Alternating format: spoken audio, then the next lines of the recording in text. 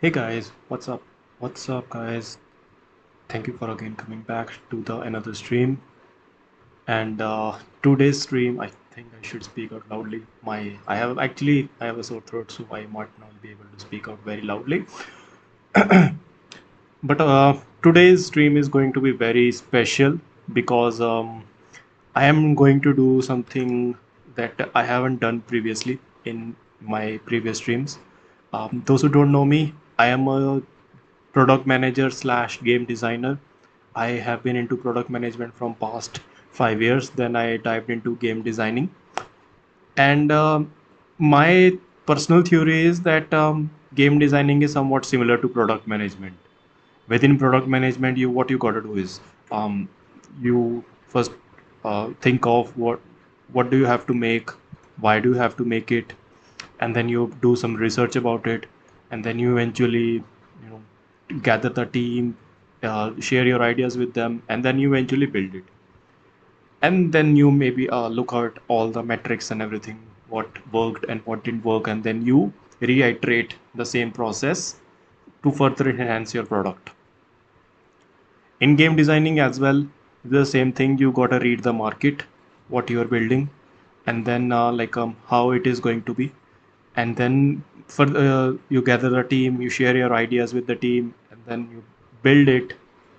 The SDLC for a game is bit longer than a normal mobile app product, but within a game, there are several other constraints as well. And a game is shipped as in like a whole one experience. You cannot just ship a one MVP and think that it has delivered your total experience.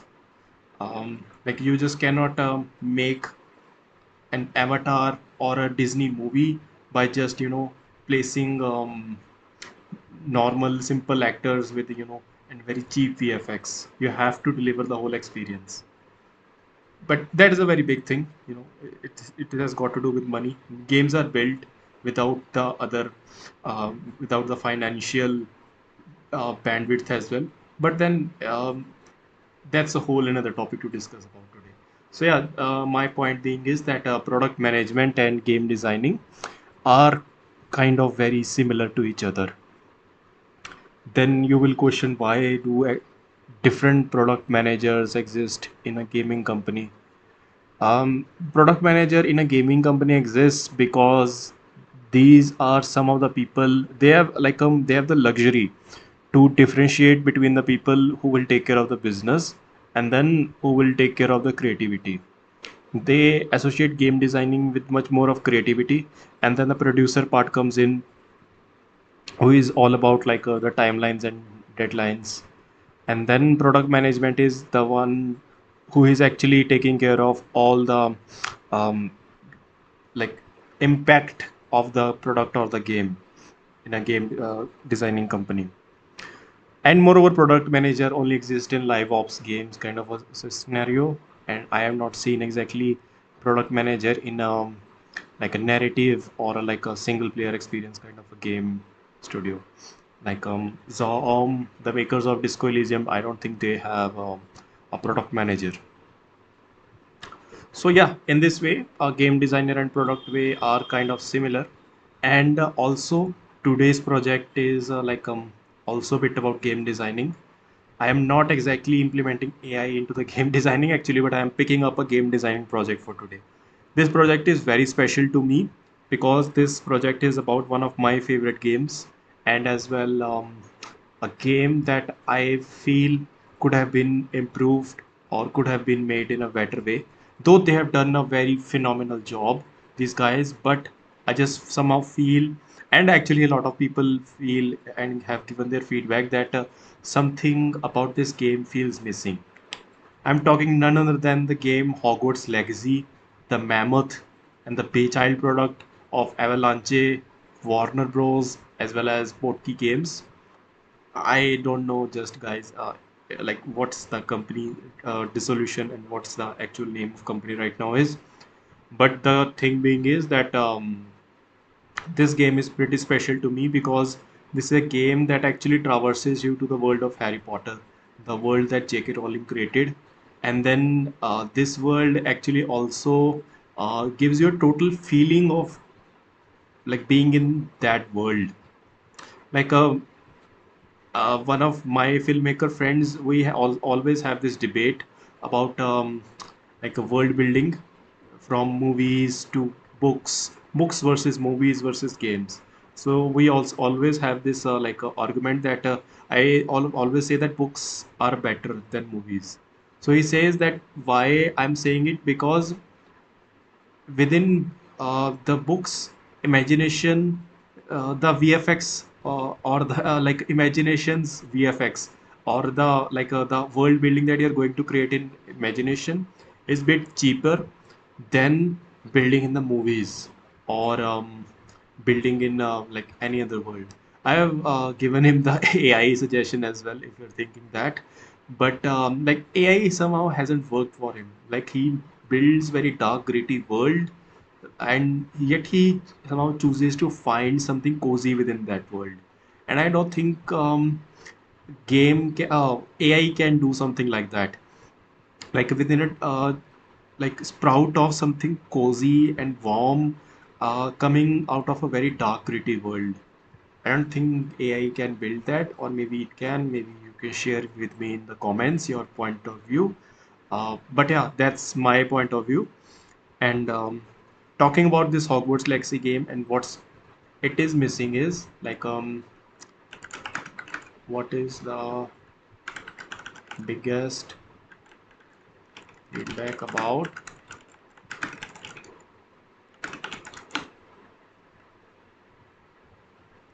Yeah, so this is that, like it actually nails the whole magic details and look of the castle and combat, but it feels empty, repetitive, and lacks a real choice system, guys. That's a big thing. Like right now in we are 26 year of 21st century, and like we have seen multiple games since the 80s with the choice system, or like an open receptive world that is there. And somehow I feel games should be much built much more in a receptive way. Otherwise, some people think that AI can just build games and worlds, and that's it about the games. But how the world should be much more receptive, that is something that has to be thought of. So my today's video is going to be about that function only, building like choice based system or a morality system for the Hogwarts Legacy game. Bit about the game. Those who don't know that this game was released around 2023, around March or February of 2023, and they have been working on this game since 2018. And this game was earlier as a like being built by one studio called Portkey Games. Then Avalanche somehow came in, and then Warner Bros. Overtook the whole project, and they released it under the Warner Bros. Cap. And actually, these guys have done a very phenomenal job. If you have seen gameplays of this game on anything, like these guys have built a very honest world, and they gave their lives best work ever. You know, everything about this game just speaks about a Undaunted. cozy feeling. Like this is the where hat sorting is happening for the players, sorry. And then within that as well, there are four different houses. You can choose to work in four different houses, and he got the Gryffindor, and Gryffindor speaks about like knighthood, bravery, and courage. Slytherin speaks about ambition. Ravenclaw speaks about intelligence, and then how Hufflepuff speaks about like coziness, and as well as helping others. Actually, helping others is also Gryffindor, but the coziness and cozy stuff of life. And also, each of the house comes with its own gimmick. For example, Hogwarts Legacy has the whole environment of if I have to show you, yeah. the whole environment of fire, and then also the reddish scarlet red color, all of that stuff. you know then you can hear all the students, as well as there are some two Weasley characters within the game as well. Weasley from the Weasley family, one is a headmistress and one is a student. And then, like, this is the in this video, this is the house of Gryffindor. Like, that character that is walking, she's doing some magic. This is a common room of Gryffindor. Okay. And you know and then Hogwarts Legacy, and then we have Slytherin houses as well. Slytherin houses comes with their own decor. They have their own, like, a big windows, and they are almost submerged in the water. Like, the house is not submerged in the water. You are not like forced to walk in a drenched house, but like, you can see through the all the windows, like you are deep inside the Black Lake. And even if you do some magic, you can also get to see the giant squid. You can get to see the fishes swimming around the windows. Also, sometimes the house is also decorated with like a snaky kind of a feeling, as well as I think this is it. This is that short video. um, this is the Gryffindor common room. The password lead is there, and then this is the Slytherin. I think the snake will rise up and then open the door for you. The whole house is actually built, like, decorated with the snakes thing. You can also hear hissing sounds from all the Slytherin. This is the Ravenclaw. You also have to answer riddle, and this is the Hufflepuff. That is the kitchen area of the Hogwarts. So yeah, these are all the houses. So basically, these guys have done a massive, phenomenal job, and I think it stands at a rating of 8.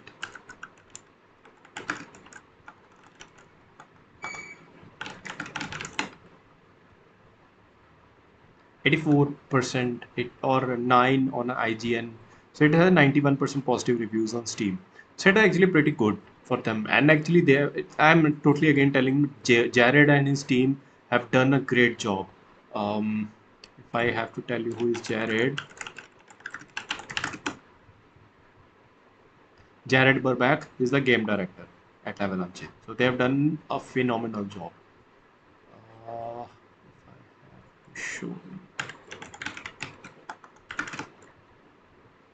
yeah, he is my guy, and he has done mind-blowing job. I'm just telling you. Okay.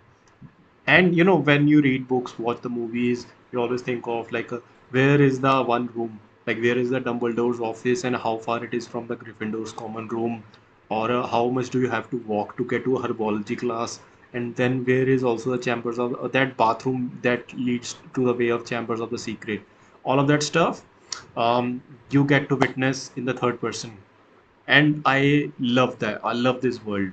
You can also visit, like, you cannot just not only walk into the Hogwarts castle, you can also get to visit the Hogsmeade, and then there are some another villages as well around the uh, world that is there. So it's just very big. Like, I just show you the map right here.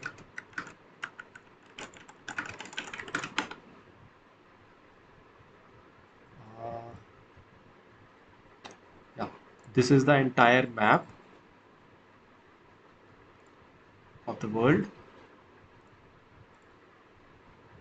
Yeah. Like, this is where the Hogwarts is, then this is North Hogwarts region, and then this is where my mouse is. It is a whole forbidden forest area, and then we have Hogsmeade, and then this is also the forbidden forest area, Northern Ford Bog.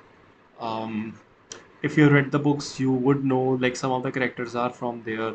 And this is the Hogwarts Valley, called Hogwarts Valley, and there are some certain small um, regions within, like, small, what do I say, hamlets within these. This is an indication of hamlet. This is a Feldcroft region. This is that, and all of these are, and they're massive world.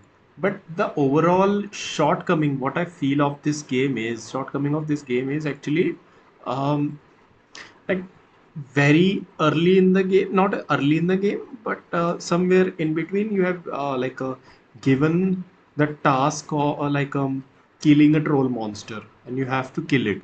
Like in a Hogwarts Legacy game, why do you have to kill someone? Right? It's supposed to be a cozy game.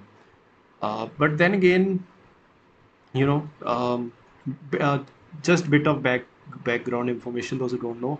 Hogwarts Legacy, within the plot of Hogwarts Legacy is like a fifth year, you are starting as a fifth-year-old kid, because you have just discovered your powers at your 13th or 14th years of age. So you are directly introduced into the fifth year of the class, and after that, you're also like traced with an ancient magic. So some of the professors want to keep you under their own tutelage, and it's a very like rare thing. This ancient magic, it's a new thing J.K. Rowling hadn't made, and this is the lore of the game. And by the beginning or the ending of the game, you have like mastered this ancient magic. But now what else is there? Like this is a like a very chaotic magic. And what else is there? Like you also get to have all these attacking magics you learn, like a Diffindo, Confringo, Bombarda, and everything, you know, which are usually like attack magic in the Harry Potter world. And then you also have Tipulso, you know, all of that, Wingardium Leviosa, Lumos, and everything. All of that charms that are there, all of that in the classroom. But what is missing in this world is that when you are building this world, you also have to place certain things in this world which actually can help you, you know, or maybe can help a non so regular player or maybe a new player in a better way to, if they do not want to drop this game, basically like a cheat code kind of things. So what I feel is that's why they introduced three of the unforgivable curses within the game, and somewhere in between you are like given all of these curses one by one. Like first is Crucio, where you can torment and torture the mentally torture the other person. You know, you can just drive him, like leave him paralyzed or anything. Not paralyzed, like you can just pause his movement for a while he's tormenting and trying to overcome the pain. And then the second unforgivable curse is there. You know, within that curse you can like use the other person uh, to work in your behalf. So you can use it on antagonist, and then antagonist will start fighting for you, and he will turn up on his own enemies. And the third is the obviously death curse. Like you can just kill anybody, like you can kill a major villain with just one blow of the, you know, game. So that is like a totally lore breaker for me, because when you use these curses even in front of other people, you are never called upon by the game for using these curses. Like uh, there should be a morality system to it. Like you're a fifth year student and you're still below 18, so most of your as per the Harry Potter world lore, your uh, like powers or like the magic spell you're using, spells that you have been using are being traced by the Ministry of Magic. And if you choose to use or any of these dangerous spells, not even unforgivable curses, but also Confringo, Bombarda, or Tipulso, you should be traced and horrors should be at your back, like chasing you all throughout, or you should be expelled from the school. Isn't this how like Hagrid was thrown out of the school? Like when Tom Riddle tricked everyone to believe that Hagrid was doing a unforgivable curse, or he was raising an Aragog. I no, I think it was someone else who was thrown out of the school because he was doing the unforgivable, trying to learn unforgivable curse. And yeah, this is how the Tom Riddle got the notoriety about himself. So this is a bit. This game is bit about this today's activity is bit about that, like building a morality system. Um, just an FYI, why most of the studios build them? Because you know it is a role play integrity kind of a thing. just have I am going to start my document as well now.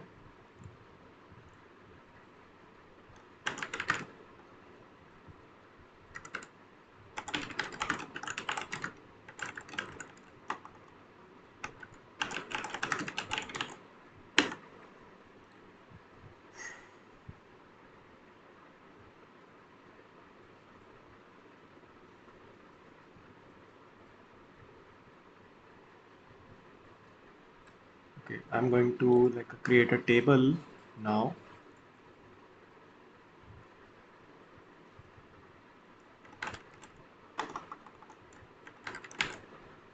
Come on, man, don't miss.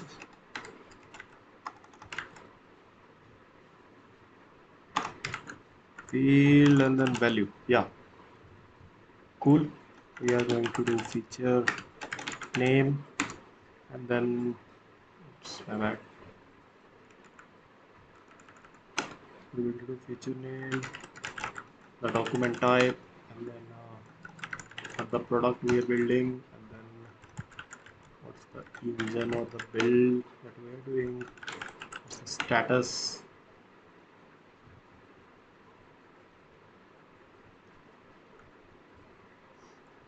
who's the owner, what else do we usually do, who do the reviewers, who would be any related docs I want to add, yes I want to add related docs, and then if there are any comments trained to it. Cool. So I'm just building a reputation and operating system, and then this is game design doc, and then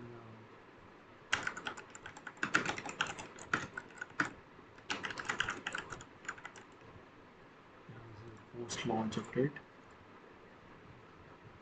What else? We are using Unreal 4.27. I think they built it into 4.27 only, and yeah, this is V101. What else do we want? Systems design, and who are the reviewers? Narrative, AI slash gameplay, programming, everybody, like all the teams have to review it. Economy, and then QA, as well as the producer or any senior management if is reading.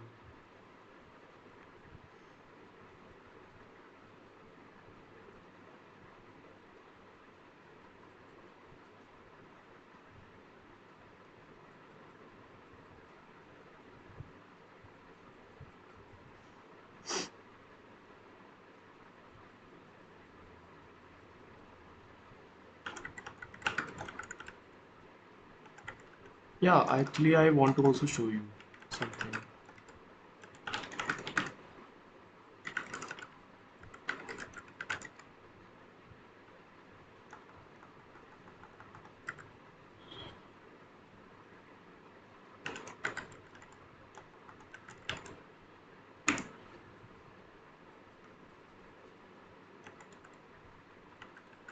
Views, existing document, systems only.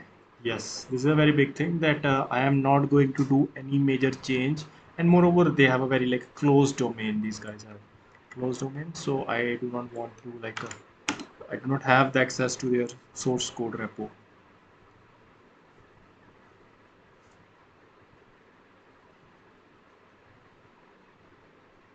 There's a document, very famous document.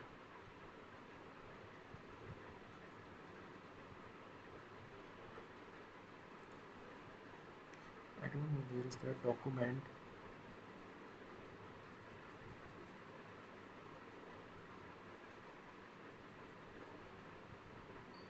I don't know where is that document. Where they had actually discussed about the ideas giving a conscious to the Hogwarts Legacy. It's a good thing, but let's see. We are not building something like that. But what we are going to do is actually let me just also show you why they hadn't built it. Um, okay, so bit story, yeah. So bit of story, like a Hogwarts Legacy morality system was being built. I mean, come on, guys. Didn't you think of it? Like this has been being built since 1980s. I mean, games who had been released 10 years before that have been released, like GTAs or GTA Vice City. You have all the no try to read system. Cops would come up and then you can use leave me alone. Assassin's Creed games have all the no try to system. Like if you play as Ezio, Altair, or anybody else, um, you can see even your posters being pasted around the cities. You can choose to like thwart those posters. And also then there are certain games like Dishonored where the way you play the missions actually responds their world building is also accordingly. For example, in Dishonored game, if you choose to play as a like a assassin and not being detected, like a pro level assassin, then the whole communication would be about like the NPCs wouldn't know who killed whom, and then also the guards would not patrol that severely around the areas. Just a sec, guys. Hello hello stream कर रहे हैं करना है stream कर रहे हैं नहीं हलेगा नहीं ठीक है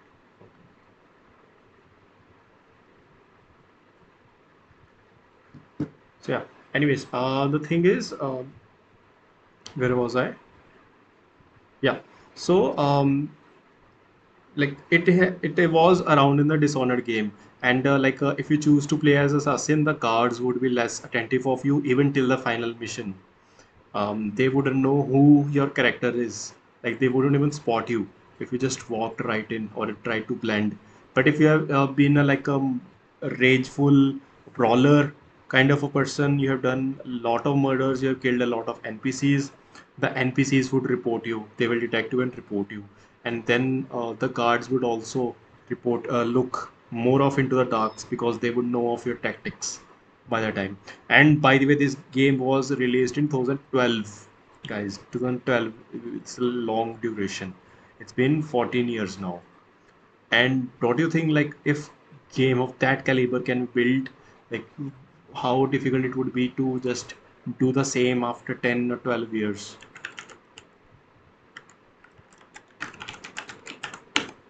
And then also Dishonored has a very cool thing like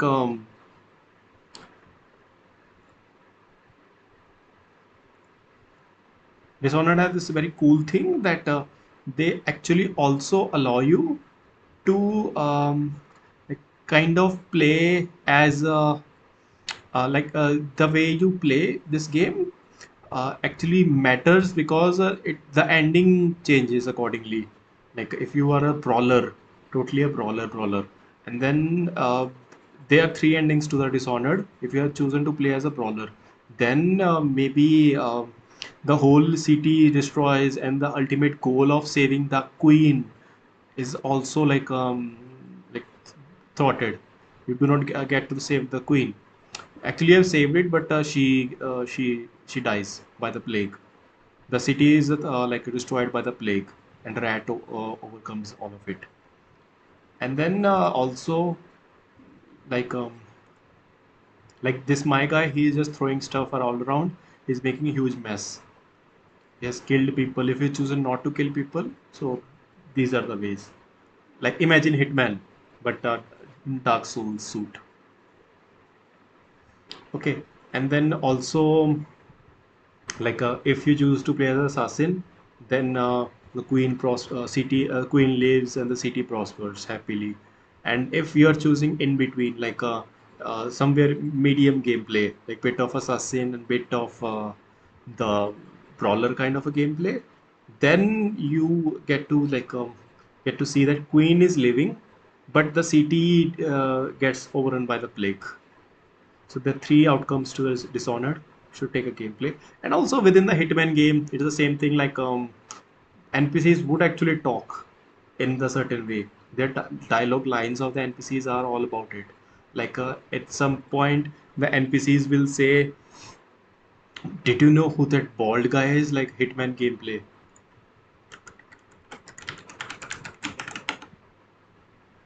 Like they would just know who that bald guy is. I heard a bald guy is traveling around the world killing all of the people. There are dialogues like that in the game. you know and then also there if you choose to play as a normal person, oh sorry, a very extreme level of assassin, they wouldn't even know like who killed them. They will just say that, I heard a ghost killed that person." So yeah, I think this person has made a lot of noise, so these guards are kind of aware of his presence now. The blue, the white tick on them, and then now this guard wants to come into that. He knows kind of the maneuver tactics of it, man. So yeah, in that way, these kind of systems have been built and have been around from very long time. So it's not a new thing that anybody had to make. But the problem was these guys had started building it. You know, these guys had started building it, and there are actually like certain documents, and data miners have actually found files. Those who have got to the source code of this game have actually discovered that there were functions, files, tables, data tables for the building the morality system. So we're going to use a massive of those chunk of available information to build our just one sec, guys. I gotta connect my charger. Just one sec.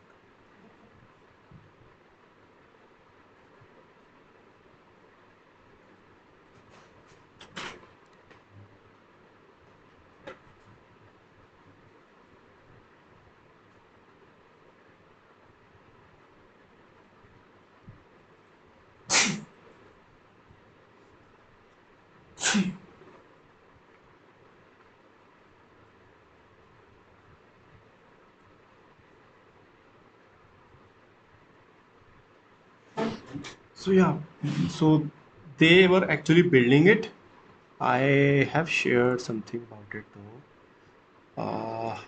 Let me just see if I can find my comment.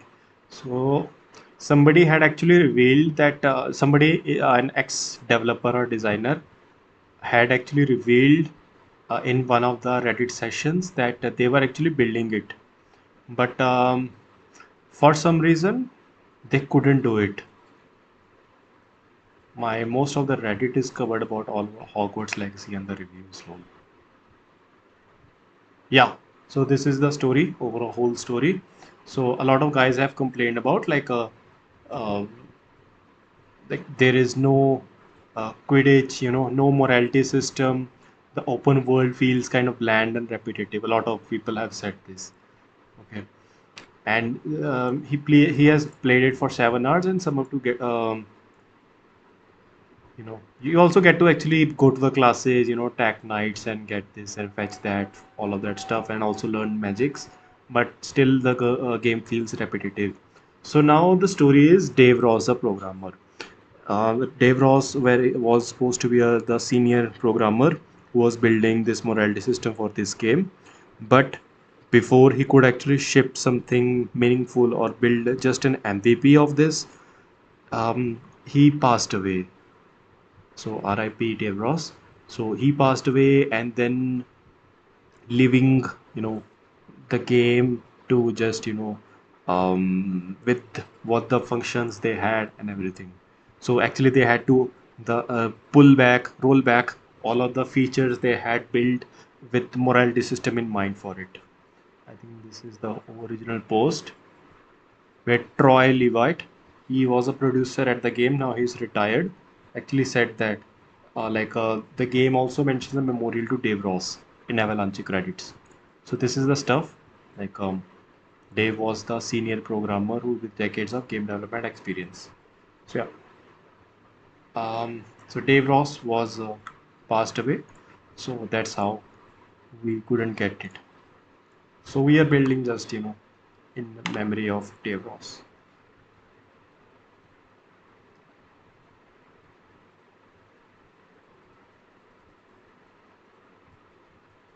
Just a summary of what we are building.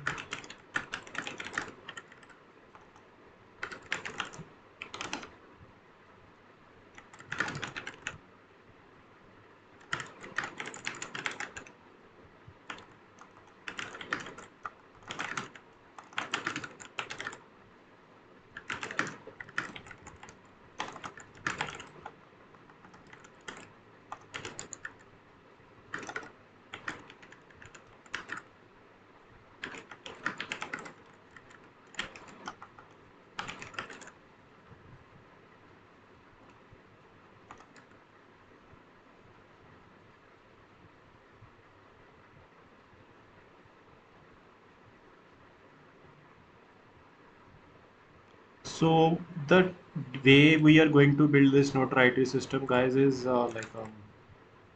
kind of where you are aware of this. So we are going to do one is notoriety that is zone based.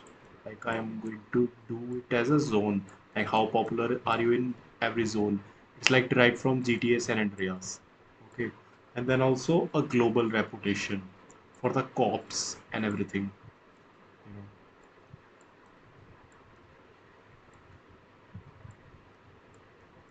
One is zone based, another is a global reputation. This is for horrors. Actually, we do not have horrors in the game. We should have, but this is a global reputation. So I am going to wind up it in a way that actually it gets useful. I have thought of something about this. And these values are one is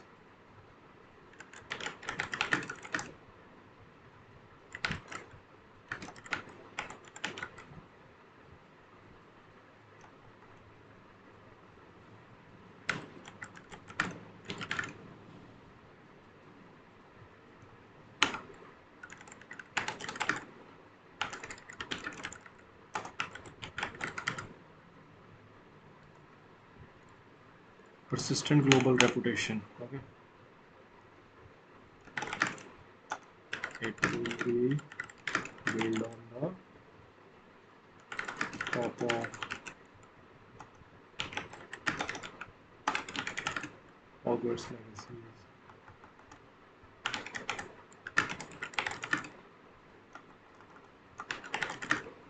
Existing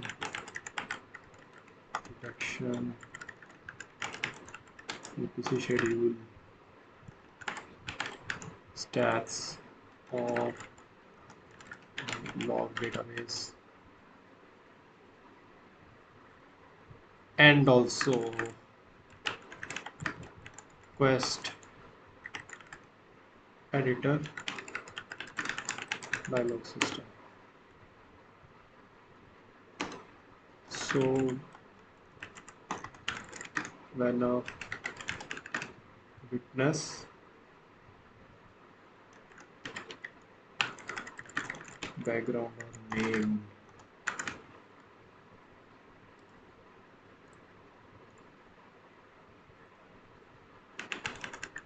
sees a spell cast. Guys, by the way, one more thing. Like there are certain systems within the game that I do not actually um, agree with. Like there is one is like building my another reason for building this morality system is like one is obviously these unforgivable curses.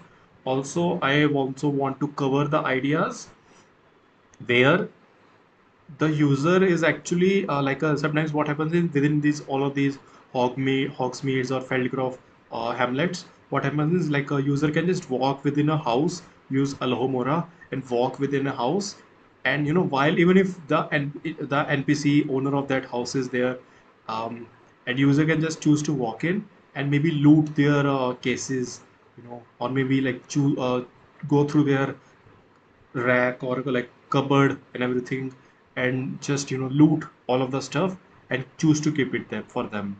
Even in one of the some of the missions, like where some NPCs give you a task to fetch something, or like they have lost something important, an animal, or they like some belonging, or they ask you to fetch some animal belonging, and it is your like quest, side quest or main quest kind of a thing. And when you eventually get that quest over and you retrieve that item, you are given the option to like return them back or keep it for yourself. And there is no like outcome, kind of a thing to like place it, like like there's no outcome of it, like if you choose to return them back or choose to keep it. Like the NPC would be angry with you about it, and they would curse you, but then after that they are just like numb about it, like nothing happened. There is only one shopkeeper who actually does it in a good way. He refuses to sell you items later on in the game. If you choose to like create a, I think there are two ways. If you choose to create havoc in front of him, and also if you choose to like not return his belongings. So there are two things to it. So in this way, so this actually gave me a hint that they were building something. Then later on, the whole story presented itself, like Dave with the Dave Ross thing, and then obviously third one is the unforgivable curses. So the three big reasons where the morality system, which actually screams that morality system should be there. And also, there's one cool thing about this game that it doesn't let you use the unforgivable curses on normal students or within the school premises. Theft, so it's theft or trespass.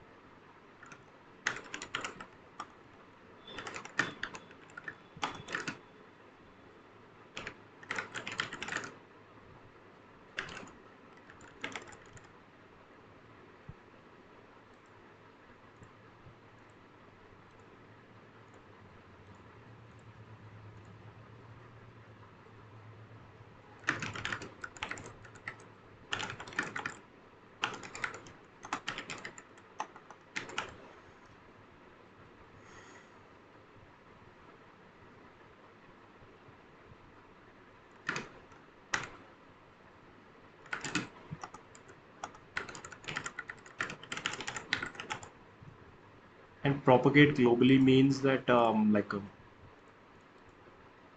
like this one I showed you, like this global reputation.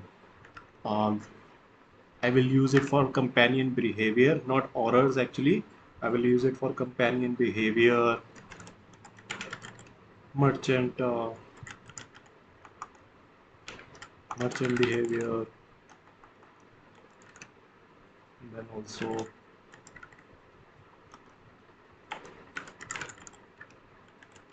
some of the environmental texts like NPC talking and everything.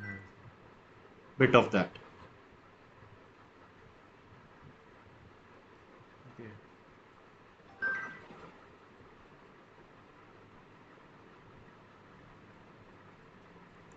And just what not I'm doing is nothing is gated, all spells, quests, and endings remain fully accessible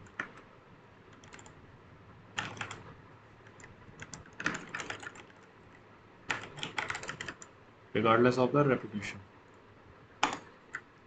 So this is what we are doing.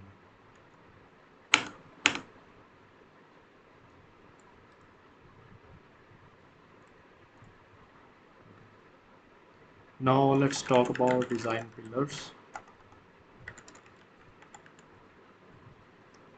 I've already told you the whole why part, why I'm building something like this.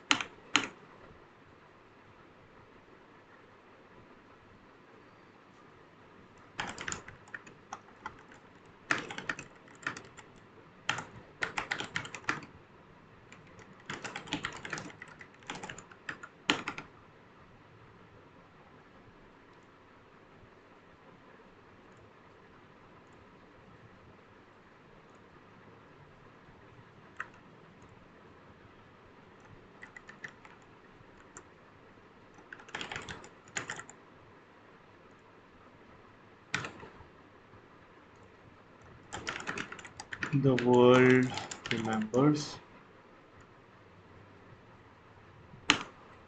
and then come on, man. P2 level, date, content.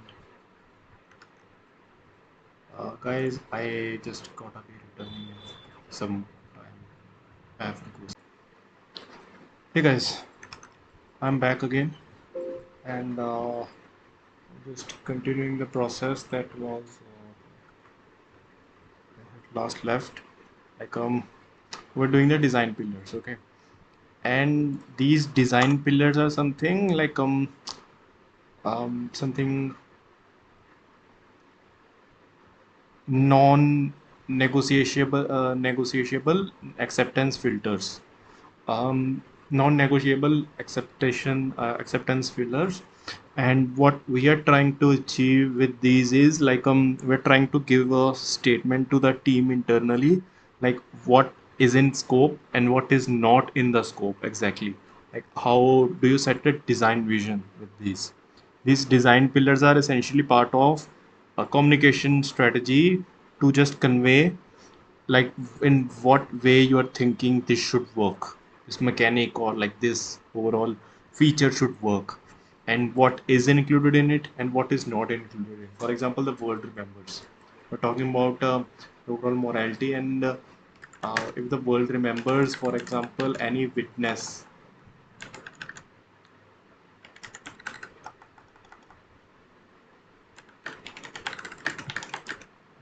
action or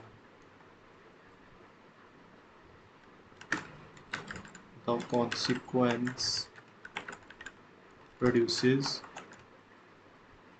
some traceable reaction somewhere in the simulation. It's pretty easy, darn easy. Newton's third law. Every action would have equal and opposite reaction. Even, or perhaps maybe in better one, it is the karma. Like whatever you will ripe, you will whatever you will sow, you will ripe. If not today, but sooner or later you will. And then never gate content, like never no spell quest house ending or area is ever locked or failed because of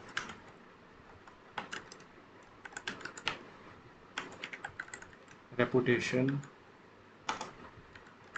or notoriety. Conse- Consequences are social, economic,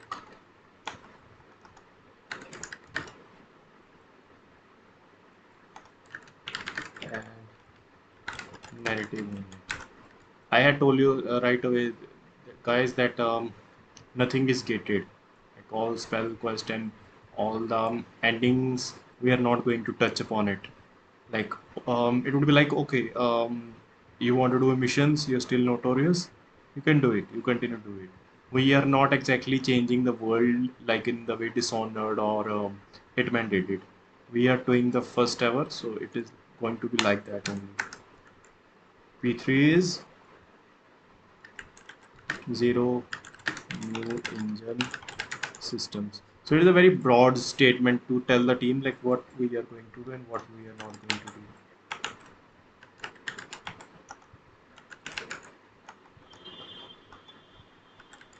Average system.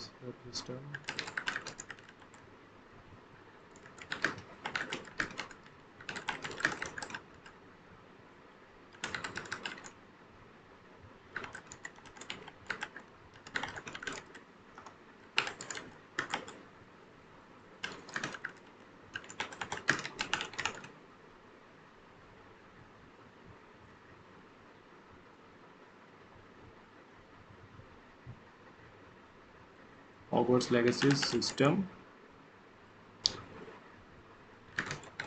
If a requirement can't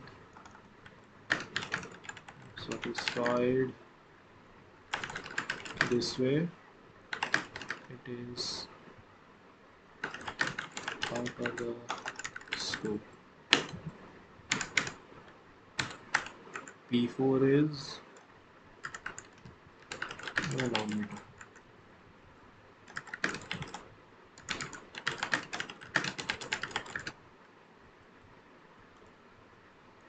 Keep everything how the totally UI was planned by the initial designers.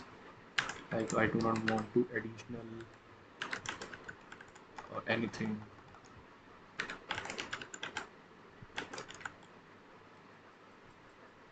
Sorry.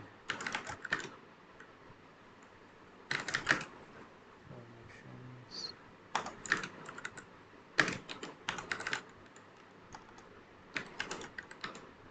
No good or evil. Label. Feedback is diegetic.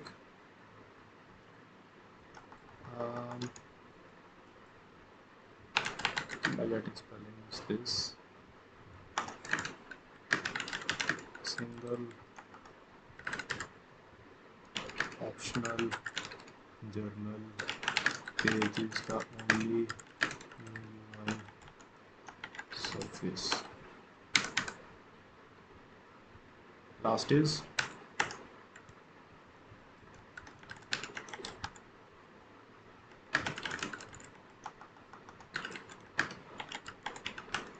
preserve the power fantasy.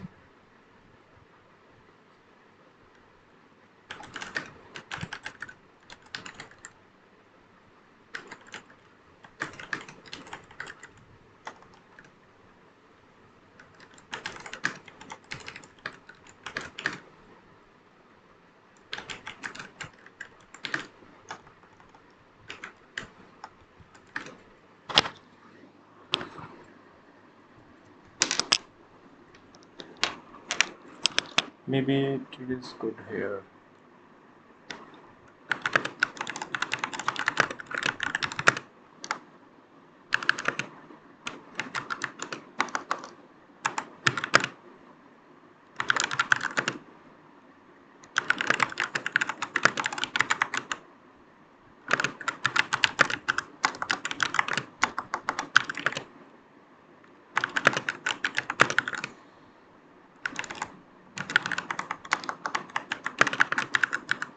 Just question, guys. What's your favorite house in Hogwarts? What's your favorite village or hamlet if you have played this game? What's your favorite? Okay, so P5 is P1, P2, 3, P3, P4 is clear, and P5 is preserve the power. Like uh, the RNS system would only change how the world reacts, like NPCs would react near the user, but it would not change somehow.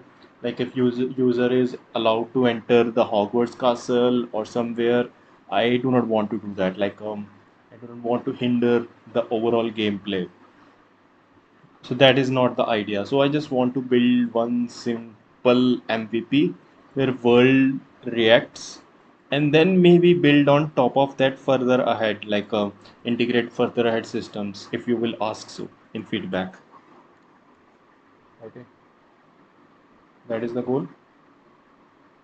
I do not genuinely want to like hinder in between player experience goal. Yeah.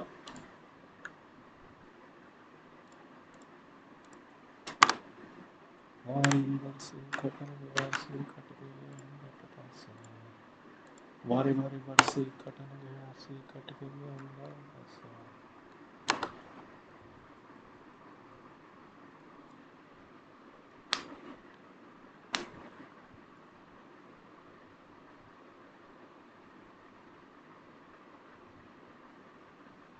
Okay, so ultimate goal with this is like what do I want to achieve is um um the target feeling is our DR2's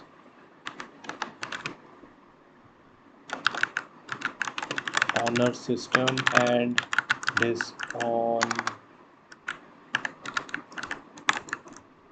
dishonors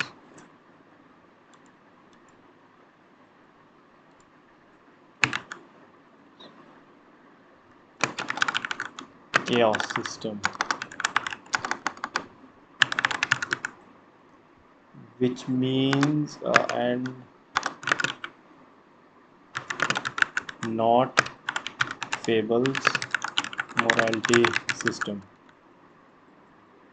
Um, guys, do you know like what are RDR2's honor system and dishonor's chaos system or fables morality system? If not, I will show you. Okay, RDR2 honor system. So what happens is, let me just also complete this sentence. Um,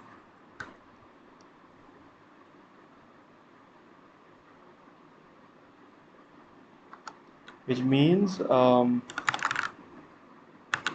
consequence as a atmosphere and memory, but not as a scoreboard that is stopping you from entering some areas or hindering your overall gameplay. Like the text should be is I got away with using the dark magic, but I don't think anyone in the Hogsmeade region is going to forget about it. They will gossip it. This is what I am building. So let me just also show you RDR2 honor system. Let me show you the images or videos first. Uh, one I want to show you this wiki, and then also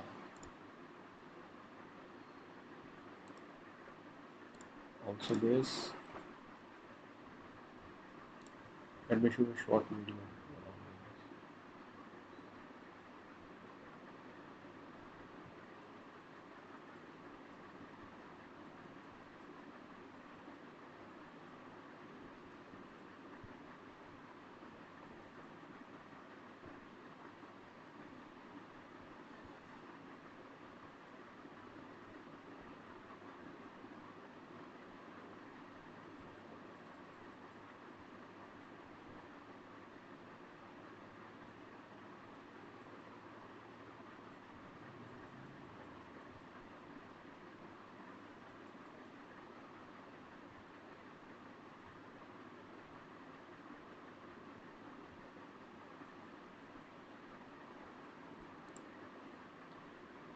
Okay, you got it. So there's this meter. Where is the UI of that meter? Yeah, this is the meter. That meter works like it's a good thing and it's a bad thing. So if you kill people, you do not choose to help people, you are probably caught as an evil guy, this red guy. And if you choose to help people and be the godly god man, you choose to be the white guy. Okay. Uh, and so what happens is with this like gameplay, like what how you choose in front of NPCs, and NPCs would also NPCs have multiple lines actually, and then NPCs, those lines would trigger up. Like if you're a good guy, NPCs will say the good dialogues for you. If you're the bad guy, the NPCs will like curse you, or maybe do not want to deal with you, do not give you rewards and such, like multiple scenarios in that way. Okay. So but it does not overall compromise your overall gameplay that is there. This game relaunched in 2018, and since that, this game hasn't changed a bit much. I've created a small document for you if you want to see. Like I created a history. Where is that?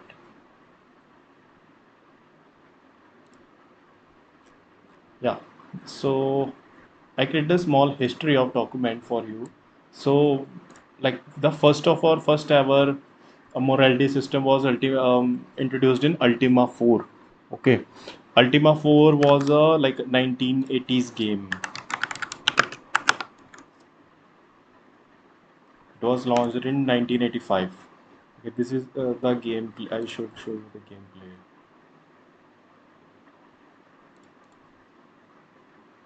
So it's like an open world, but with 2D pixelated graphics, even like accordingly how 80s were.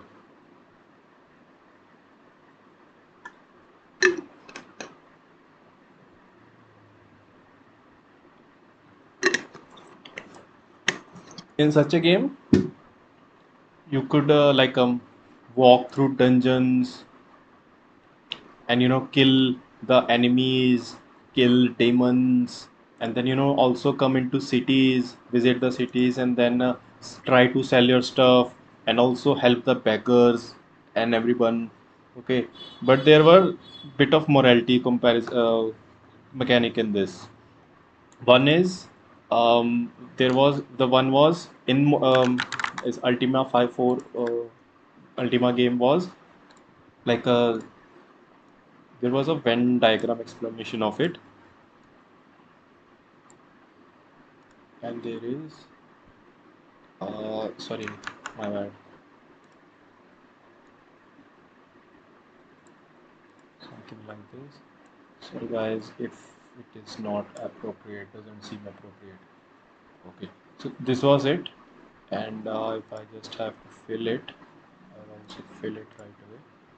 One, because this is mix of both, and this is what's the mixture of blue and green?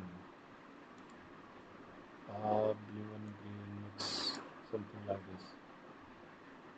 Yeah, I want this color. How do I get it? I don't know. How would I get it such a color?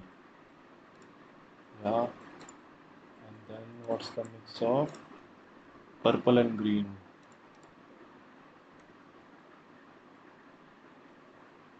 I want a mix of purple and green. How do you get a mix of purple and green? Let's just call it this. And then blue, let's just call it red. Okay. So what happens is, first of all, where is the pen thing? This is the thing. So this is your overall morality. No, not morality.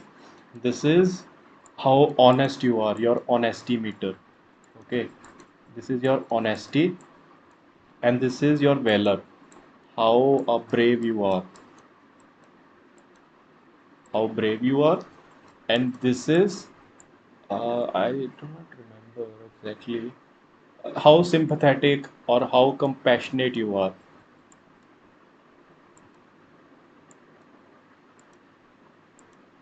Okay, how compassionate you are. This is how compassionate you are. Okay, so now if you mix honesty and compassionate, like how do you show honesty? You show honesty by doing the good work of the society. Okay, and also if you are like doing business with a shopkeeper, you're actually choosing to pay the right amount. You're not running away from the amount. You're not stealing from anyone. So these are mechanics all within the game. Like you can steal, you can choose not to pay or threaten. Okay, and then also like not bully anyone or not lie to get dialogues, not choosing the lying dialogues from anyone. And then all of this comes under honesty. And what comes under valor is like if you choose to go to fight, you die there with honor, or you do not run from the fight. Okay, that is valor, or valor or bravery, all of that stuff. So you choose to fight, you do a lot of fighting in this game. Okay, and you go to visit dungeons, and you know, and then it is compassion. Compassion is how you choose beggars, how you spare lives of the innocent people, all of that stuff. If somebody is telling you dialogue or something, so how they work, it's all about compassion within this game. Okay, so now if you mix honesty and compassion, how it gets mixed?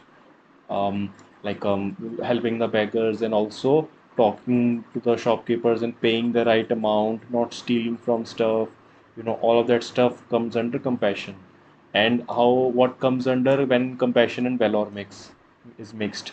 Valor is like going to the fights, and compassion is sparing the lives or helping others. So you choose to spare the lives of the innocent people, or even if there is a monster that is not evil, or it's begging to being get spared, so you choose to spare its life. Okay.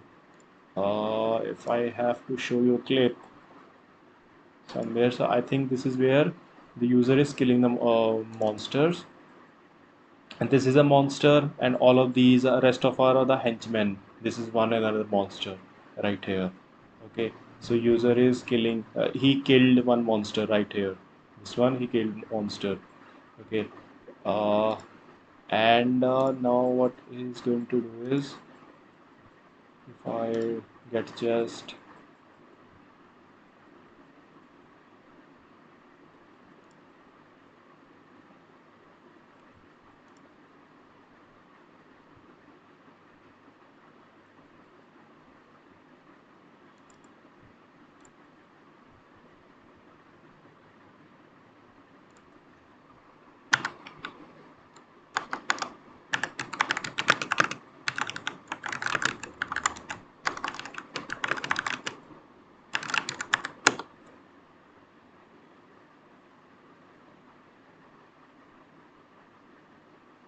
mm, I don't think it is there somewhere. But like that is overall a compassionate mix of compassionate and valor. Okay, and then there is honesty and valor. For example, if you have just told somebody that you're going to a dungeon, you better not come back or run from that dungeon. So that comes under, and that is called knighthood. Actually, I remember this term. This is called knighthood. I do not remember this compassion and what does it make? It was a good night or something. I don't know. It was something, but and then this one overall is saint. If you are all good in all of that stuff, it was called saint.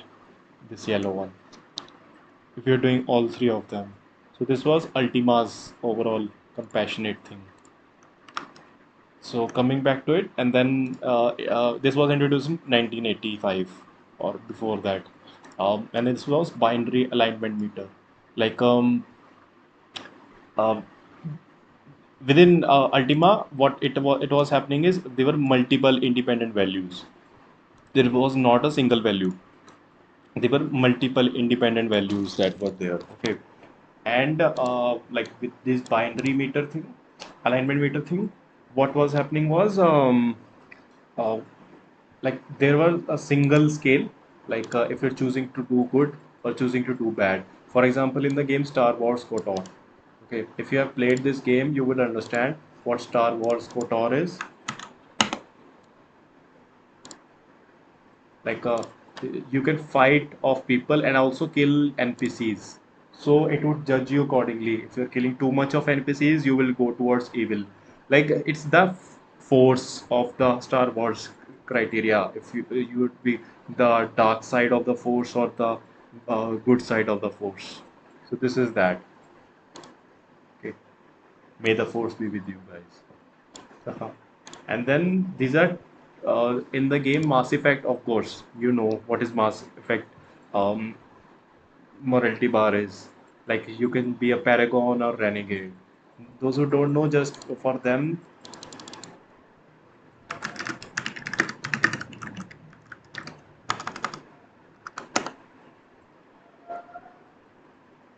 those who don't know what,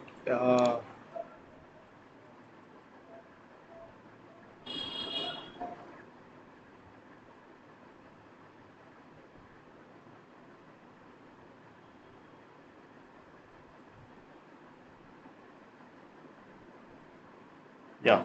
So like whenever you would be given an options or something, there will be two choices.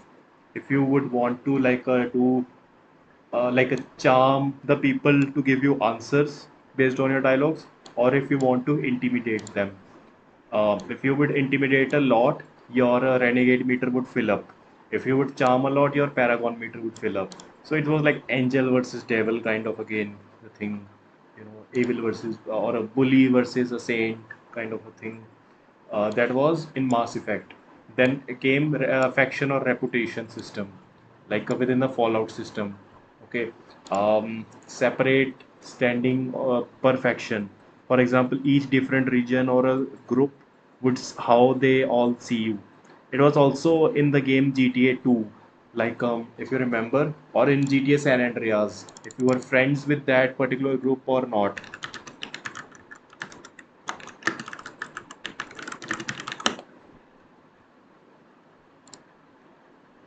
Respect kind of a thing. This mechanic, like the Z people, how much they respect you, then other people, how much they respect you, and then the other, all of them, how they respect you. I just want to show you the respect bar.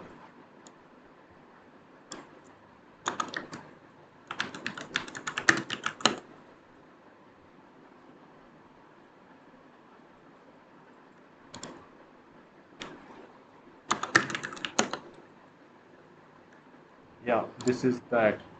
Like if this is your friendly territory or this is like enemy territory, where is that bar? But I think you all would remember that, right? So that is that.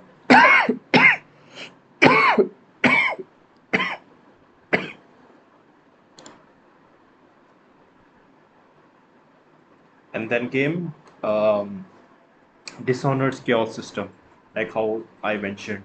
Like there was no bar system or HUD system to just convey like what is your reputation.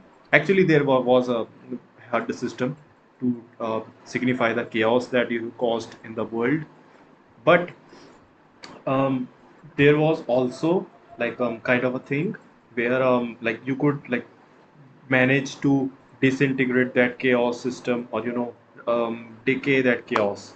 And like the guards density, NPC dialogues, guards patrol severity would all be dependent upon the like the chaos that you're causing. The more the chaos, the more severity or the and harsher the dialogues of NPCs or guards density. Like it was directly proportional to it. Okay, and then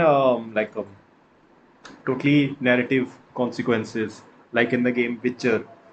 Within the game Witcher, if you talk about game Witcher, like there were narrative consequences. The whole ending was on the narrative consequences. Like if you're chosen to be harsh with Siri all throughout the game. Witcher had three endings. Just a spoiler alert, Witcher had three endings. Like if you choose to Um, be good with Siri. Like if you choose to be good with Siri all throughout, this was the whole overall chart of Witcher, and it said like if you choose to be good with Siri, uh,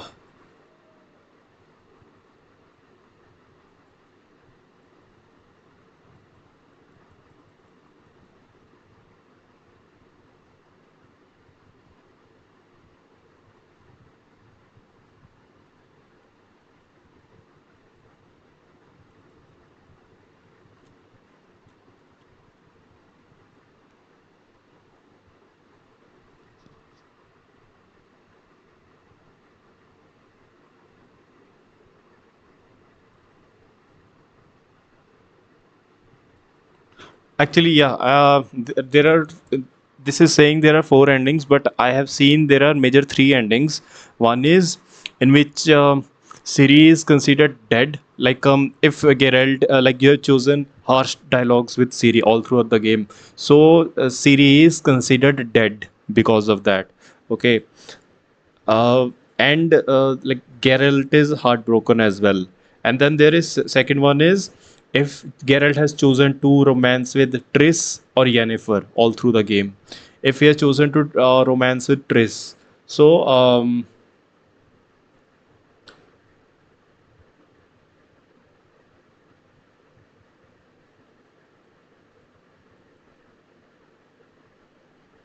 yeah. Like you can also choose like ending depends upon like if Yennefer is dead or Triss is dead, and Geralt can choose to like romance any one of them. And another one is of course the fate of Ciri, and then another one is fate of Emir, the king of Nilfgaard, and also the overall Nilfgaard. But the major of the three endings that I have seen is like one is um, if Siri is dead, and also but Geralt and Yennefer lives together happily. Yennefer or Triss, like the one romance option, lives happily ever after. Okay, and then second is Siri is alive, Yennefer or Triss is alive, and they all three live together happily ever after. And last one is both leave Geralt, and the Geralt is like left stranding in he's hurt and he's left stranding in a hut while the monsters circulate around that monster and goes on to attack while Geralt's that pendant shakes or vibrates, indicating that monsters are near about. Major are three of the endings. I don't know about like how they have just mentioned the other one. What is this? I do not know what they have confirmed. This is nice. Yes. Movie के साथ ही launch कर दो. Okay.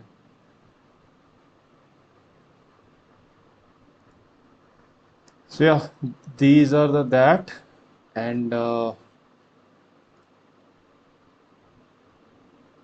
yeah, actually there are three major endings only: Death, Witcher, or Empress. The ending Siri gets entirely on the dialogue choices. If Siri dies, bad ending.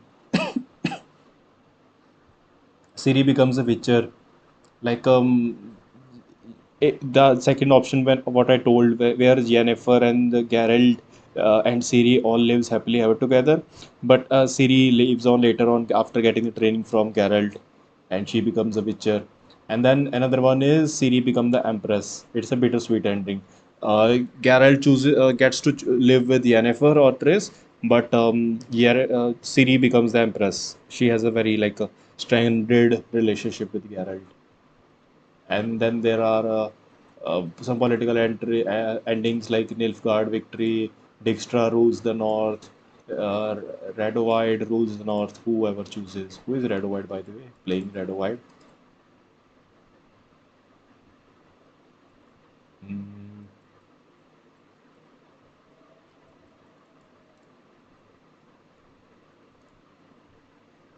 he is Radovid.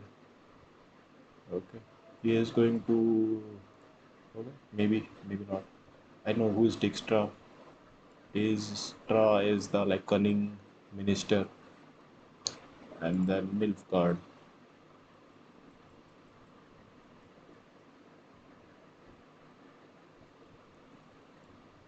So yeah, that's about Witcher.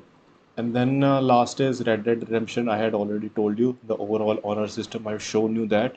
Like it's a semi-visual visible thing. There is a meter. You can see that white guy or the red guy, and it's like a HUD kind of a thing. And then there is Disco Elysium. In the Disco Elysium, the level of your dialogues deteriorate based on your like condition. Like initially you're given three characters. One is tinkerer, one is sensitive, and one is brawler. Brawler doesn't have brain, but he fights. Tinkerer is a timid guy, but he like has a way or like device to get through the things. And then there is sensitive. His psychological condition deteriorates over and over time, you know. But he gets the solution sometimes. He's a mix of brawler and tinkerer. Okay, but he is the most prone to have the sensitivity of the brain. And what happens is that their overall dialogue what happens is that their overall dialogue capacity deteriorate over time. Like for example, if you take a tinkerer and get him to part of the worlds where you require brawling skills like fighting skills, tinkerer would not survive in those conditions. So slowly his dialogues would deteriorate over and over, like in that area. So this is how it would, like, maybe you will reach the end, maybe they will get like paranoid by the end of the game. So it's totally in your hands. Okay, so this is that, guys. Where did my document go? Shit, man, come on.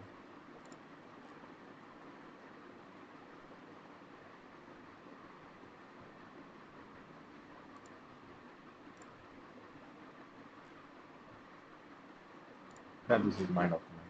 Yeah. Oh.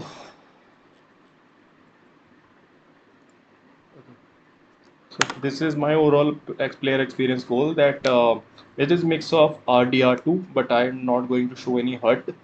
But also it is mix of like it is mix of RDR2 and Dishonored a bit. Also it is also mix of um,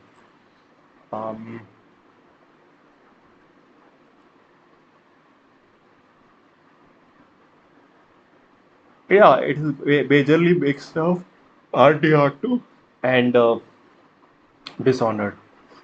It is nothing anymore like Witcher's narrative ending or dialogues would change, or I don't want to change dialogues or any consequences of the gameplay. The gameplay is already set and built. I do not want to change it. They have done a phenomenal job, and with the Disco Elysium as well, this is done. This is that, and now what I am going to build is scope of this project. What is in scope and what is out scope.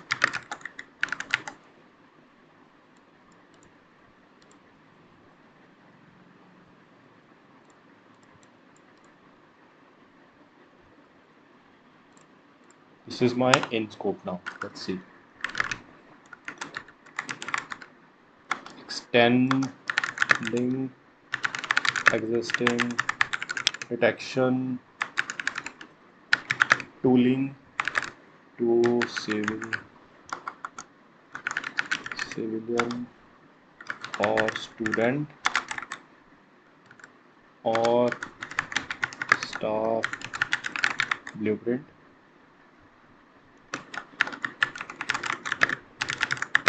Current and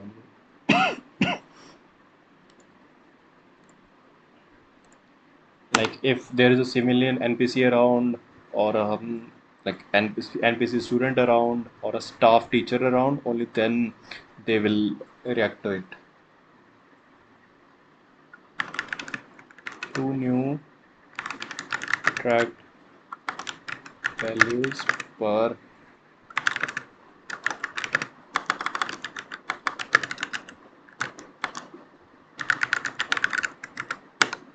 Data specification.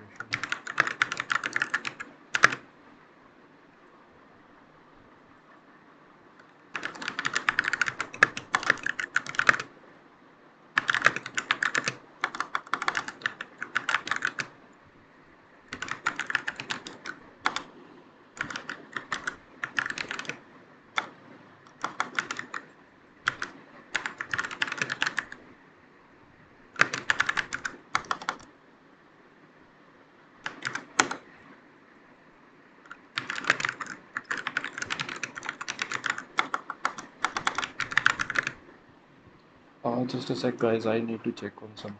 Check my email.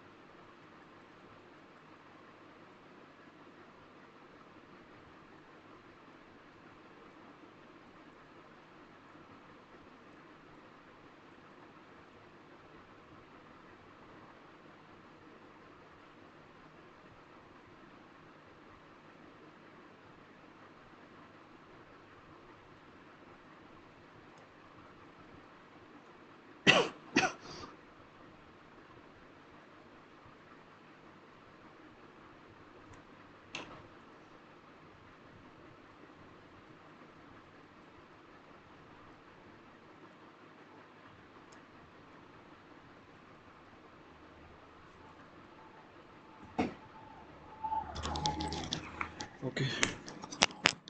I had to check something in my diary, guys. I was checking an email. I wanted to see a status of something. Okay. So it is there. New NPC schedule reactions and new conditional branches.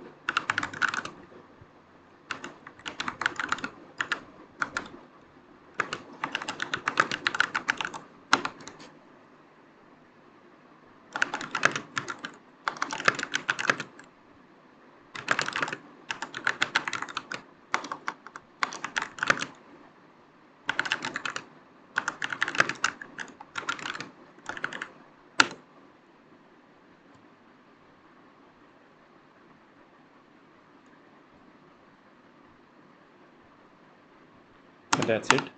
And then out of scope quickly.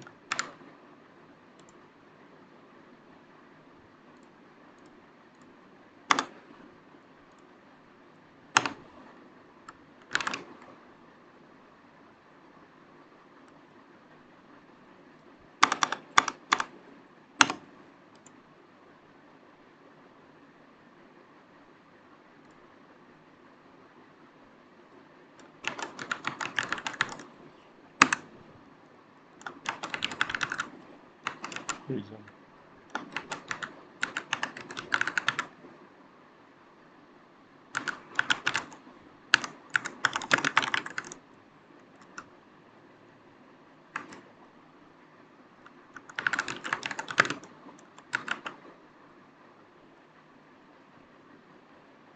P2 is never gate content, so there is no expulsion or game over states within this. And then there is locking spells Unforgivable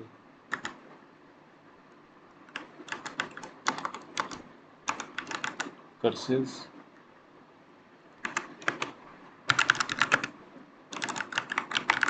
and Reputation.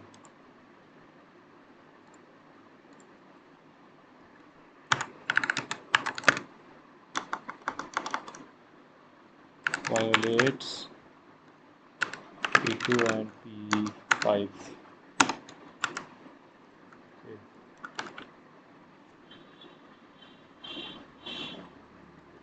We are not going to anything. A playable Azkaban or arrest scenario.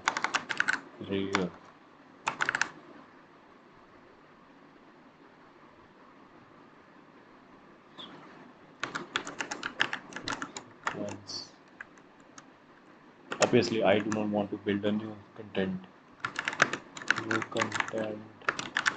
system. No, not a reuse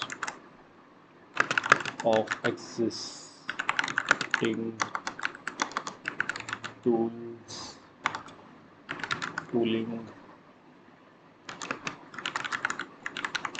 candidate for a future separate GDD. Yeah, that works. And then new companion or romance content. Again, new content. Totally, guys, do not want to do this.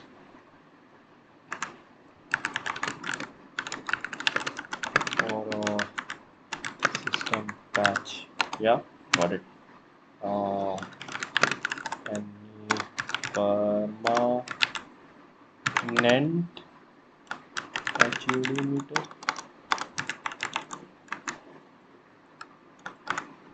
Violates P4.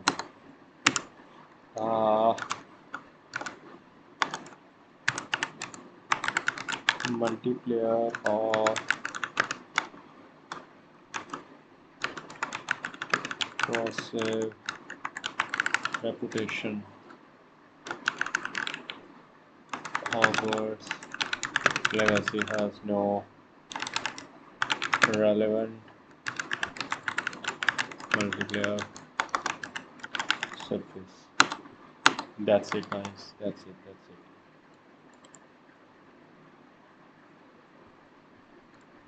Yeah, that's it. And now let's come to system architecture very quickly.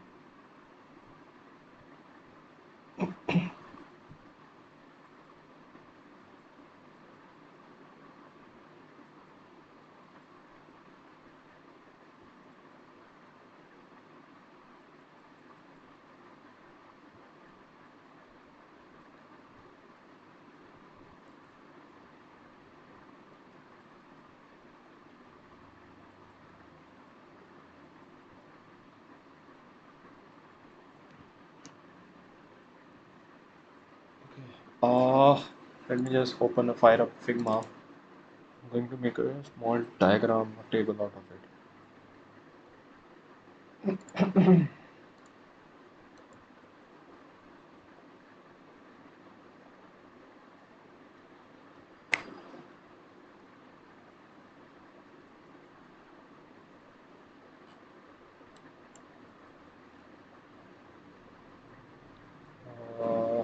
No, I don't want to do that.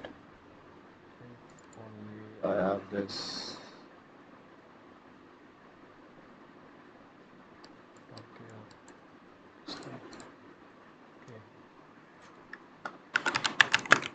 Clear action spellcast. Okay, like player action, beat, spellcast, comma, or theft, or trespass.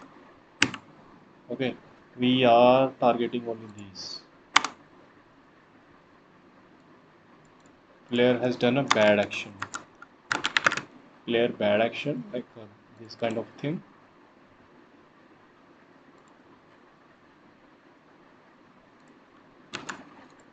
Yeah, and let's turn it into red that he has done a bad action. Okay, so now what happens is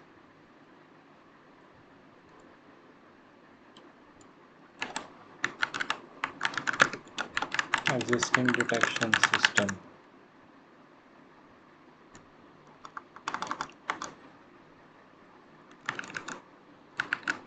Component in range.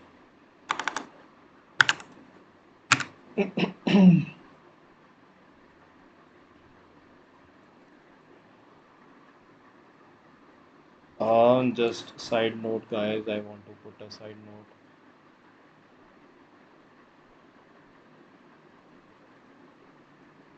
Mm, so white actually currently in the enemy system only.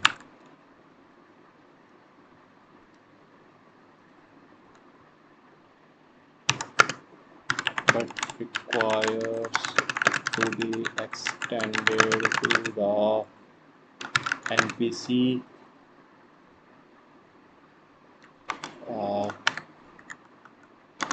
civilians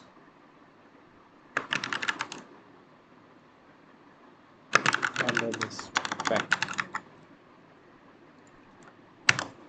Civilian students, civilians,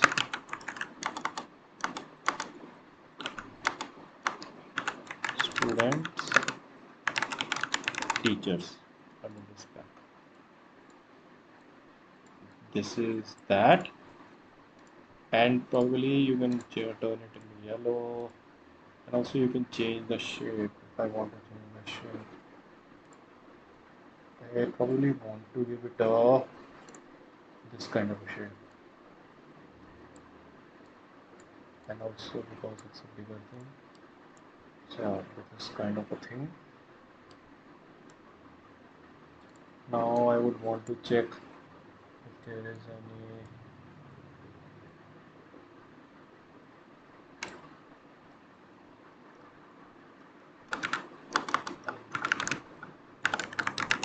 no witness.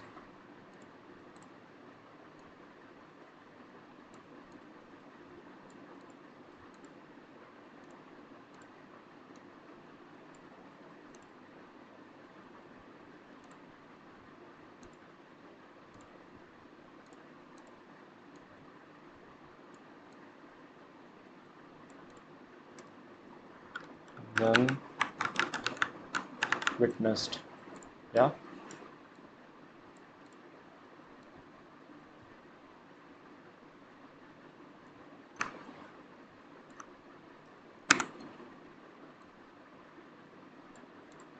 Okay. So it is witnessed or not, and then probably I also want to increase the text of all of these. Other words. Most. And then probably after this,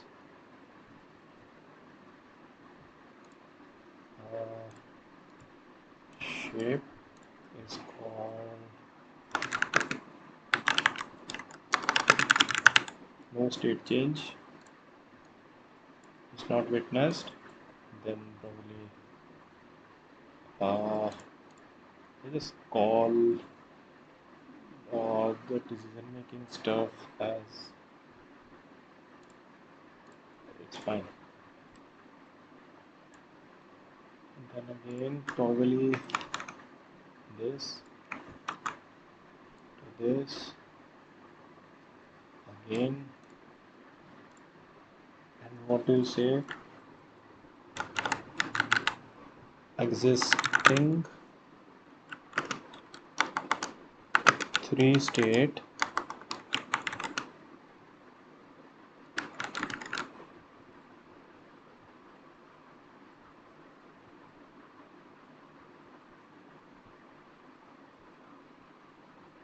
State icon fires.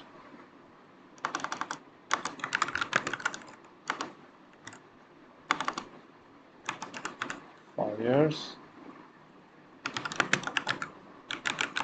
Unaware. Or no. Sorry. Unaware to suspicious to alarmed.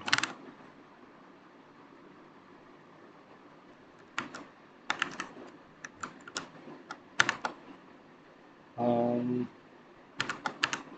think yeah, I'm doing the hitman thing. Okay. So within this one, what we will see is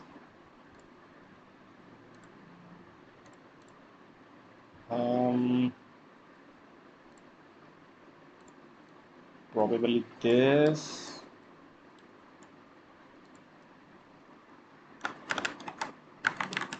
Right. Motor.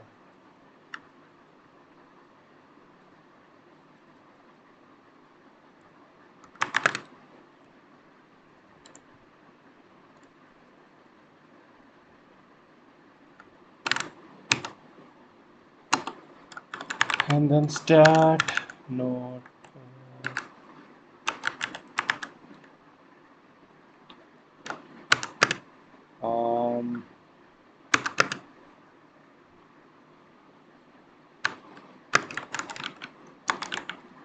delta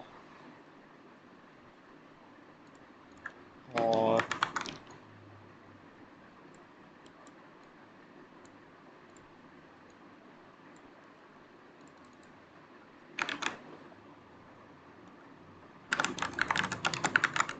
right bar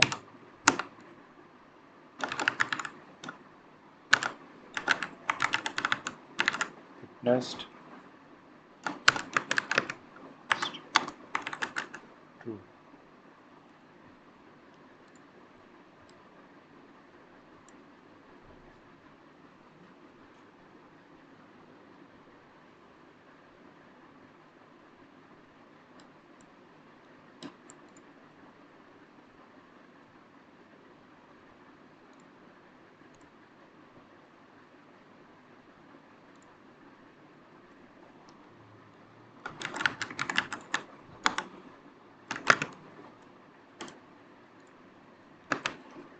Witnessed is name or notable NPC.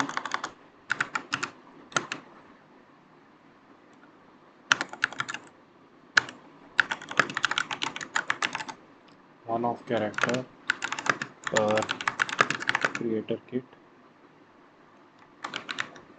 Taxonomy.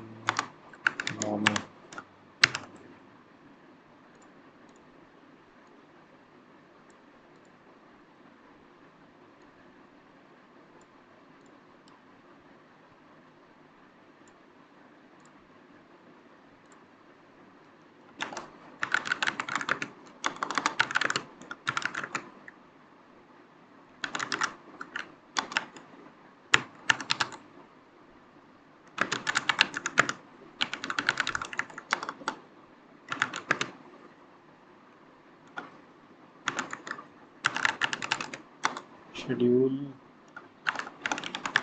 vary zone.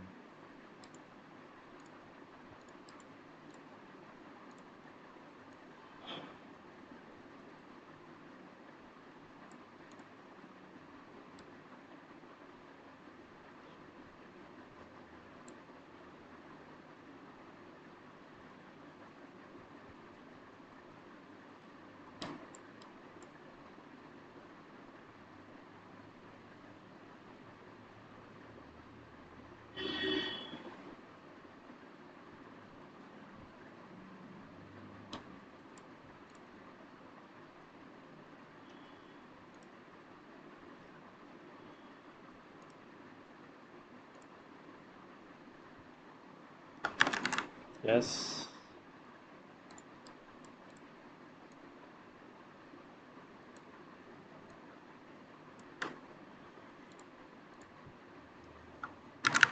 No.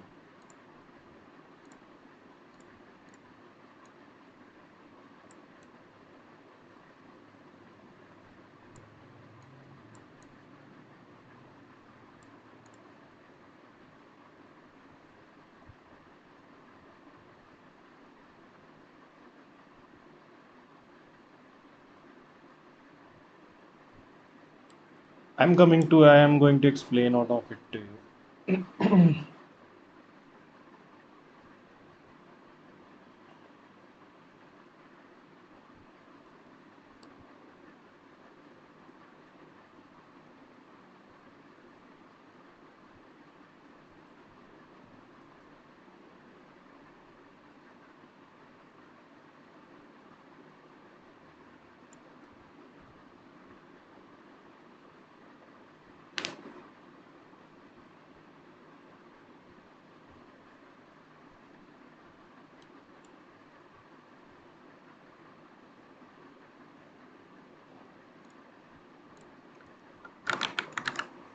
Background, witness, local,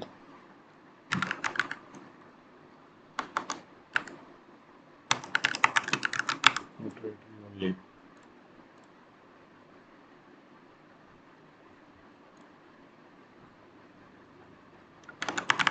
Stat underscore application underscore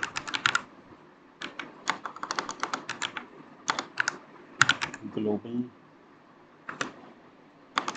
plus equals delta.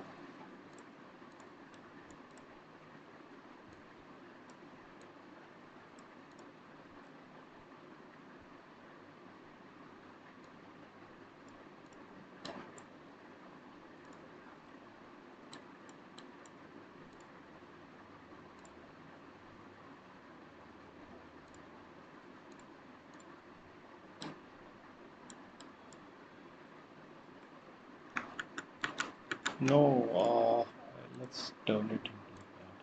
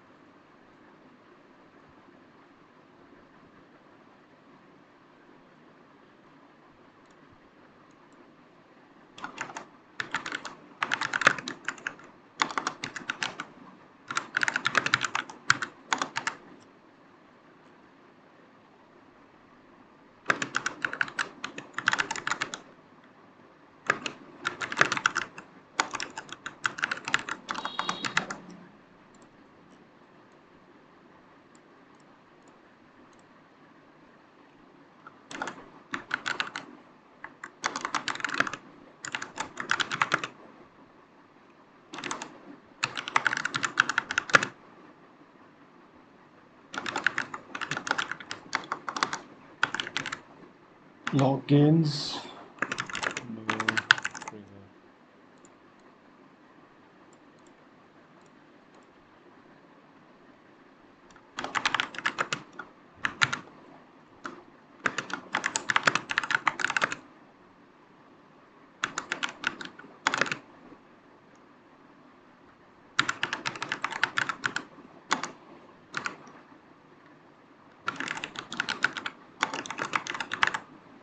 Doing the newspaper thing though. I'll come to it. I'll come to it. I want to spoil my overall big idea. Let's come to it.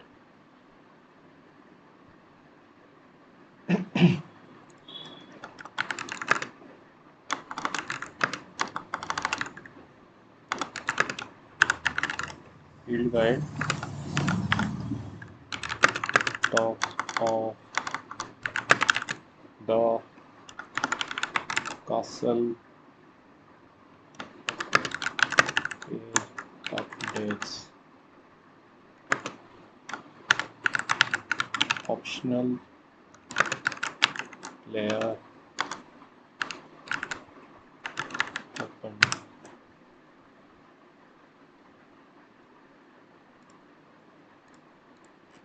Yeah. So what is happening is, guys, first of all, like player does the bad action, something, something. Um, and what happens is, um, if first the system will check if the action was under a detection component range. If no, then it's fine. Like if it is for closed doors or closed caves or a inhabited jungle or somewhere, then it's fine. Or if it was witnessed by whom? Like first of all, it was some enemies NPCs. But now, if it was like three people, students, teachers, or civilians, any animal doesn't count in that.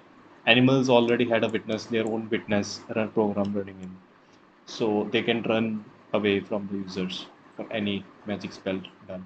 If it is witnessed, three states would be there. Like first is like it can be an animated state in a way.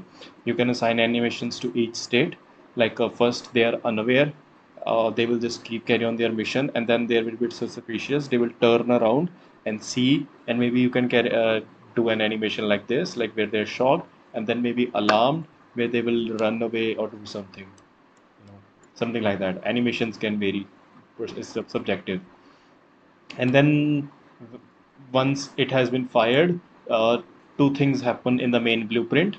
Like one is a write lock, like it is totally just logged that it has been witnessed, the crime has been witnessed. Okay. And then the second thing happens is it increases your notoriety by +1. Okay. It increases your notoriety, and once it has been increased, so there are now two things happening in this one. One is the NPC's schedule changes. Like if the NPC was walking from Hogwarts to the Hogsmeade, okay, and it saw this thing happen. So the now the NPC would run backwards to the Hogwarts, or maybe run towards the jungle.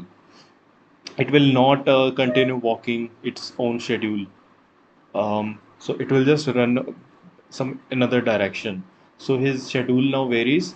It's like because when I was reading the creator's kit, I got to know that the NPCs have been programmed based on the schedules. Like at this particular time, this NPC AI has to walk, make it walk through the there.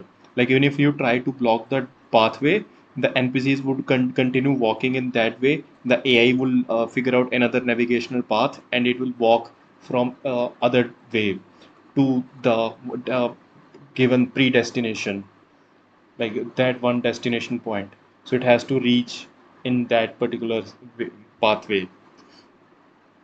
And then there is witness. Like a witness is named or not. Like if the witness was named or not. Like or there were multiple witnesses. Like if any of them was witness, for example, it was student, or maybe some renowned like NPC, or maybe it was just like a villager kind of thing, or shopkeeper kind of a thing. Okay, if it was named, then, or no, if it was not named, it was just a regular NPC, or just an Ashwinder or somebody. Ashwinder, if it is an Ashwinder, then obviously it is going to be a fight. All the enemies have been programmed to just fight you. So if it is not named, it is just a farmer written. Then it would be just your local notoriety of that area, or like within like 50 meters kind of a thing. Maybe I will write it further in the game. Uh, 50 meters kind of a thing. Okay. If it is yes, known, renowned, like a professor was there, or maybe a Hogwarts student was there, then your global reputation um, takes a hit. your notoriety takes a hit in the bigger reputation. It also works like this in Assassin's Creed SEO, Assassin's Creed 2 with the SEO, you know, and also I think in Assassin's Creed 3 with Rakuten. And if your it increases, global reputation increases, like um, like existing companion park hook checks new threshold, like if there was a companion with you like Sebastian, like if Sebastian is there then maybe not, if Anne Swallow was there, or not Anne Swallow as well, so any other, all of those other characters that you get to do the missions, maybe they can do something, they can, there is a dialogue about it. Okay, I think there is, or if there is not, NPC reaction to dark magic use in Hogwarts Legacy.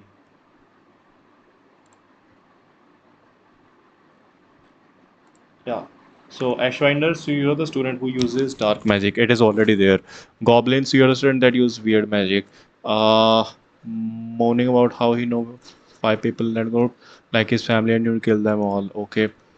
Teacher, okay. Hackett says you're I'm no longer an unspeakable. Sharp says, I suggest you give your band a rest and don't do it again. Okay.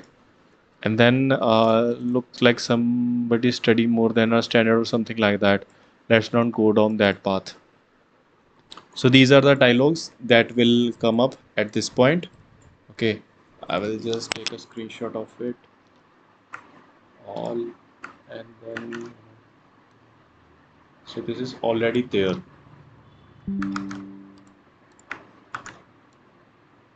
All of these dialogues are already there. Okay, I'm also going to paste it in my system architecture.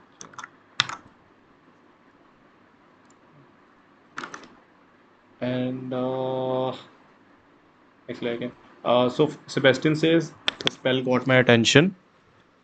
Omnius says that is cause for concern. DA is something not to trifle with. Natsai says you should not use dark magic. Don't do that. Why would you use that spell? Poppy says see somebody is not afraid of DA. So these cutscenes are already there. Cutscenes or maybe like just pop-up dialogues are already there. Okay. And then what happens? Existing merchant relationship locks gains new trigger. So like some of that already there. One shopkeeper is in the Feldgrove region who refuses to sell you stuff. Okay, and then other is um, like within the newspaper item kind, like Assassin's Creed kind of a thing. It can be written in the newspaper thing that, oh hey, this is a guy who is using dark magic, that kind of a stuff. And then you guys, you gotta take your electrolytes.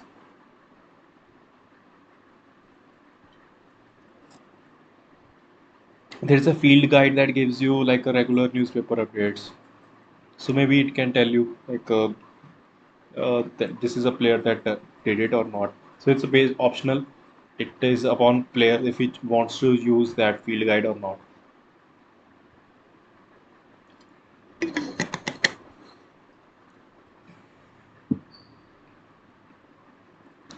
Like it's a menu thing, field guide.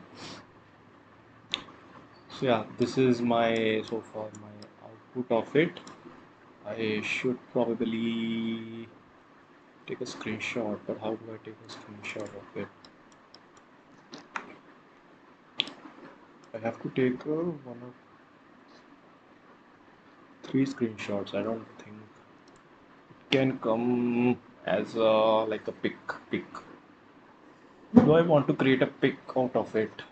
How do I export it?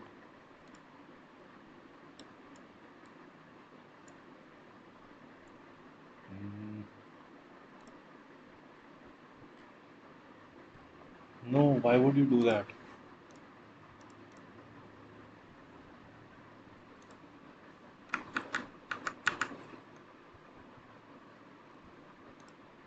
Wrap a new section. Yeah. Now I want this section to be.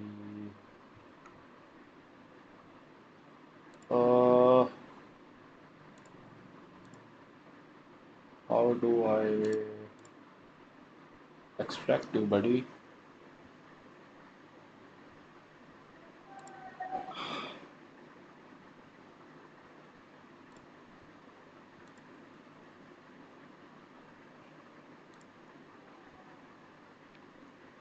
No, not you, buddy.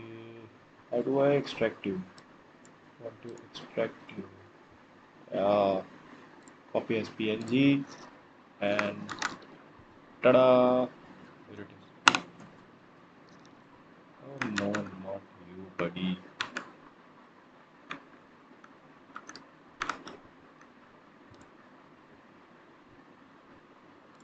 What? Yup, that's what I want. Untitled is the name. How do I get a picture in here now? Crap.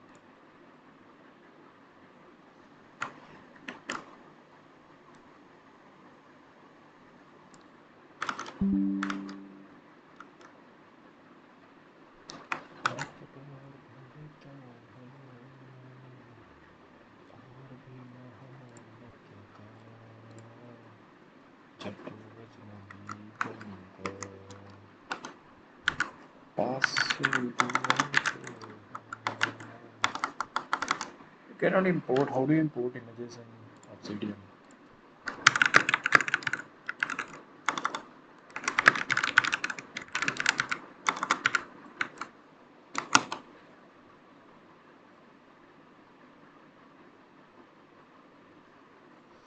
Drag and drop and copy paste.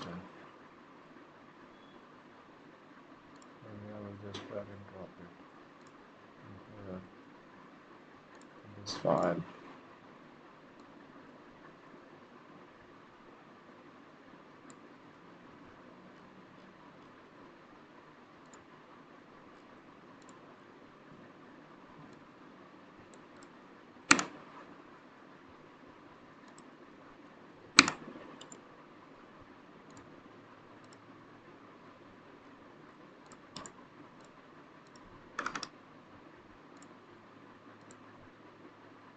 You should just give an import.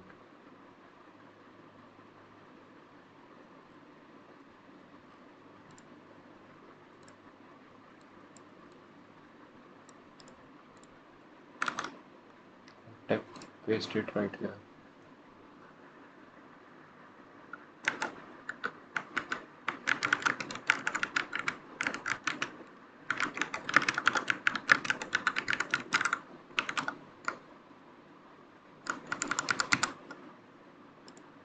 एतबार बढ़ता है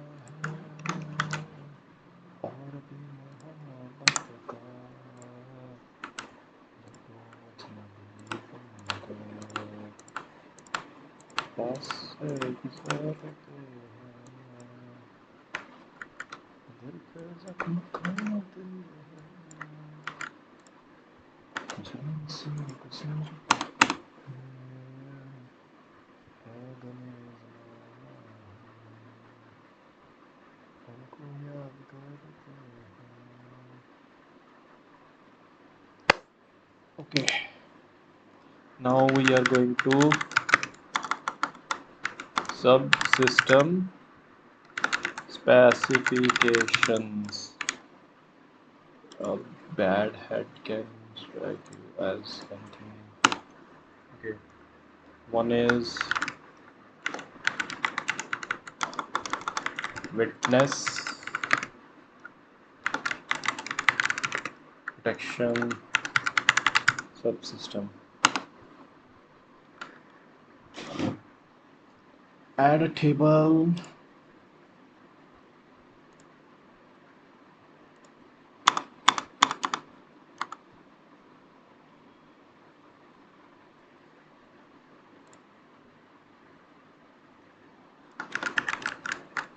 Purpose.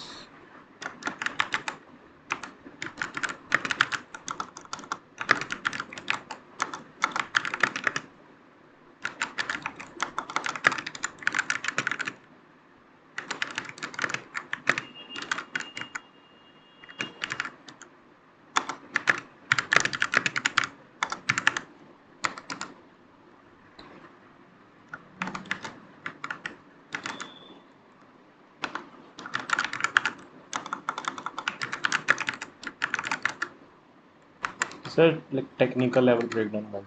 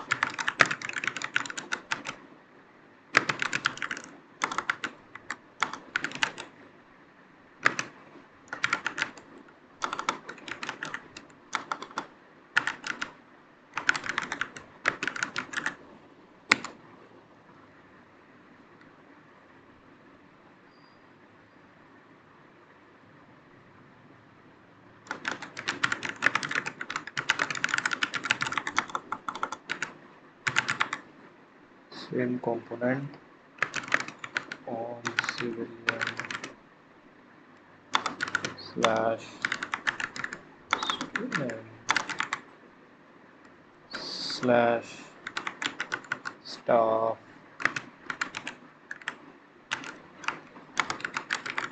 blueprints and target zones.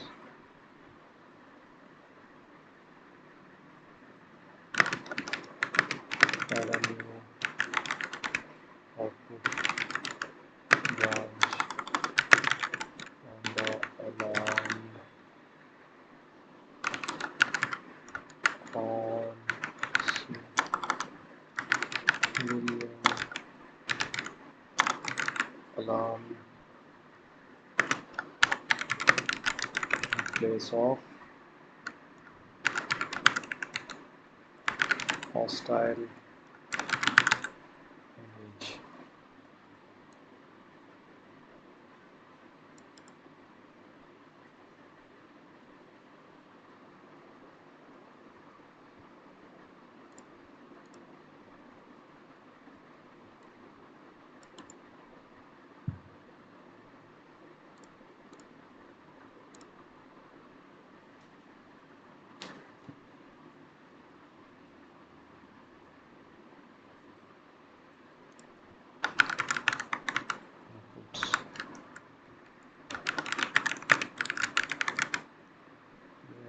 Position correction event NPC in the view or noise stimulus resistant.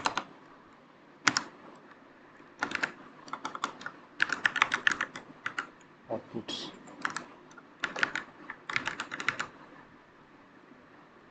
witness event. This is all in the blueprints guys. Action ID,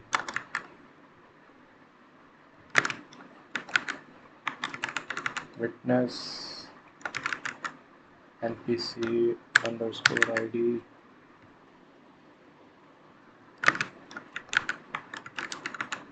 witness category, zone ID. I think zone ID is that area what I had thought of. Or this is that area that is has to be there.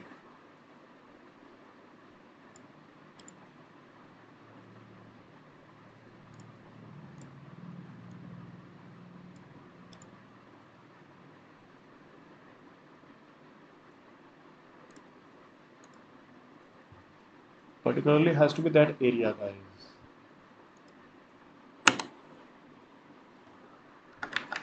Acceptance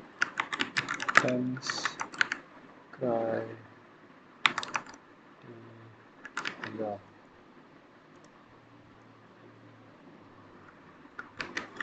AC1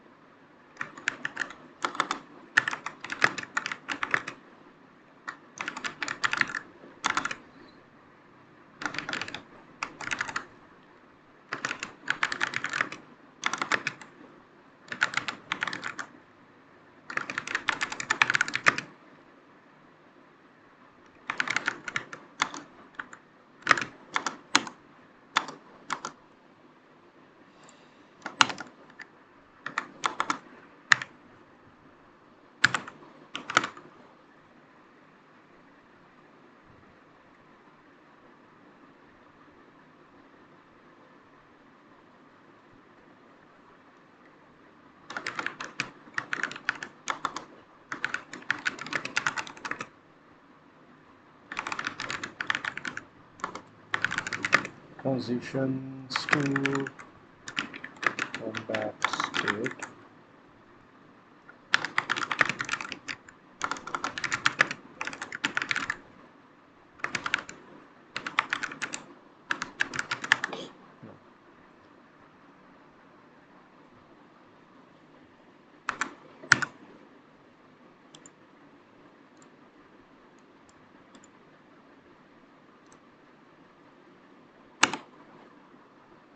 Scoring subsystem. What do you have to invest in?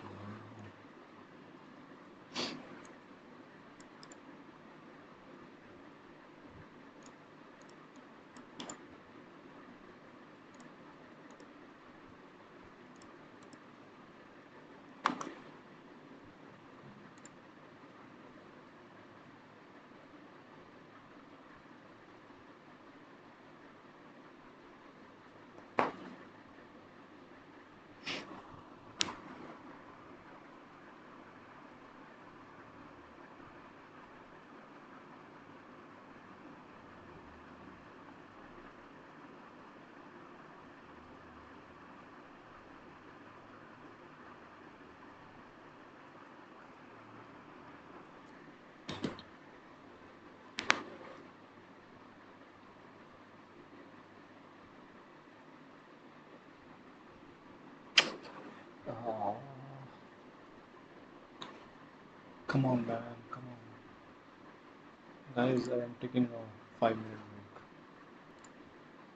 break. Okay, so let's continue scoring.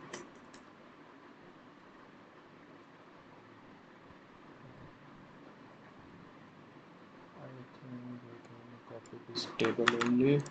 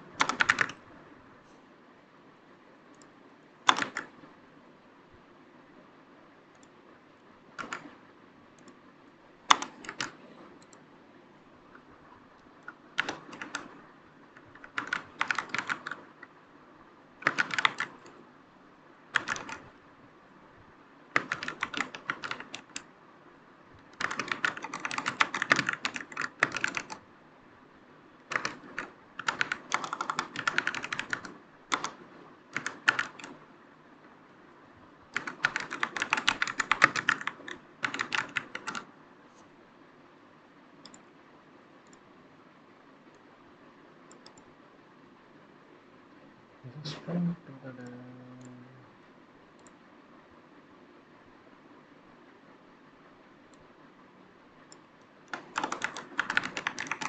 sure.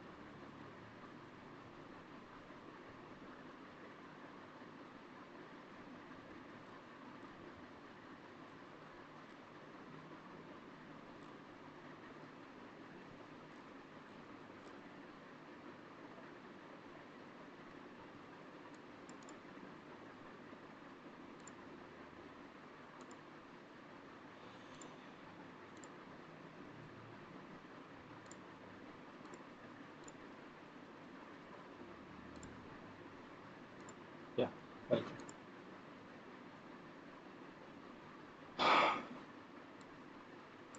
And acceptance criteria.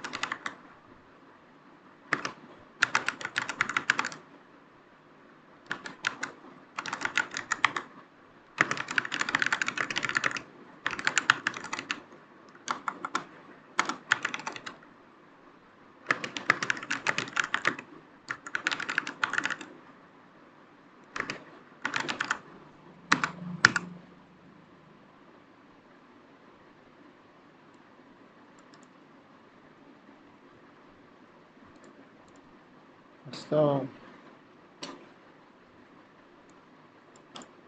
keyboard shortcut for this?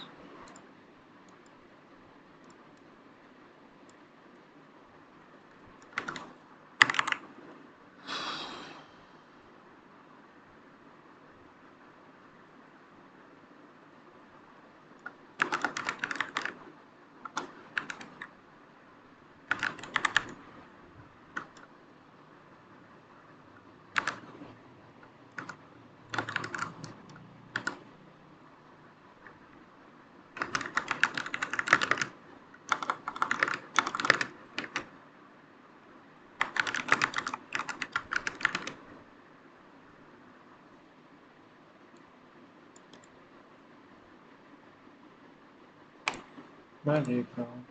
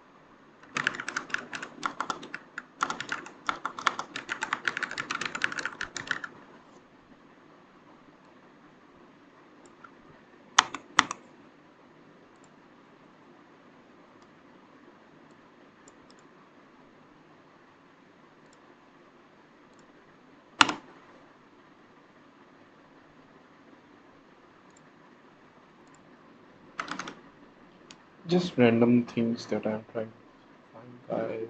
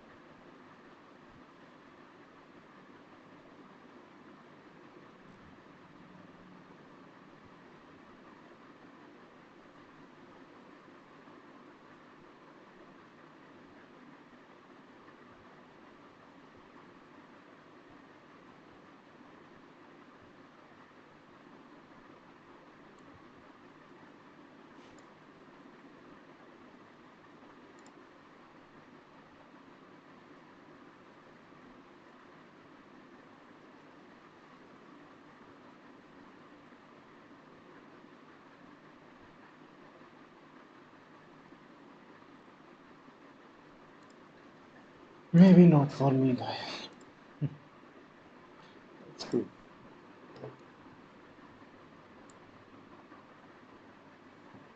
Oh, Overwolf runs Curse Forage. I didn't know that. Overwolf is a studio by it was did by Microsoft.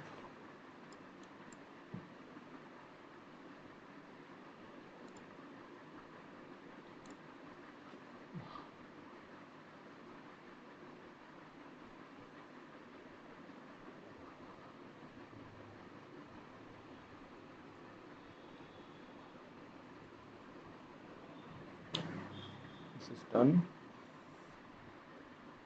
And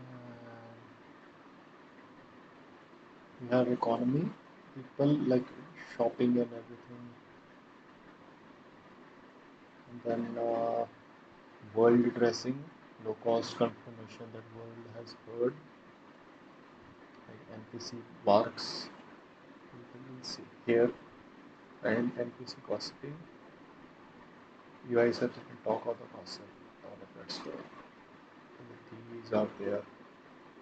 Yeah, let's do it. Okay, I'm doing 7. Economy, subsystem.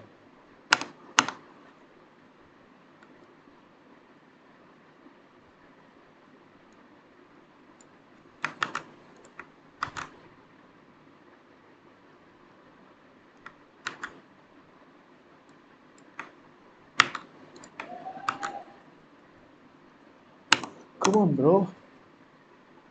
What's the issue with you now?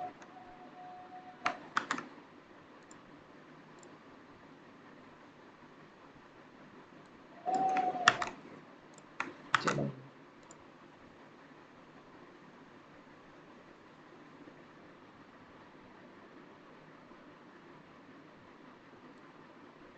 Something broken with obsidian, I guess.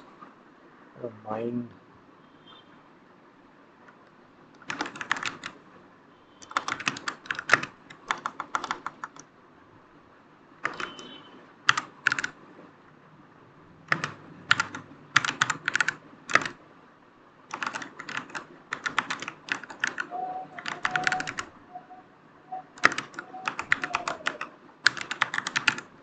Like I can just literally hear the dialogue by Vicky's guy, Alfred Vicky's, owner of that shop, Glad Rags. You wouldn't know what it was. Was it Glad Rags? What was Glad Rags though?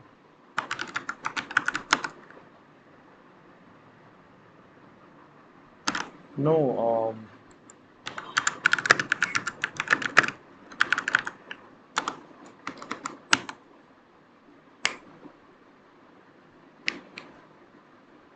not this.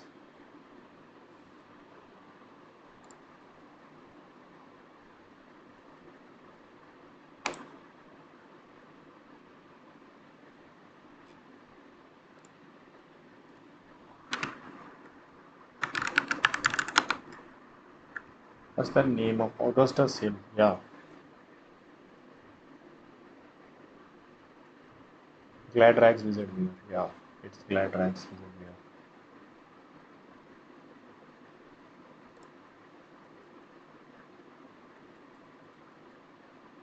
Are there any lines to it? I don't know. But his line is, "Oh, you are welcome," something like that.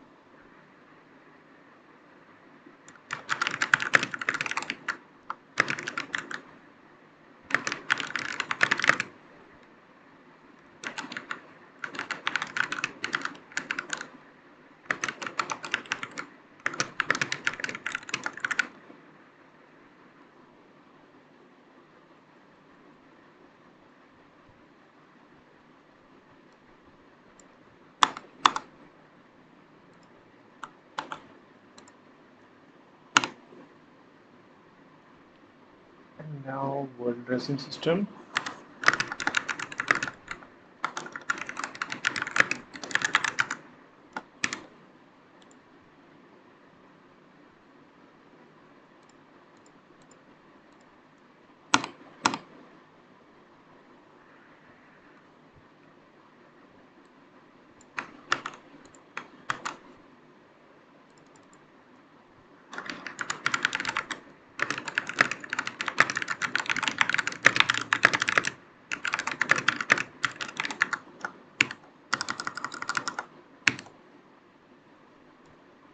This is that dishonored thing that I was telling you.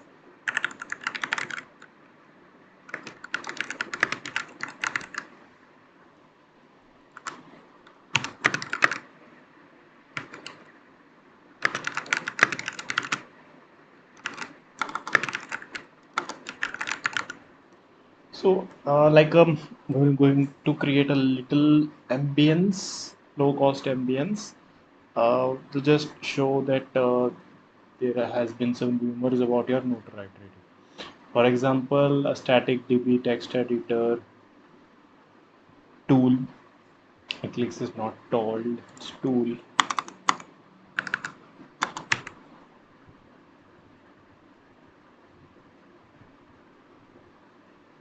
Tool editor applied to the existing bulletin board or the newspaper prop text object. Okay. So this system is already there, which has 3-4 strings attached to it, and this shows you the updated news whenever you defeat an enemy. Like a Ranrock has been defeated, it comes in the newspaper. If you have like a defeated a troll, it will come into a newspaper. If you have defeated a very big villain like Rockwood or some, it appears into the newspaper. So there are actually, it is a functioning and there are 6 to 7 strings in it. So which you just have to add 2 3 more strings in it. Like this guy is a notorious, and then the condition to it. Like when does it appear? Actually 8 to 10. Sorry, I just wrote 8 to 10.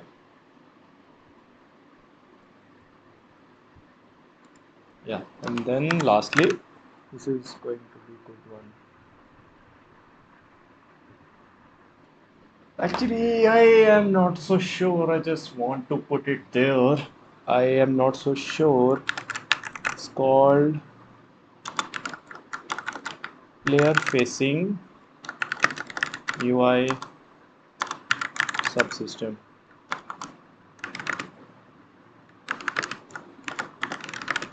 Talk of the castle. Okay. So what we are building in this one is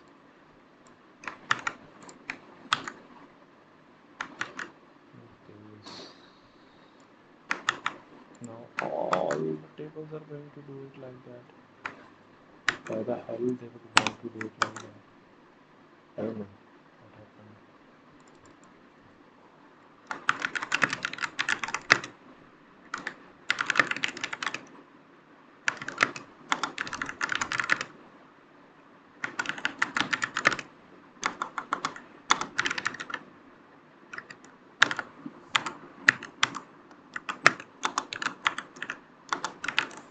RDRP style, a way to check.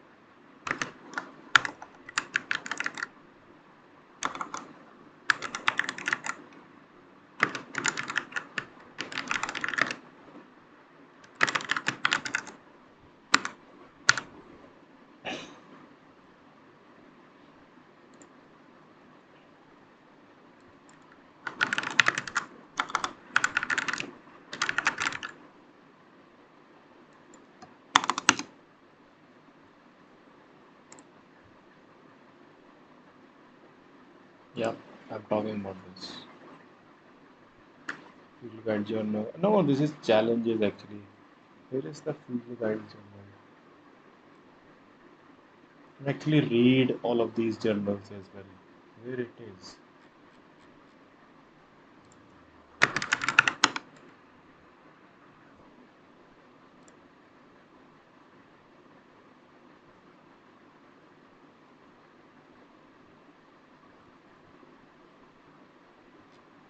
You can actually read all of this stuff.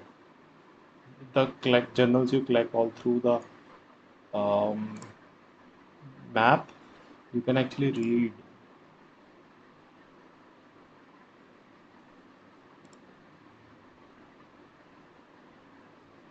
Yeah, this is the one. Collections. No, this is the one. Yeah. You just need to add one more category to it now. Notoriety or something like this. Oh, hey, her first novel is coming out. I'm so happy about her. Like, I have followed her for a very long time. She actually puts in very interesting work with me videos, kind of a thing.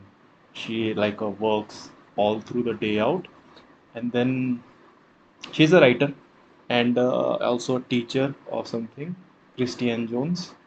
So they read. She actually like walks through the town, shows her working methods, productivity methods, and all of that stuff. Writes, create ASMR kind of a thing, and then walks through the town, have her food, maybe on table or sometimes on sideways, and then she works. So I'm pretty happy about her. Like she had written a book a year in Tokyo, and now it's her new book that's coming.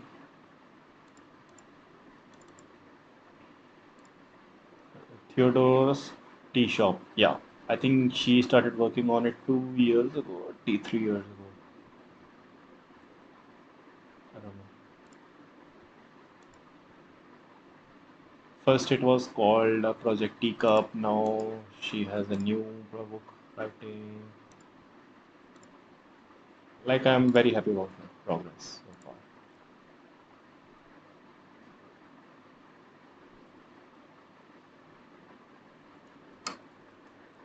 Yeah, I since 2022. That's actually incredible.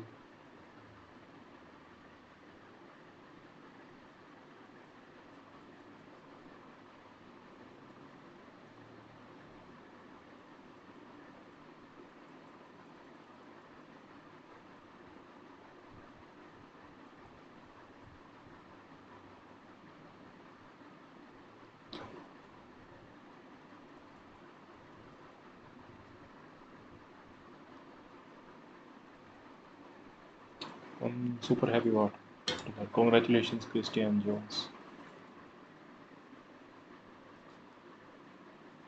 Who is this? Brandon Sanderson. I think a lot of people are completing their written books recently or getting published. Brandon Sanderson has his screenplay totally finished. I think they are making a series out of Mr. Bomb. So yeah, they have done it. I'm pretty happy about him. Anyways, back to the work. I will show you something very soon. Actually, also, guys, I want to show you something. I might have put it out. So I want to show you. Open a document. Yeah, I just want to show you my post. Just it's in the Hogwarts Legacy collection. So what I'm doing is, yeah. So I was trying to create a mod for this game, like using the creator kit and everything. It was like a detective murder mystery. You can use the magic, but I it was there was like a um, fight, no fight murder mystery. Something like a noir gameplay. Just have to do stealth and solve puzzles and everything. Like I didn't want it to do. It was like inspired by the Seven film by David Fincher, of course, starring Brad Pitt and Kevin Spacey and Morgan Freeman. I think it's Morgan Freeman only. Yeah, and like there was no combat murder mystery. And actually, these were some screenshots. It was a work in play. I suspect it's in the message, darkness. There was a cat character you could speak to, you know. Then there is stealth going on here, and then there is Farida Jalal and all of that stuff. This was the overall character, and what I was trying to achieve was like write a whole story.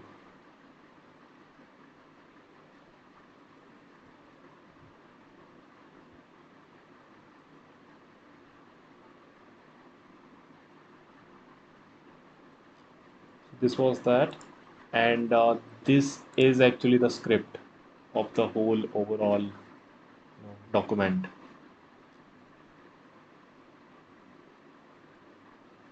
The whole script of the document, like it starts with Ferdinand Octavius Pratt.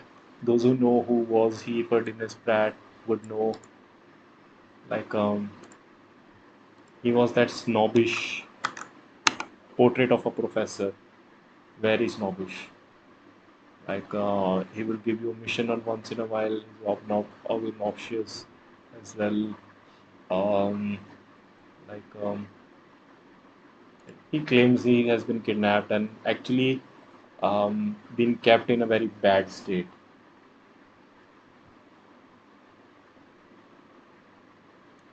Yeah, and when you actually find it out that this why a student has taken his another side of portrait, his second portrait. So it is an Astoria cricket, and she tells that he spies on everyone and then gossips to the headmaster about her, which lands her in detentions. So that's why she has just stolen his and kept it somewhere.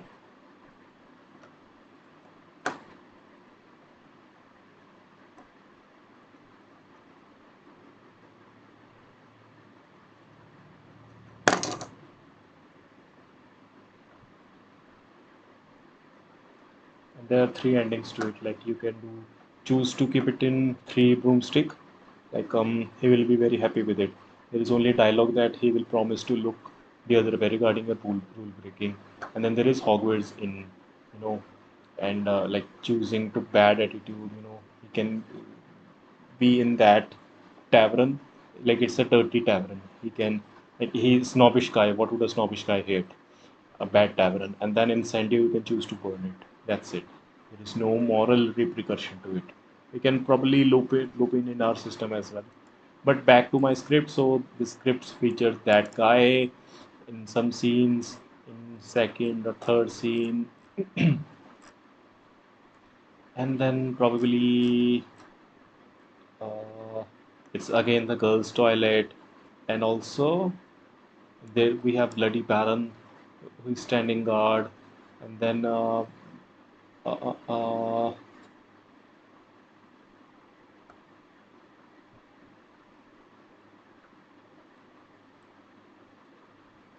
there also Salazar Slytherin's Scriptorium.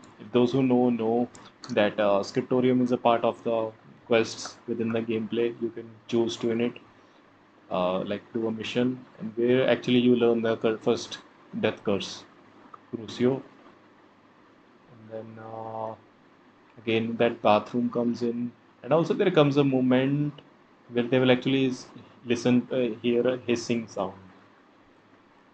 I don't know if it is there or not. So yeah, the whole script is there. You can choose.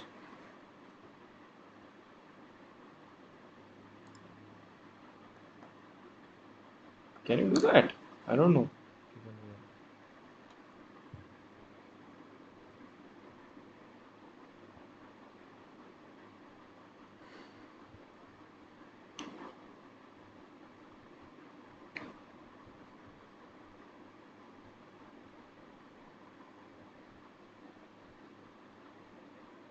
I don't know.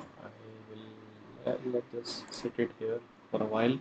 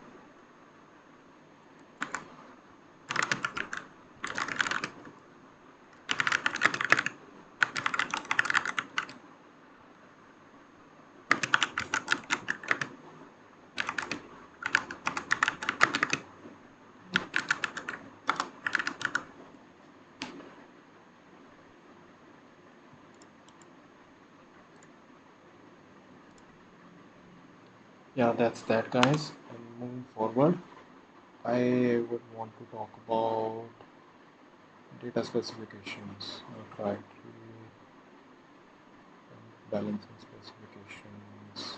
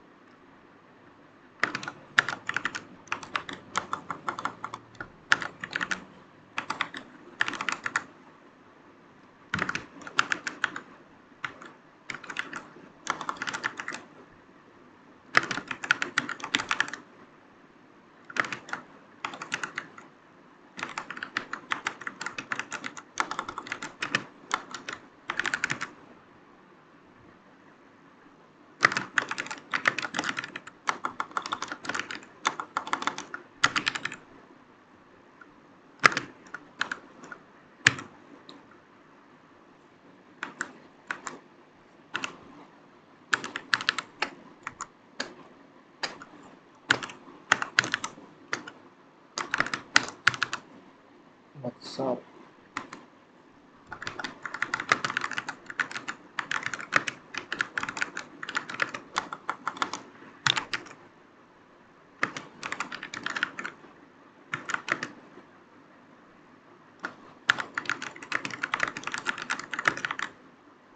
Yeah.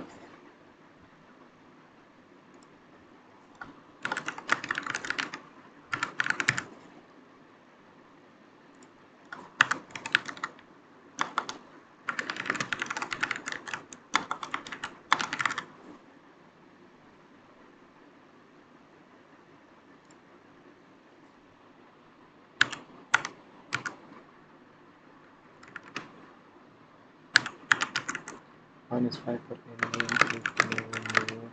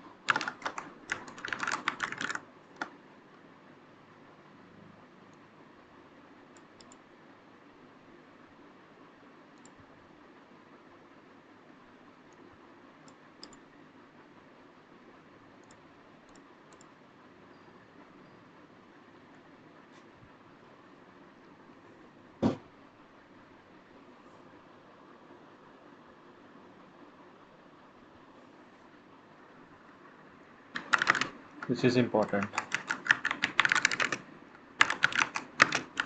This global reputation as we were talking. Notoriety maybe was zone based. This global reputation is going to be global. Why I am writing global everywhere? It's global. Why it is not picking up though? I don't know, man. It's all damaged and stuff.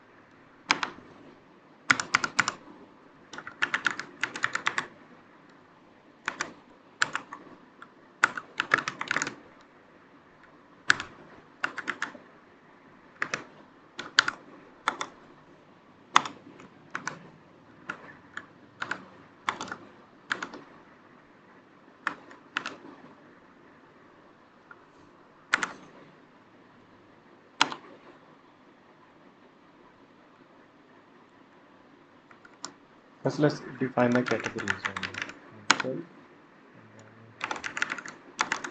expected, and then God level.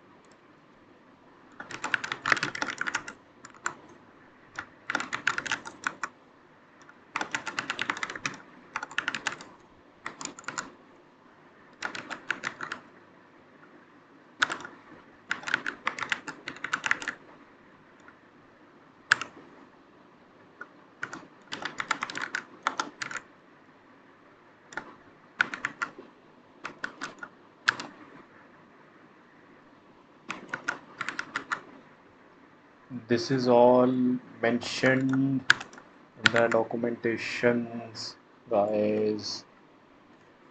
You do not need to read the whole documentation. You can always ask your friend Chat GPT or Claude, hey Claude, help me with this, or hey Claude, look up for this and that, all of that stuff. It will be happy. Guide you through stuff. The best thing about documentation is you can just feed to a chat GPT and then ask the chat GPT, give me all the functions related to this or that or that or that. I mean, documentations are going to be built for chat GPTs to be built,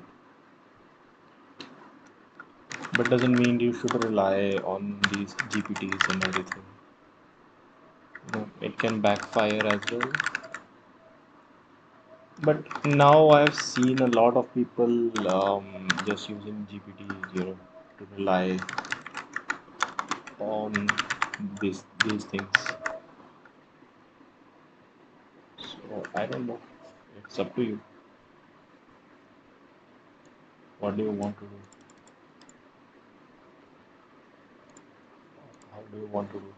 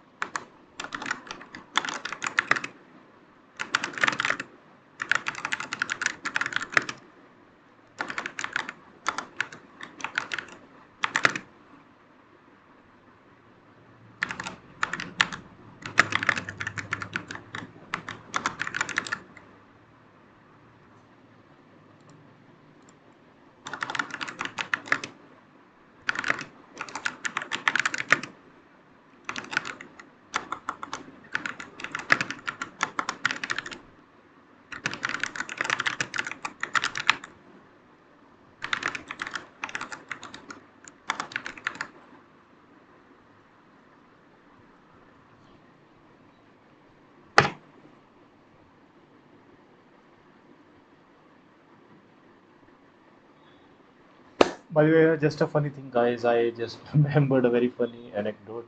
I was interviewing with a company very recently, and they asked me if I would want to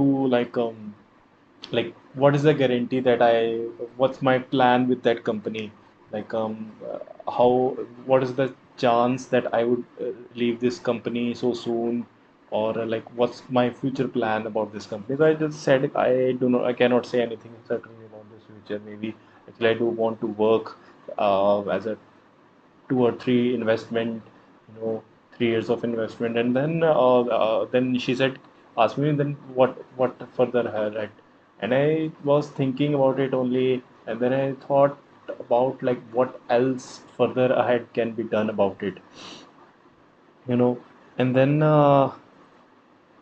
something funny came to me. I just asked her, "Are you sure?" I crossed questioned her, the HR. She was trying to belittle me about this fact that I am only plan to work with them for 2 3 years, and I do not want to say anything about the 5 year plan. You know, the age old question that hey, I would want to 5 years work as there, and then after fifth year I would want to work as a senior, or maybe transition to further med C suit or something, you know. So this HR asked me like uh, so you would leave us after 2 3 years, and then I just something like snapped inside me, and I said, are you sure about it? For the 2 3 years, are you sure about the uncertainty of life? Are you certain about it? Uh, so she was quite shut. And then I said, there's also a reputation of your company of actually firing for that particular job role after the product launches. Actually, I was interviewing for PM roles, so I just told her that there is a high chance, of like you guys are reputatedly known to just fire people off. So she was quite shut after that, and I don't think I heard from them afterwards. Quite cool though.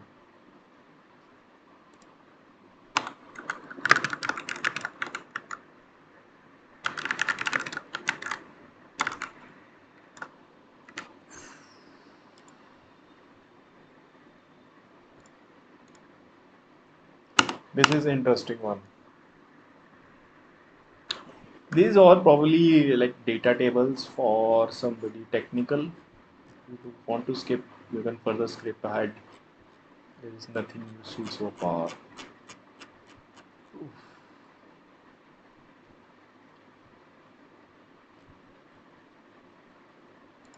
This is 7 now. Device specifications. 7.1. 7.2. 7.3. Oh hey. 7.4. Oh, we already have this. 7.5. New schedule keys. I just realized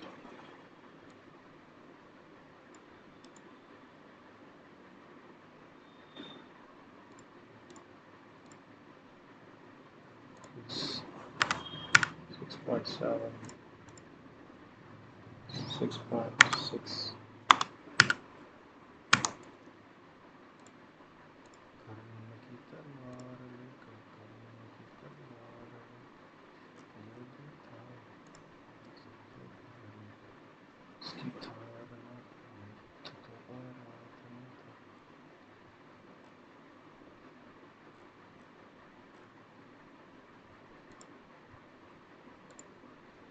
Yeah, within that now we are inside it.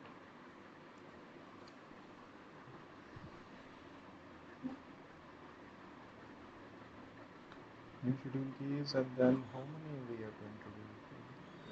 Then there is one more. Existing system reference.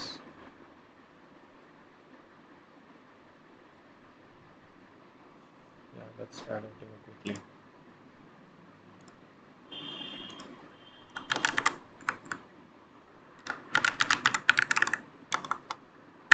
Behavior.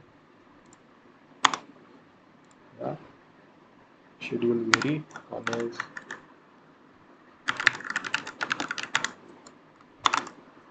One is schedule vary, another is schedule reporting. NPC avoids layers immediate path. This is a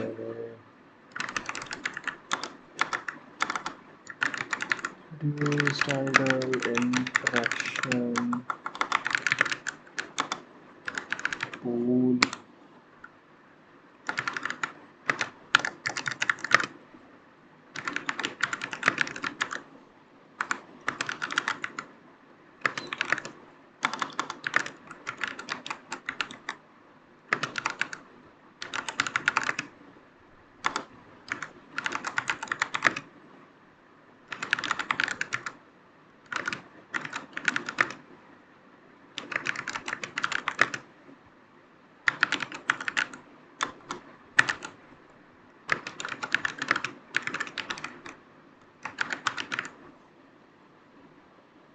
You never know. Yes.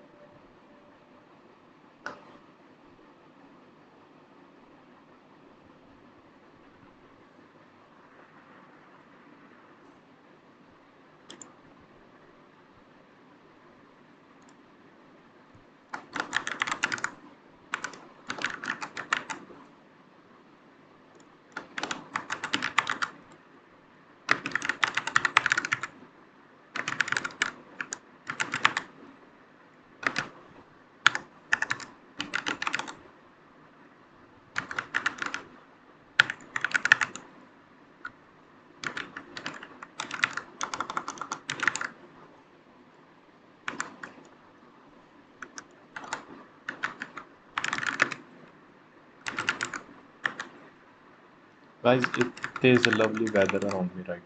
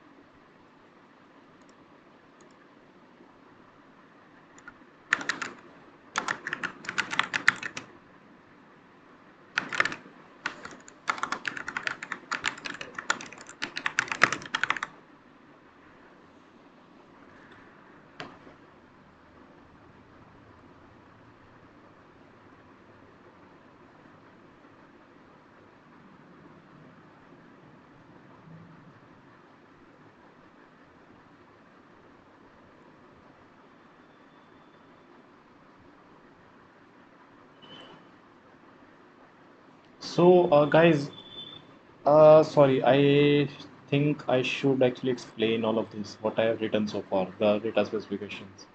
Okay. So what happened is like stat notoriety, like I'm giving it ranges 0 to 100, okay, and then minus 300 to 300 ranges, okay. So like first of all, stat notoriety is like there are two different kind of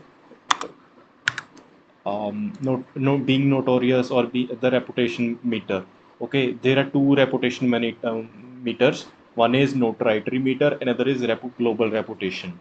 Okay, now this notorious meter is local, like it is zone based. Like you define the zone ID, and then you define what's your notorious score in that.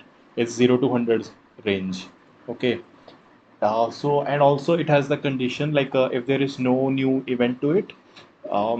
So if there is no new event to it, I think in game day, if there is no new event in that area, so minus five, the score decreases for each passing day of the game.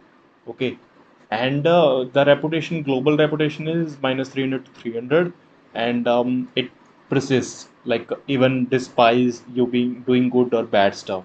Okay, and then it is stat a companion kind of thing. It just like adds a small dialogue into it.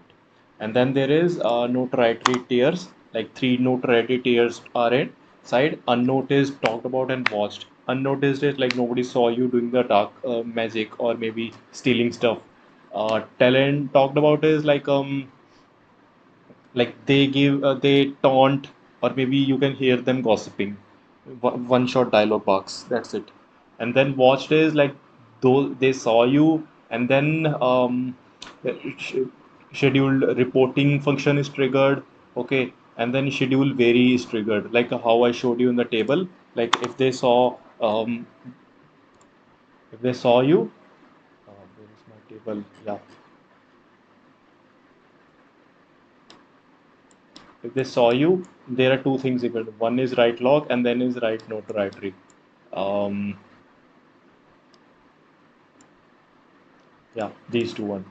One is he will change his schedule, walking schedule right away, and go somewhere else to report. And also, your score would be in notoriety score would be increased. Okay. Um, and then there is reputation again, like this is the global reputation that has to come appear in the newspaper or the field guide, HUD, HUD. Okay, if it is 0 minus 300 to minus 151, then you are a notorious. Then overall the vendor would say like you are the worst of all, you are the evil. The vendor would increase his prices by 25%. Okay, and the news and bulletin boards will cover you. Okay, and referencing your character negatively. Companion lines also vary. It is also already there in the system. Okay, and then secondly, suspect minus 150 to minus 51. It vendor prices increases by 10%, bit less evil than very high evil. Occasional very bugs from the named NPCs. Okay, the you will hear the gossips from the all around NPCs standing. Okay, and then neutral. Spelling is neutral. Uh, Okay. Minus 50 to 50 plus 50. It's a baseline. No change. Nothing in the game. You can play the game as it is. And then there is respected. Plus 51 to minus 51, 150. Okay. It's like you're being a good guy, but not so good guy. So minus 10%, you're like used dark magic sometimes, or you've been caught stealing stuff one or two times, because that demi stuff, it is already kept inside the houses, so you have to like sneak into the houses. You may get caught in between, so it's like minus 10%, and it's occasionally proving barks. And then there is exemplary, you're actually good, and you're a stealth level pro, so your vendor prices is totally minus 25 for being extra good. And then there are two locks, um, like um, like log witnessed, like what action happened and what's the NPC ID. And then there is schedule vary. Okay, like a witness lock is like the NPC saw you, and that NPC will start gossiping about throwing dialogues about you. And then there is this merchant reputation. Merchant, if the news reaches merchant, like a global reputation, then merchant price will increase. Or if you're in one particular area, for example, in Hogsmeade or Feldcroft region, that shopkeeper's prices will only certainly increase for you in that zone only. But if it happened in Feldcroft and you are now in Hogsmeade, the prices will not. It depends, like if it's a global or local action for you. And then schedule vary is like NPC saw that you are doing something bad, and then he will run away from you. Okay, uh, probably his schedule will vary. And then also one another schedule can be like he runs off to the nearest like a prefect or a professor who is standing there. And then if you choose to follow them as well, you can hear one or two dialogue they are asking. Okay, and again, this is stealth detection component. Existing systems are that has to be used.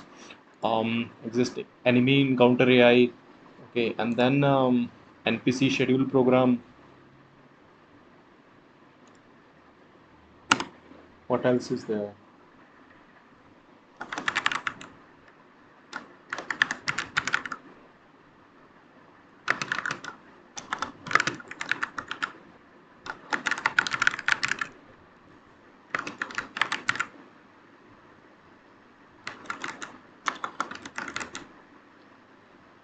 Guys, I think my battery is gonna go after this, because this is a power cut because of the rains. So now when the rain will stop, only then it will happen.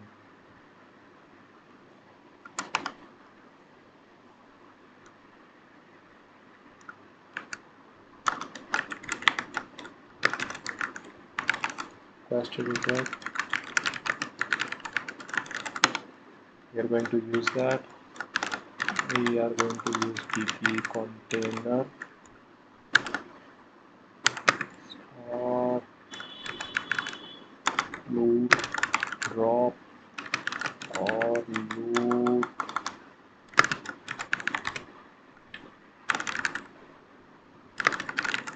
group fields.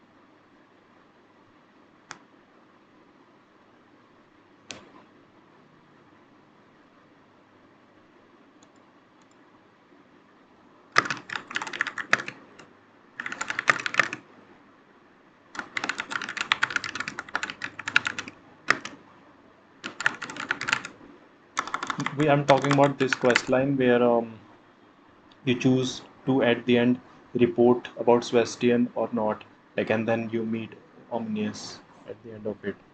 This is that.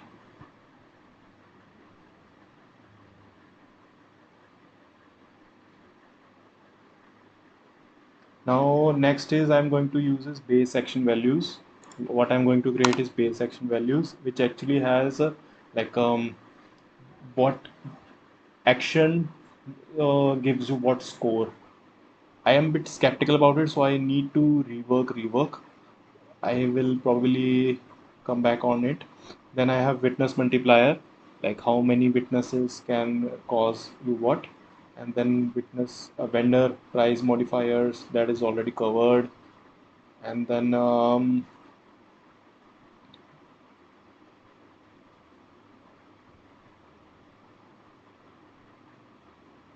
have a technical point as well. Then I have UI specifications, new art requires here, and then content requirements, and then some edge cases, and then production plan. That's it. And then QA, test metrics, and all of that stuff. I think we can cover it up if I just cover this balancing specifications.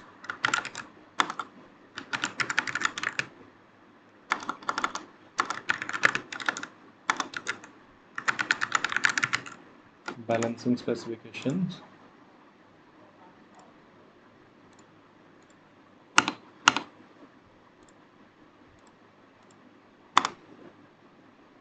No problem.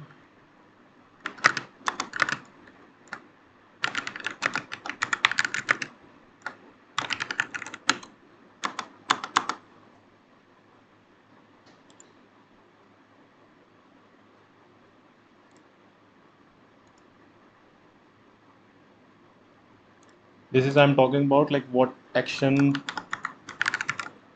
um, scores you what notoriety data or notoriety score.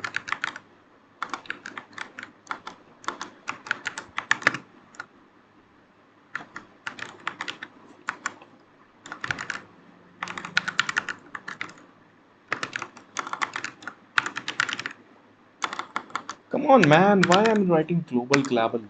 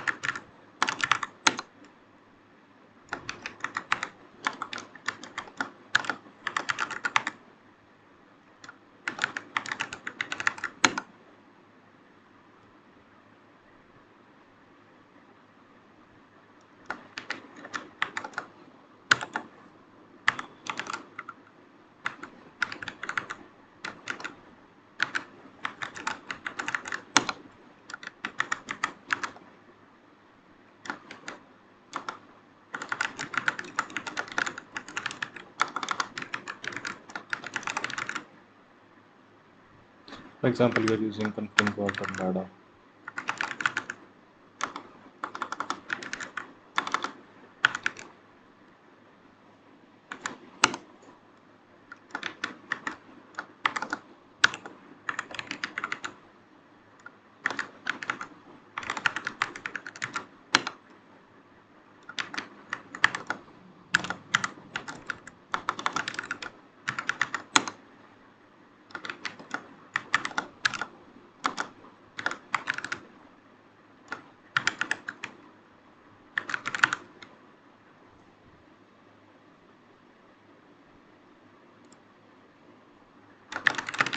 Yes, always. I have just added this field that decides what contributes to global and what contributes to the local.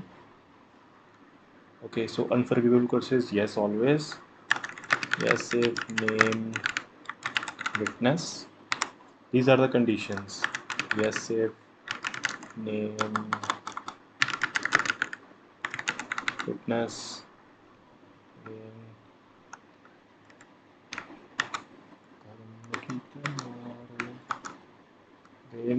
If you are trespassing, then if there is a named witness, then yes, global.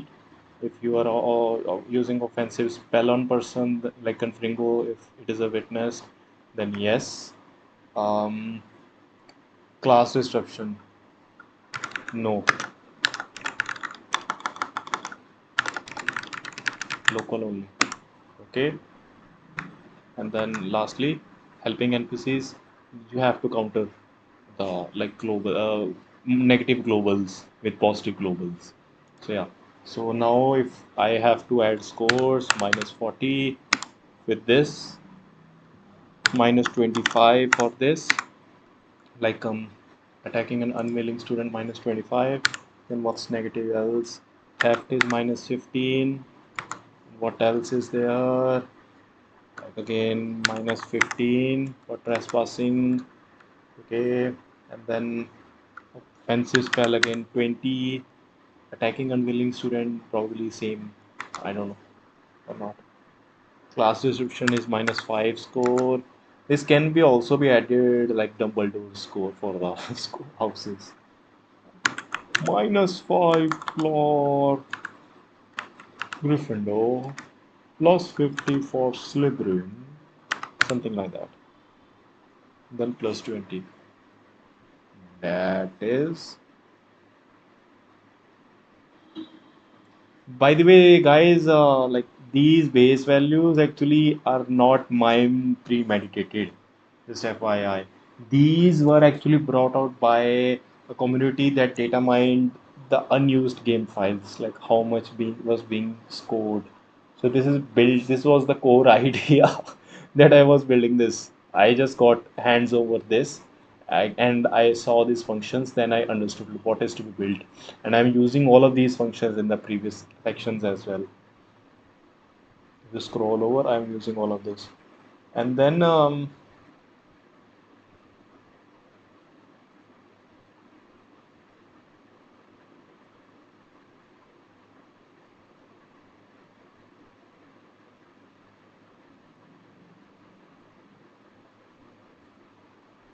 but originally those values were like unforgivable, using an unforgivable curse is minus 100.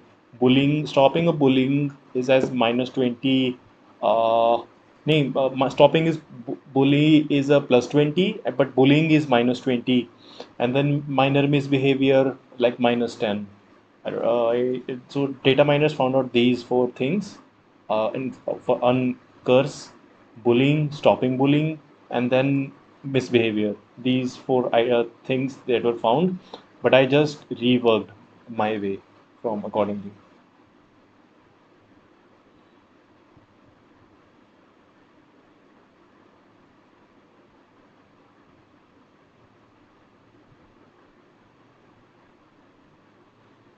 And also I happened to like rework. Actually, this was idea of ChatGPT, Claude AI, to like rework Unforgivable Curse based on the number of witnesses who had seen it.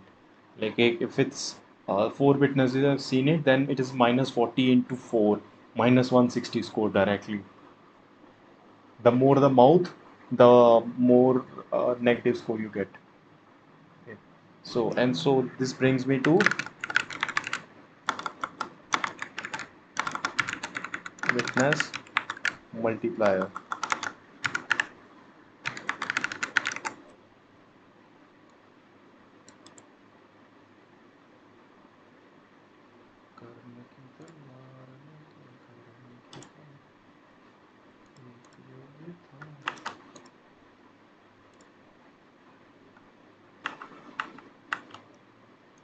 No,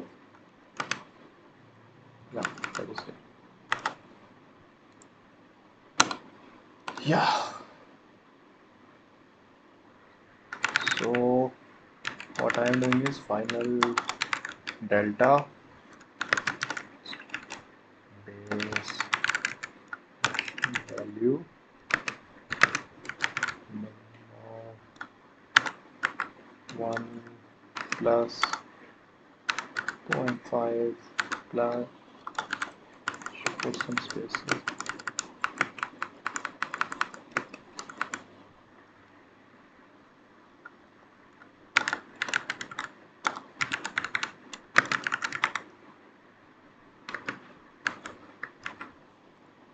minus 1, 3.0. So this is the score that I like formula that I have made. So now, which actually means one sec.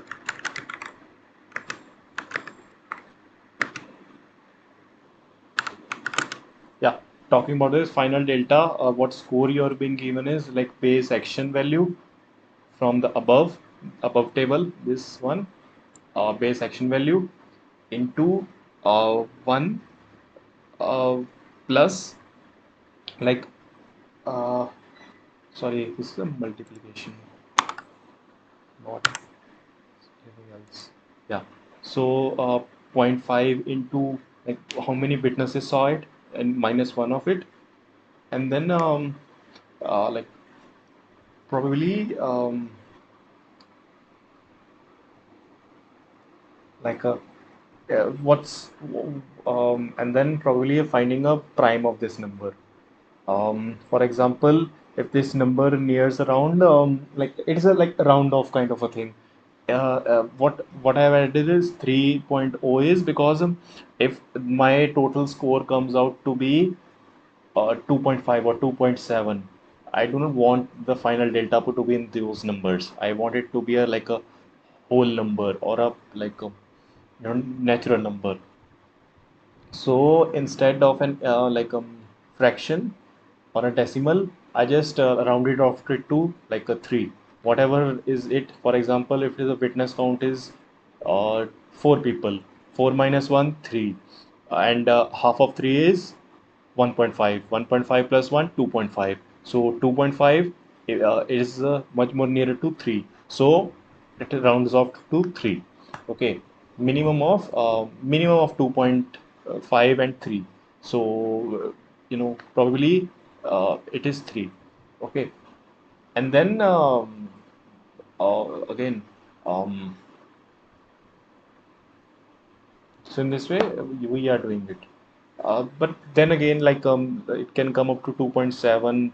Then again, still it is 3. If it's 2.1, then minimum of 2.1 and 3 is again 2.1. So it rounds off to 2. So base action value, whatever it is into multiplied into 2. So it's like that. For example, if witness count is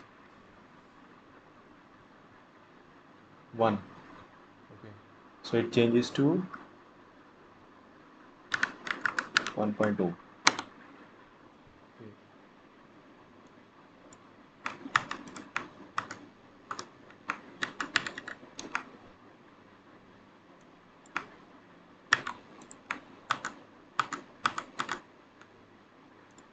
Fitness count is 2, changes to 1.5.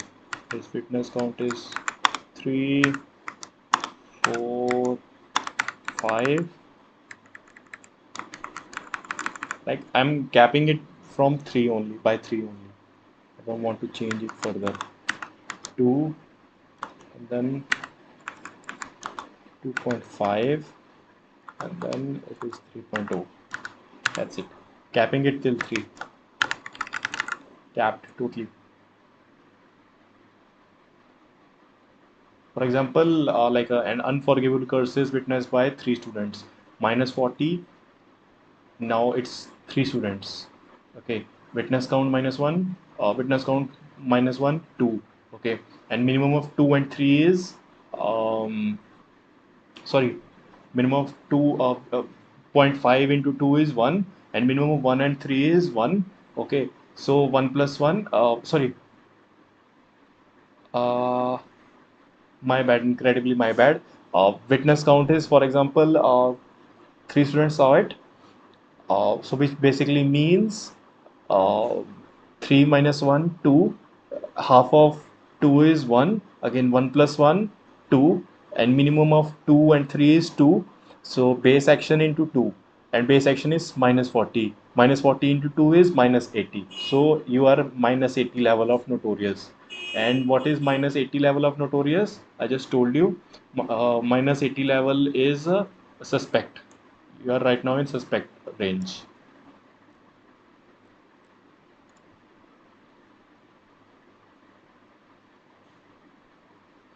Okay.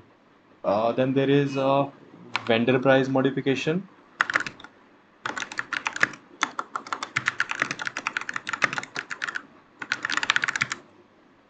This is vendor price modification.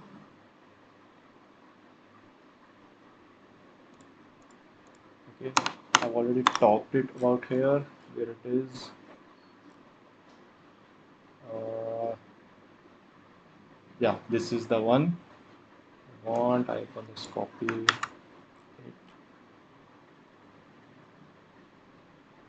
No, if you just want, I can copy this much, paste it. That's it with the vendor price. And now then there is some technical implementation as well.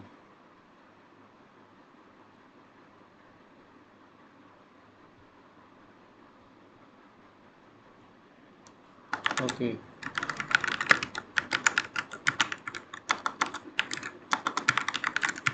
This is technical implementation now, guys.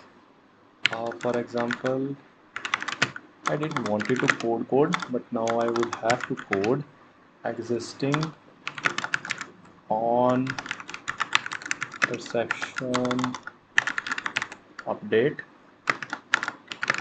AI perception. I hate writing already, or all. Sorry, like uh, those why people who are like constantly now prompting or asking GPT to write. How do you guys even like keep a hand on writing?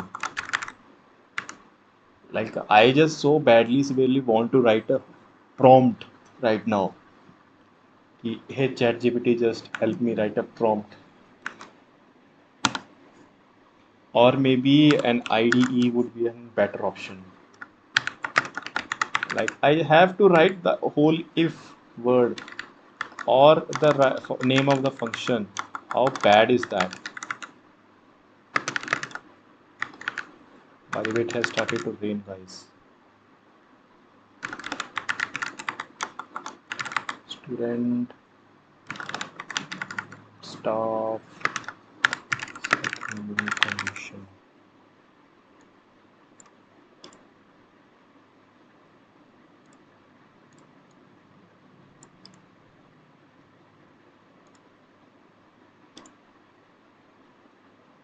Cool.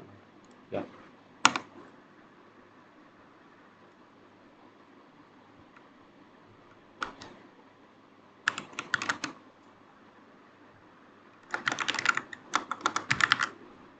Branches.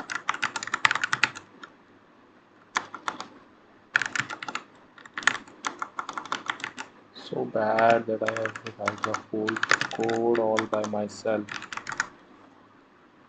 Alarmed, and then it is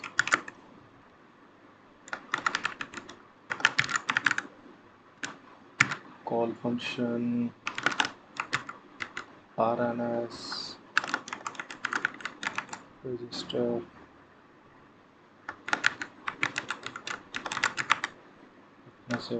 I don't know if they have this within the documentation ID. I really wish if they have, I would be really more than happy to use it.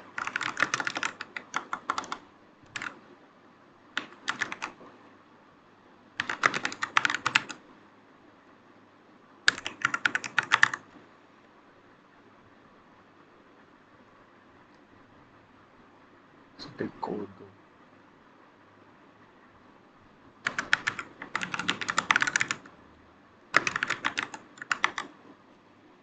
I'm derived back to the like 5 years ago.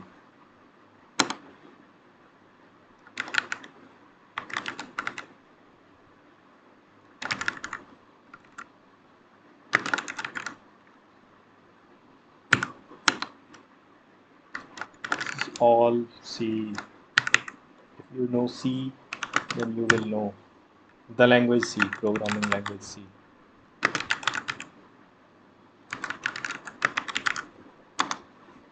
I used to program in C in one life, but not anymore. Now I just want to sleep, call it a day.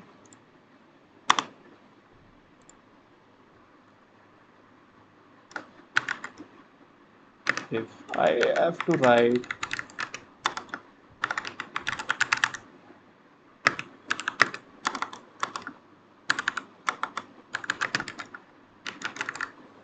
name, whatever,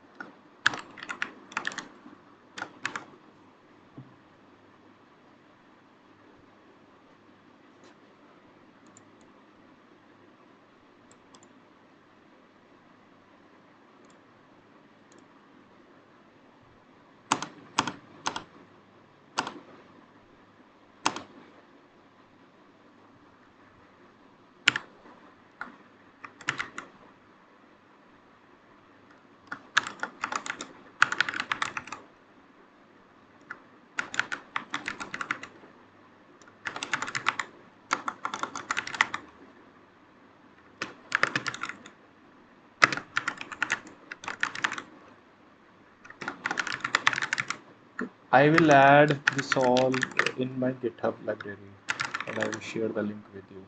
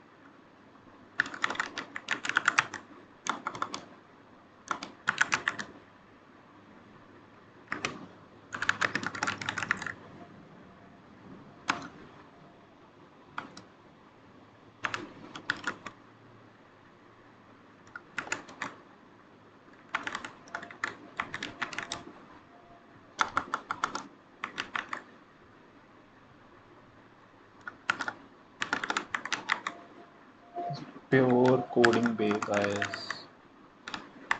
I thought I didn't wanted to go into the code, but then I thought I can probably show you.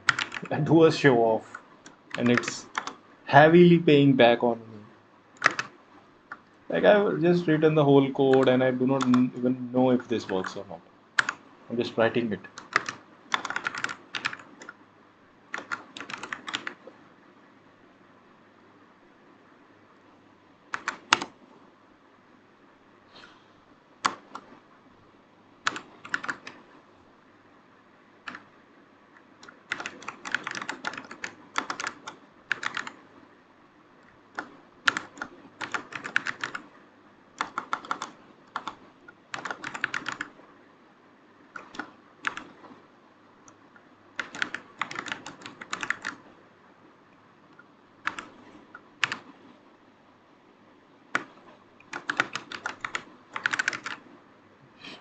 ID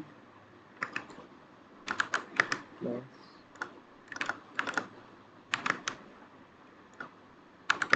plus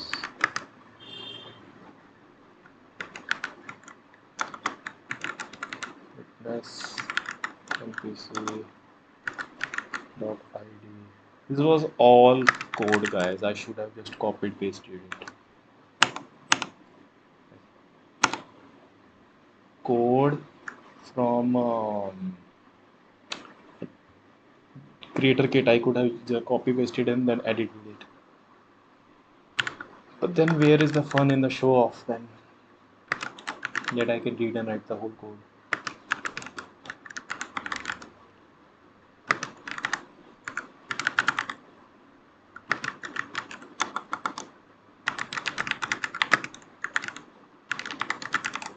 They're using event dispatcher for day and night. Cool.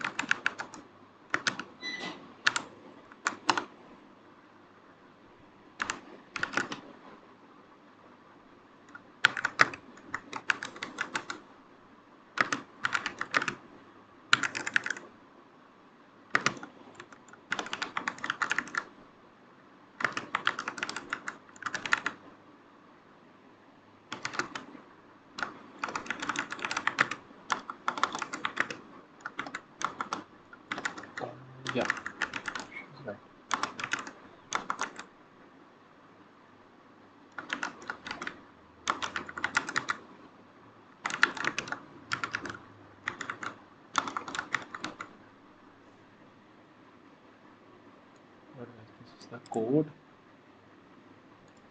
Now I'll explain to you what I have written in this whole code. Okay.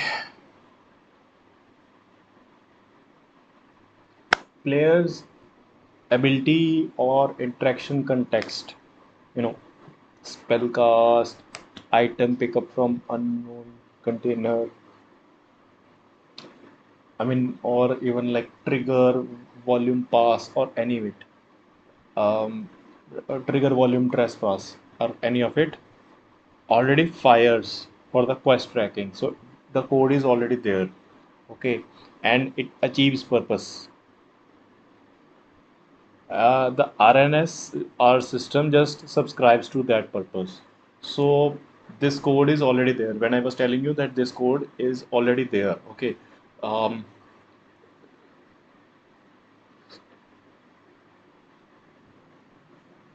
okay, on perception update.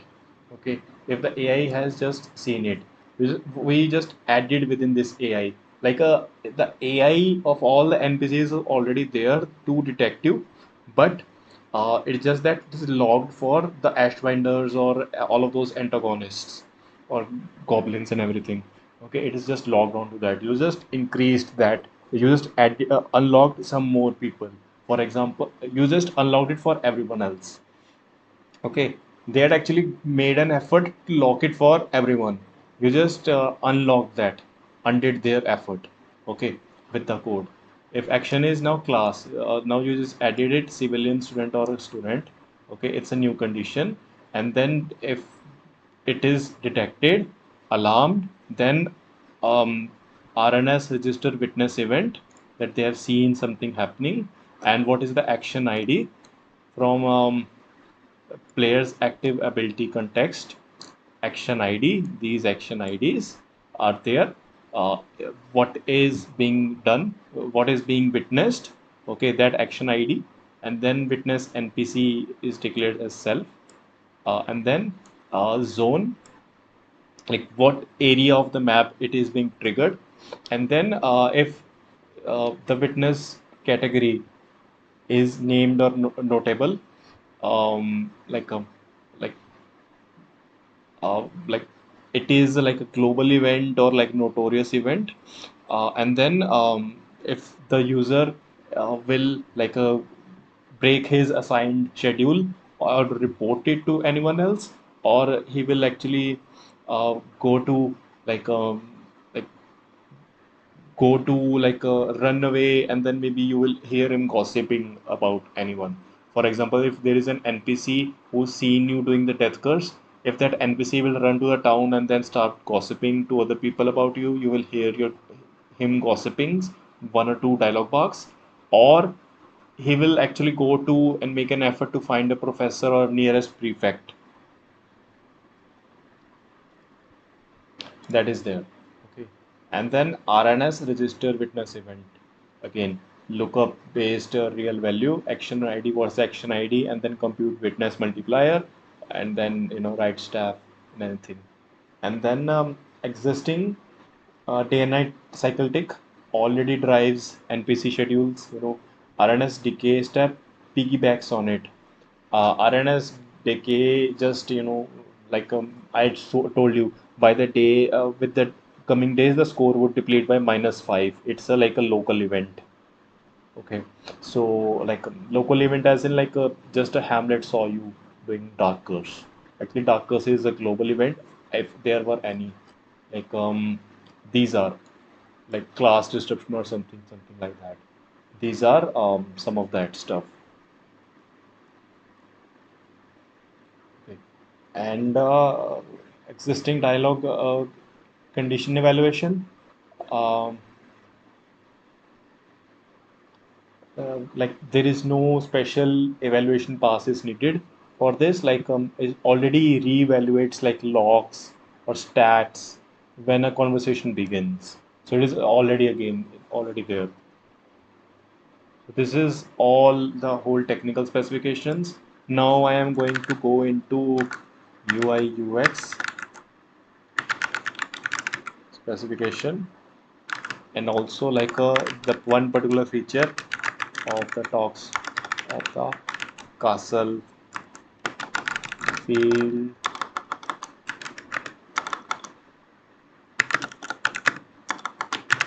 page guide. Guys, it says my lunch time now. I am going for a lunch break. Okay, I will come back and then guide you further ahead what to do next.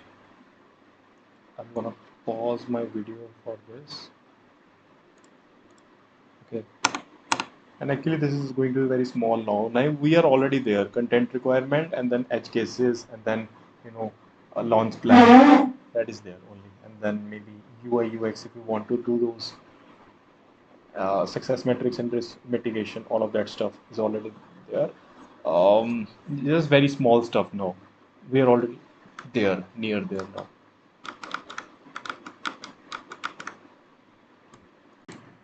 Hey guys, I just had to take another break. It got a bit longer than I had anticipated. The power cut was a bit bigger, so I'm going to continue with the UI specifications.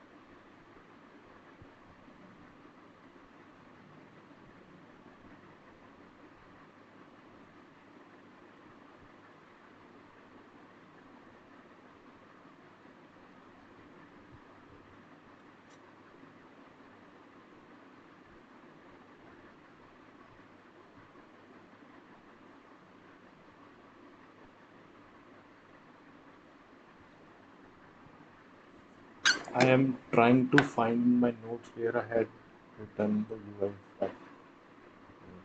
Yeah, this is here. Got it.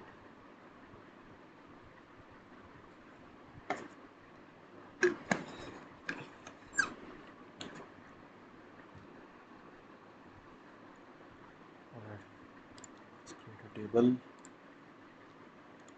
Uh,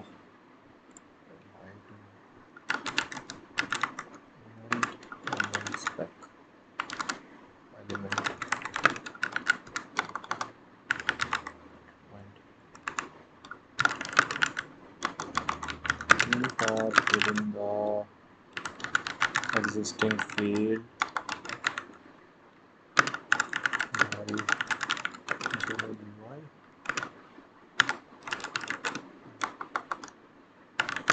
use existing manual navigation. Okay guys, we have to do it now. Complete it. And then we need a layout, and then we need some content, we need some update trigger. What else do we need? New art required. Got it. New art required. Okay, let's see layout.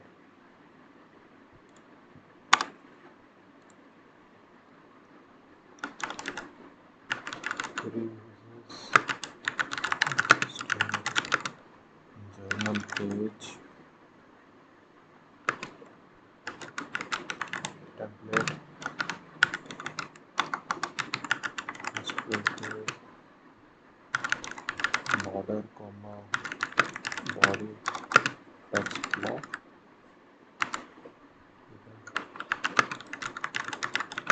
One to two sentences of in-world gossip.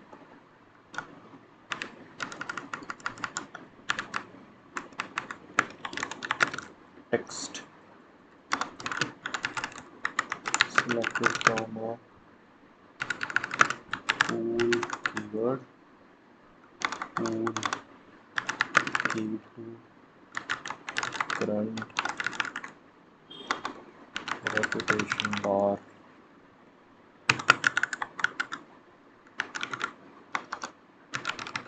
optionally references to most recent flagged witness event NPC location. Like it is discussable if we want to also add the text for what location it was spotted in, because it will be very variable. For example, you're reading spotting a newspaper and newspaper says what region it actually happened, the crime was spotted in. How different, I think there are um, 12 to 15 hamlets. So you have to do the same line 15 times because it is built in Unreal Engine 2.4.27. It does not support AI, so it cannot like power the text all the time.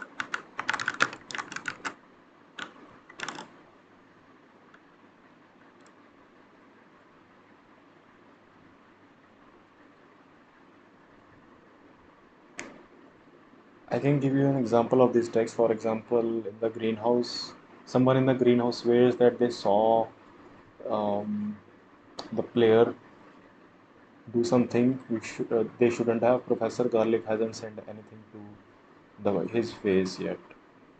Or as exemplary, a first year in Hufflepuff film tell everyone that you helped her find her Todd. It's a small thing. People are noticing small things about you lately. I don't know if I should or not. Wait, have some tea, guys. Have some tea.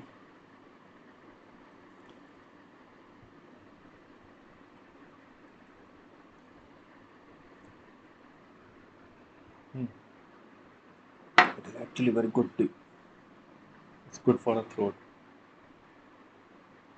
Okay, content requirements. First of all,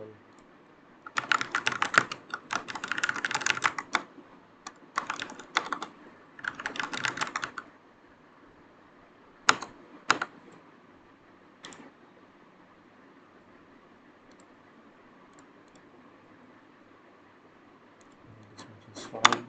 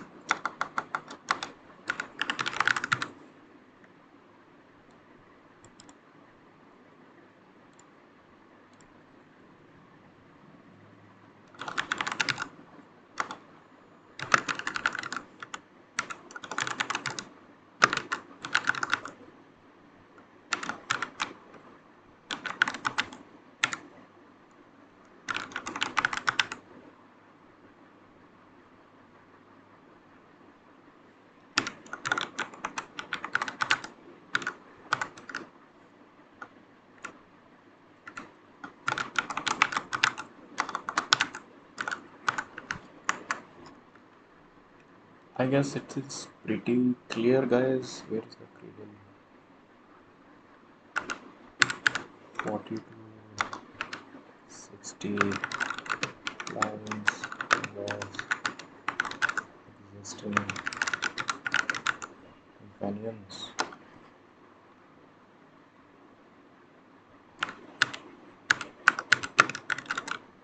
30 lines.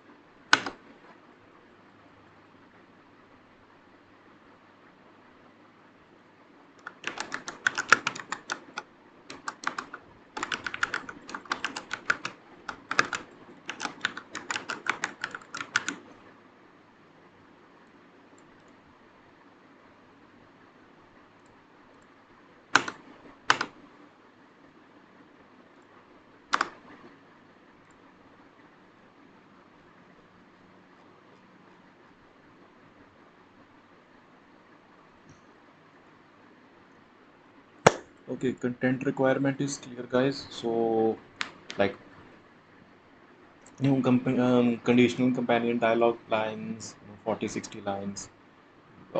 They also have the varying lines, like two alternatives for every condition. Like if you are working as an exemplary, for actually four variants for the different tones. If you're playing as new, or five, sorry, five because two for bad and different levels of bad, two for different levels of good, and one for neutral.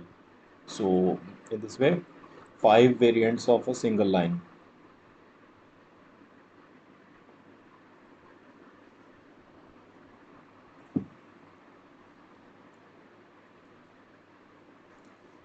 Same goes for 20, 30 lines as well for that. Basically, each line is have to be written five times based on the varying note.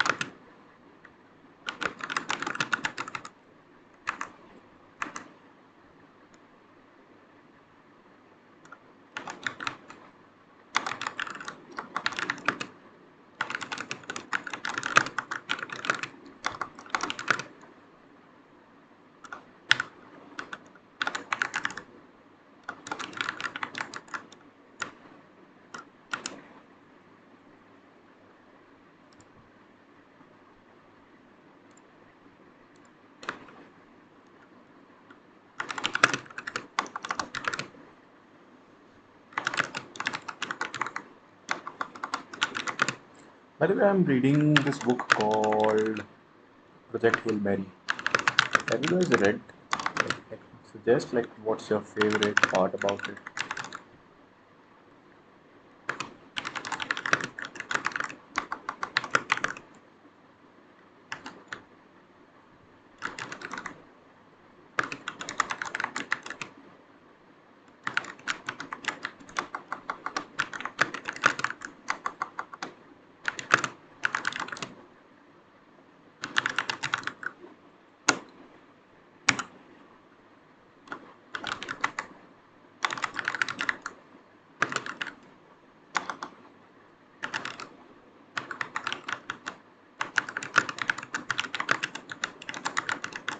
Guys, just let me write it first. I will come to you with what I am writing.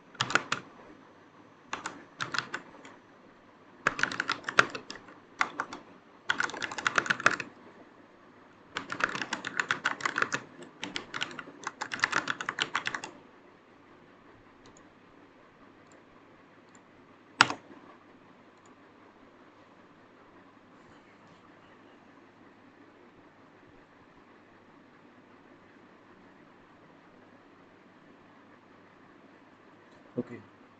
There are a couple of things as well in this.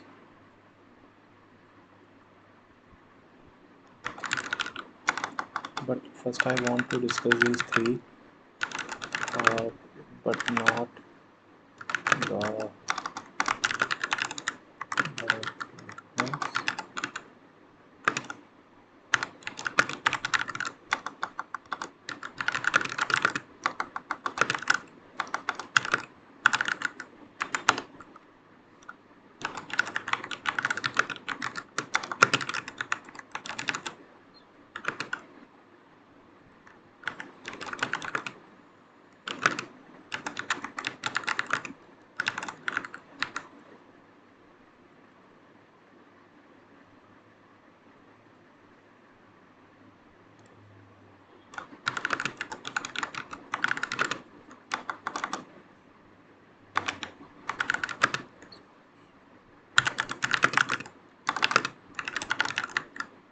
I love this point, the last one though.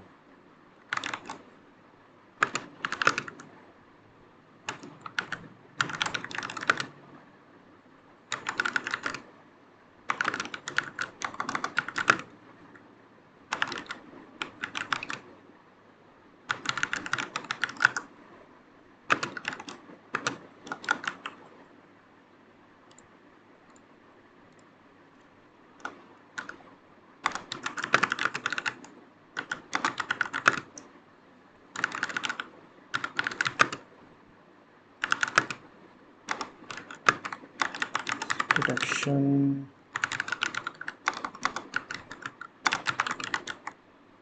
component fires is targeted or penalized, avoids inflating multiple companions over and okay. Main quest, I love this line. Main quest mandated dark art. Example story bit that forces strongly implies use of dark art spell. There is a mission in the game that is inside Salazar Slytherin's scriptorum. Uh, yeah, I think it's called scriptorum, and it's like not the Chamber of Secrets thing, but it's also a secret thing, a room built by Salazar Slytherin. I don't know how many rooms the guy needed, and is again infested with the snakes. And within this scriptorum section, um, uh, there is a mission that where you are required to use the curse you curse. And actually, every time you are taught a new curse, you are required to like use it. So that mission can actually, and actually also have some companions with you who is actually teaching you the curse. Most of the time, it's Sebastian. So you do not need the game to record that event of no notoriety. So that one mission can be excluded or exempted from or like a flag can be created is story mandated or for that one quest or that one event, and then that event can bypass that flag can help bypass the notoriety um, event catcher or dispatcher. Okay.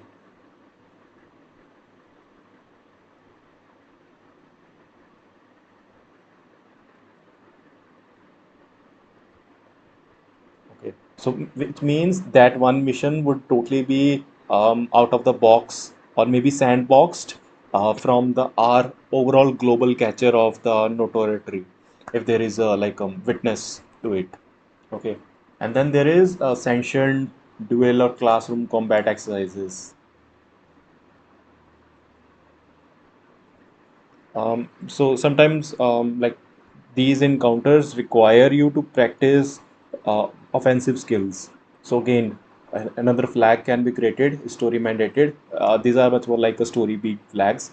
These can also be like skipped by the or maybe sandboxed by the from the other like events, notoriety events.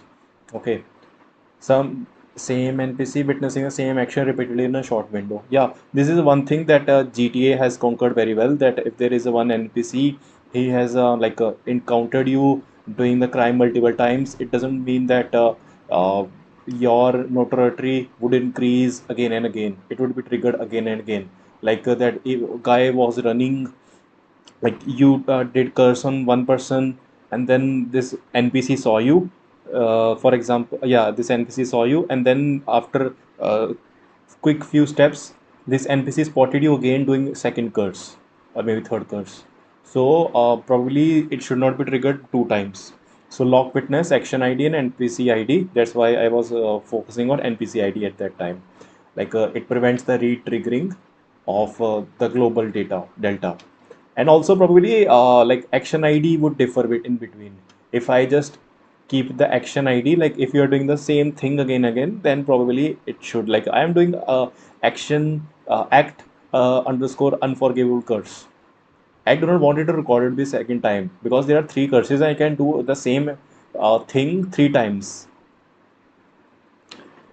Like I can do the same three curses within a gap of 1 second, and probably it would record in person's eyes, in front of the person's eye three times, but it should not record, which means my like would skyrocket. And then player using disillusionment invisibility charm to avoid detection. Yeah, that works. Actually, that doesn't break the lore of the game. If you are using disillusionment charm or invisibility charm, and then you are doing some act, then actually it doesn't breaks the lore of the game. Then actually you can work through it. It's fine. Companion present but not the direct witness. Example, standing in the group. Only a specific companion. Yeah. Um, For example, if you're fighting it in like a very big crowded place, heavily crowded place, like in a school or somewhere, or even in the last mission when the professors are all around you, okay, only then like that one compare, like for example multiple people are there, and if you are spotted by these multiple people, then probably your notoriety would skyrocket again through all the window, and you do not want that. Like it would be just one moment and your notoriety, you would be very notorious in the overall game. So you do not want that. So what you do is you record the players whose vision was on you, like whose within the vision radius you were in between, peripheral vision radius you were in between, and saw you doing the stuff. Only those guys will be recorded. And then last is reputation and extreme player for extended period. Yeah, so some this is a snowball effect. This is my favorite. So what happens is sometimes what you can do is like you can do so many good acts all all the multiple times. Like the game has very repetitive gameplay, so you can do multiple good acts at multiple times. So, but it will not and there is a very high chance like you can like do a good like exemplary kind of record for yourself, but then it gives you a freedom to do any notorious task, because for example you have just done the repetitively exemplary tasks and reach your score to 1000 if there is no cap to it. And now there is no point like you can just do anything you want, do all of the curses or anything, or be any gangster or anything, and just be very notorious. Still your points would be around 500 or maybe 400. Till you reach zero, you cannot be just counted as a evil while you're doing so bad acts. You're playing the game in a very bad way, so that's a very bad thing. We do not want to do that, so we are just cap it till 300 and till minus 300. You just play in between that. So it can be like a sine curve, up and down and up and down, or maybe I don't know, tan curve. What's that? What's that? Yeah, so that's it. And then finally, production plan. How do you want to launch it?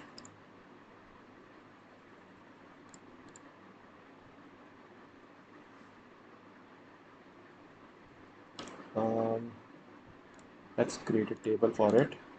Okay, one is milestone, one is deliverable. If somebody asks you, you should always give it a production plan. It means like you are not talking stuff in the air. You actually mean business. T-shirt,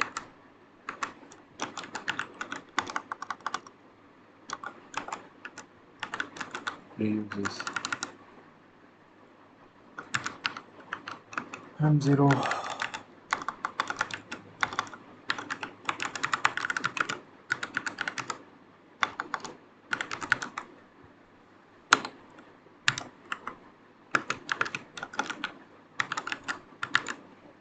You want detection pilot, then an M0, then you want M2 is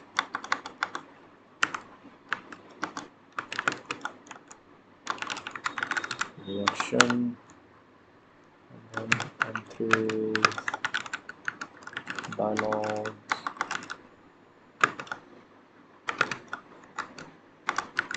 and companions, and then M4 is economy and world dressing. M5 is UI, and then M6 is balancing pass and QA.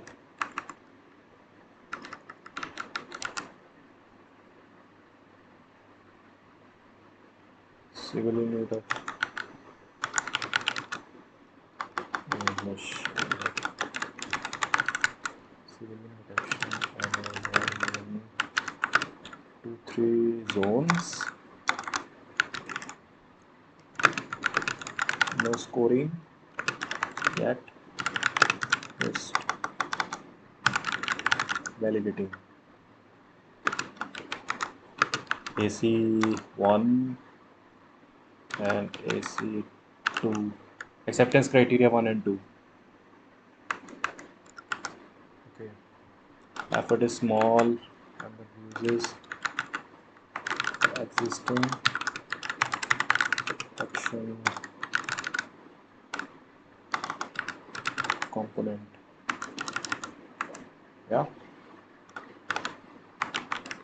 Stats dynamic or log definition rows RNS underscore register witness events function decorative.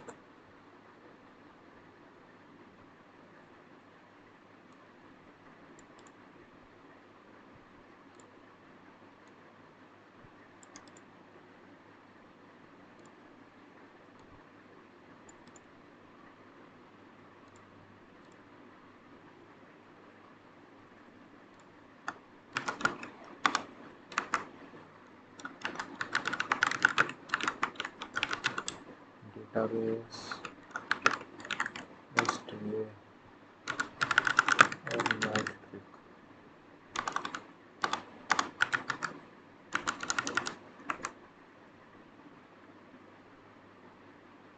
Schedule keys authored and wire to threshold.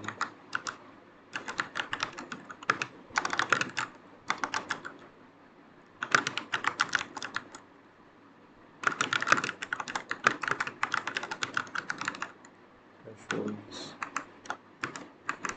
medium.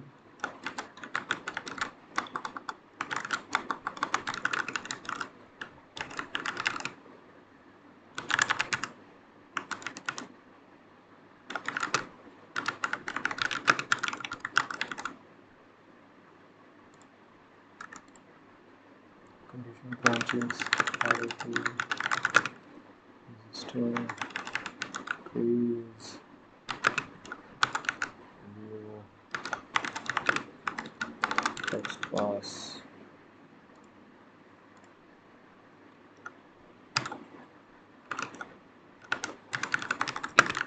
display content,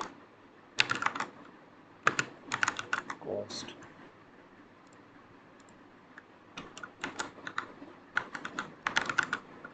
existing, quest, editor, conditional,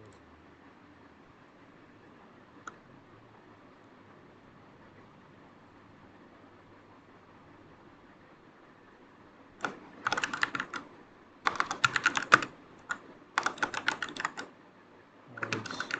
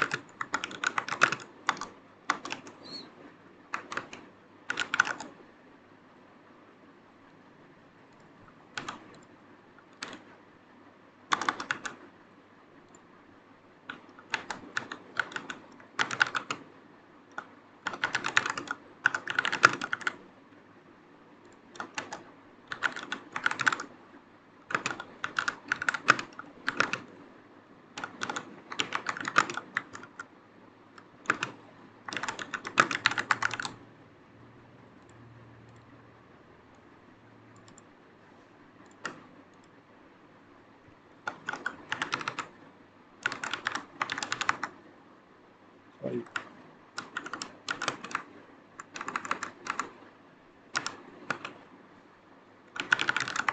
sorry,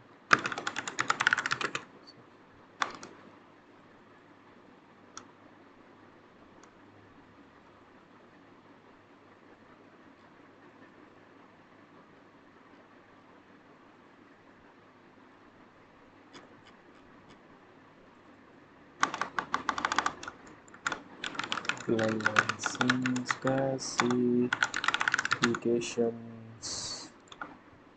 and then 0.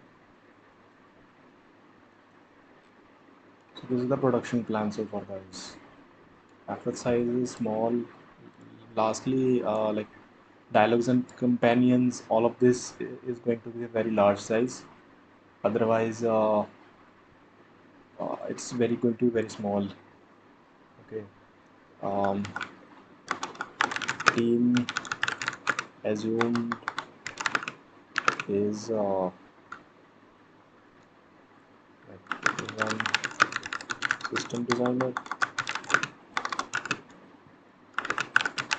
one gameplay programmer, one narrative designer, partial UI slash QA support, working against an already shipped store level code base.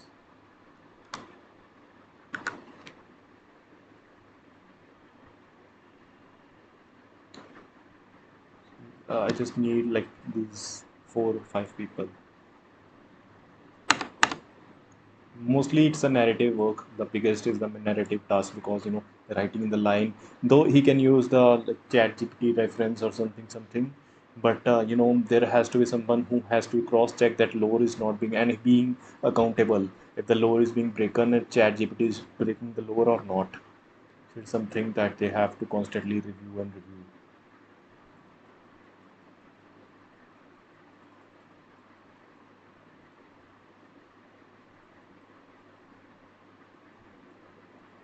Yeah, and then I wanted to write QA, but I don't know.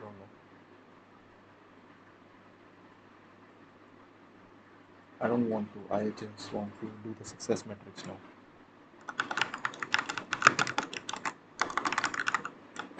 I will leave something for the other team as well, you know. Six metrics.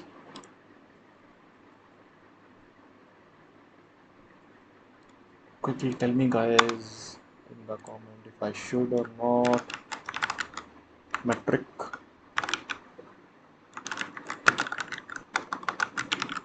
target signal.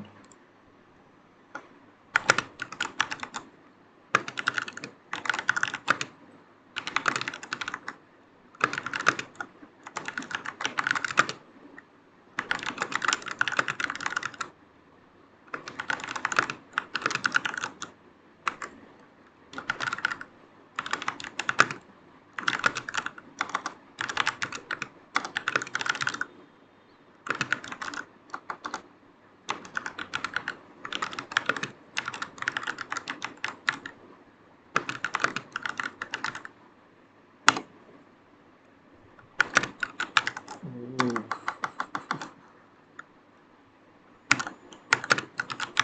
Percentage.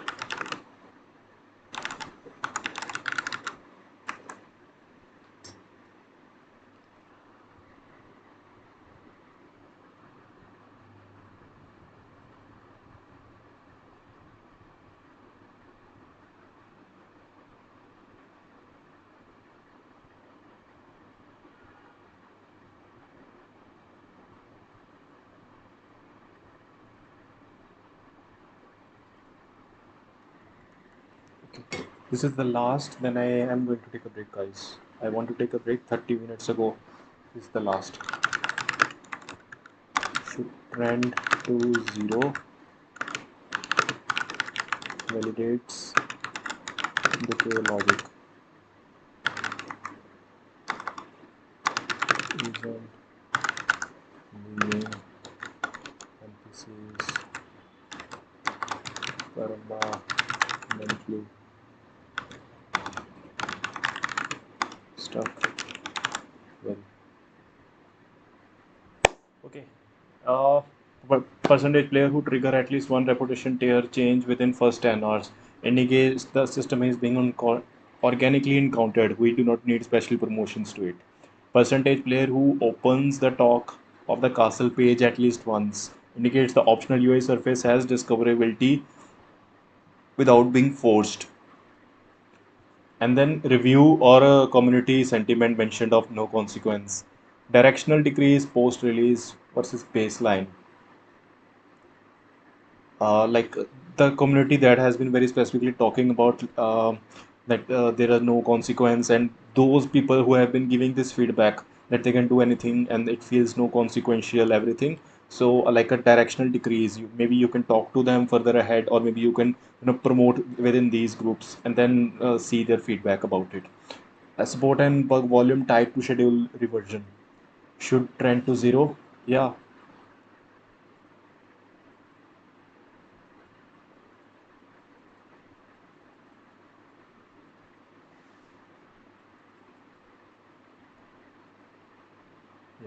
That's it only. Then I want to share some glossary. Notoriety means a local decaying person tracking of the witnessed action. Reputation means global persistent tracking of the witness actions by named notable NPCs. Named notable NPC and NPC built as a one-off character per the existing creator kit character taxonomy. For example, professors, prefects, companions, and merchants, as opposed to the background characters, CC characters, townfolk. Okay, witness event. A logged instance of an NPC's detection component reaching alarm state on a player action. Yeah. Okay. 48 hours. Okay. And then a named band of notoriety or reputation values that triggers a defined reaction. Stat or lock. The two existing generic database types.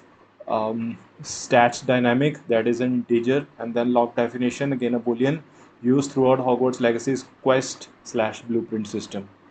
Stat and lock, like what is the stat of the person, and then lock definition, it's a boolean, 1 or 0. Okay.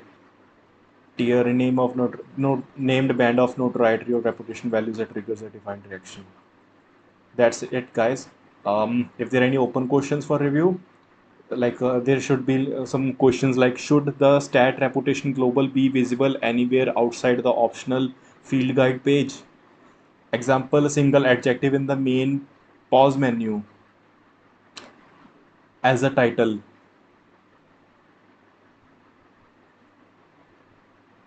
Current spec says no, um, but flagging for narrative or UX sign off. Okay. Should house specific reputation separate from the global be a fast follow, echoing the cut house points concept more literally? Out of scope for V1, but low cost to bolt on a later since it uses the same stat pattern. Okay. And then confirm target list for the MO pilot with level design. Courtyard, Hogsmeade, and library assumed as highest traffic, highest visibility candidates, and the events that are happening. So these are the for M0 plot points. So that's it, guys. This is all for like we had thought of. I just skipped the point where there were risks and some mitigations, and then as well as a QA acceptance test metrics. For example, player in courtyard, um, three background students in FOV, field of view, and player casts Avra Kadavra. Um, so stat notoriety courtyard increases by base value into 2. Okay. And then no NPCs in field of view, player casts Avra, no stat change. These kind of companion has 3 plus logged unforgivable witness events. Player next speaks with that companion. At least one new conditional line surfaces. Okay, player casts a spell during a sentient dueling club match. No notoriety or reputation on change. Player never opens field guide. And no reputation tier change occurs. No pop-up, no force notification. These kind of things. And some of the risks that are there, it can be perceived as punishing the advertised dark wizard fantasy. P2 and P5 at the top had mentioned uh, P5 and P2. Enforced at the architecture level, no gating is technically possible in this design, only reactive dressing. Okay, players optimize around the numbers once detained by the community, same fate as original house point table. Values intentionally coarse tiered rather than exposed as a live number. Formula transparency doesn't functionally matter since nothing is gated.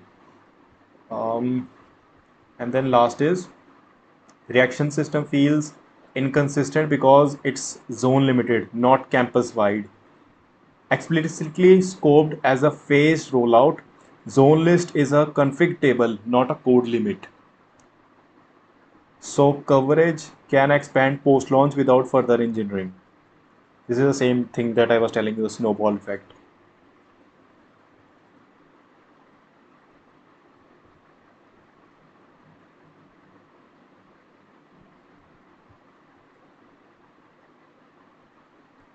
Content cost balloons. Um,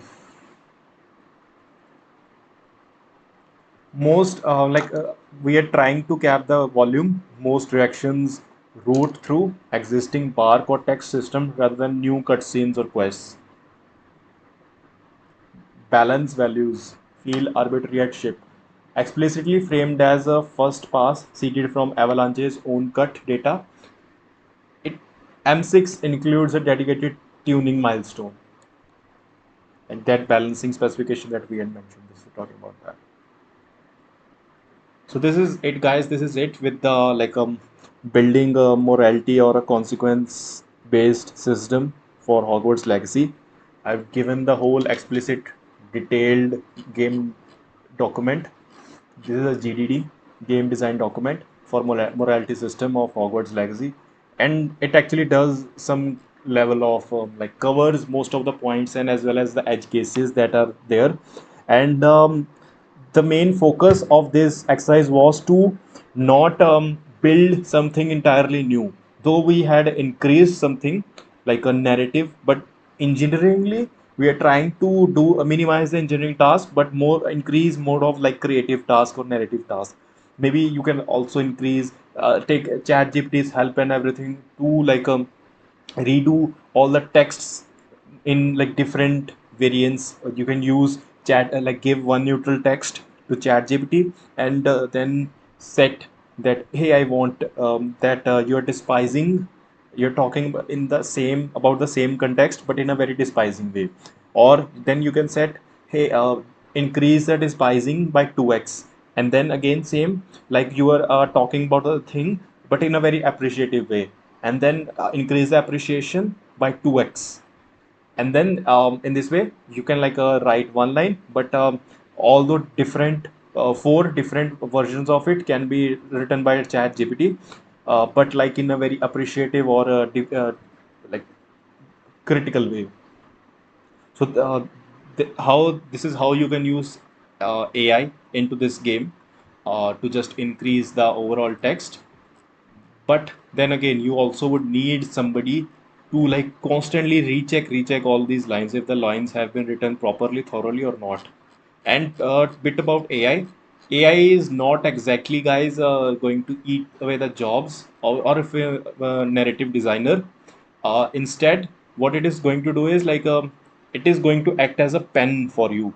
For example, when back in the days, when like there used to be hand people would use all those blocks for printing on the newspapers and everything, and then typewriter came in, or maybe the print first set of printers came in. Okay, and the first set of printers would rapidly the print on a big pile of paper. They just needed the whole text to be set and in for one time, and then the whole pile of paper would be just stamped with one single stamp. Okay, and instead of writing it with hand and doing all the calibration, everything. So this is how AI is going to be. It is going to first of all make it look like that everybody is losing the jobs and everything. But then it increase the jobs. If you read Benjamin Franklin's biography, in that biography it says there was a time when everybody used to write with their hands on the newspapers and everything, and then when the new thing came in, when the new thing came in with the printing press and everything, everybody was probably scared of it that it is going to eat all the writing jobs for the newspaper and everything. But somehow it changed. People increased the number of newspapers, the writing hands increased and everything. If I just give you one example of this, I'm going to power up chat gpt. Okay, chat gpt will tell me. Okay, back in the, I think it was 1700s, when the people would write for newspapers or pamphlets or books, with their hands. Okay,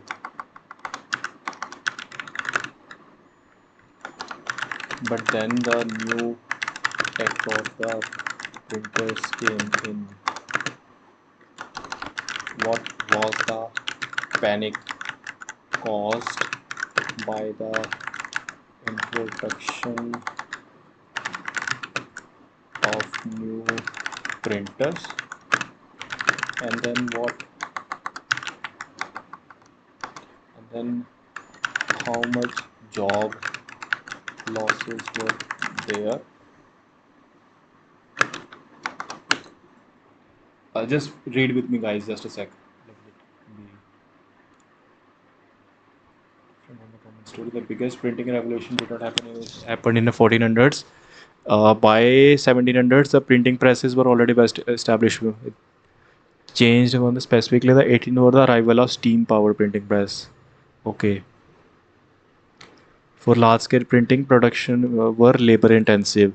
Scribbles copied manuscripts by hand, mostly the 1500s. Authors wrote manuscripts by hand. Compositors manually arranged individual metal letters. Pressmen operated hand presses one sheet at a time. Printing already employed thousands of skilled workers by 1700s. The panic over new printing technology. Every major improvement creates anxiety. Fear that skilled craftsmen would become obsolete. Printers, compositors, and typesetters worried machines would replace years of apprenticeship. This is very similar to the concern of replacing writers or designers. Fear of wage reduction. Even if workers weren't completely replaced, employers could hire fewer highly skilled people and more lower paid workers to run machines. Fear of low quality work. Many argued machine produced books would be inferior and destroy craftsmanship. Fear of informative overload. Some scholars believed cheap printing would flood society with low quality books, misinformation, and frivolous reading instead of serious scholarship. Ironically, this sounded like a modern debate or social media and AI generated content. But their message there is very surprising. There is no evidence of social wide collapse in employment caused by the printing technology. Instead, some specific occupations shrank, new occupation grew much faster. For example, manuscript subscribers, they became printers, illuminators, they became typesetters. What the hell? Copyists, they became press operators. Okay. And then some bookbinders, they became editors, publishers, booksellers, journalists, paper manufacturer, authors. Chat GPT is actually associating with it a lot with the AI thing, and I do not want to do that. I think Sam Altman, Dario, all of these people have also taken the same example because it's a very American example. So Claude, we can better help.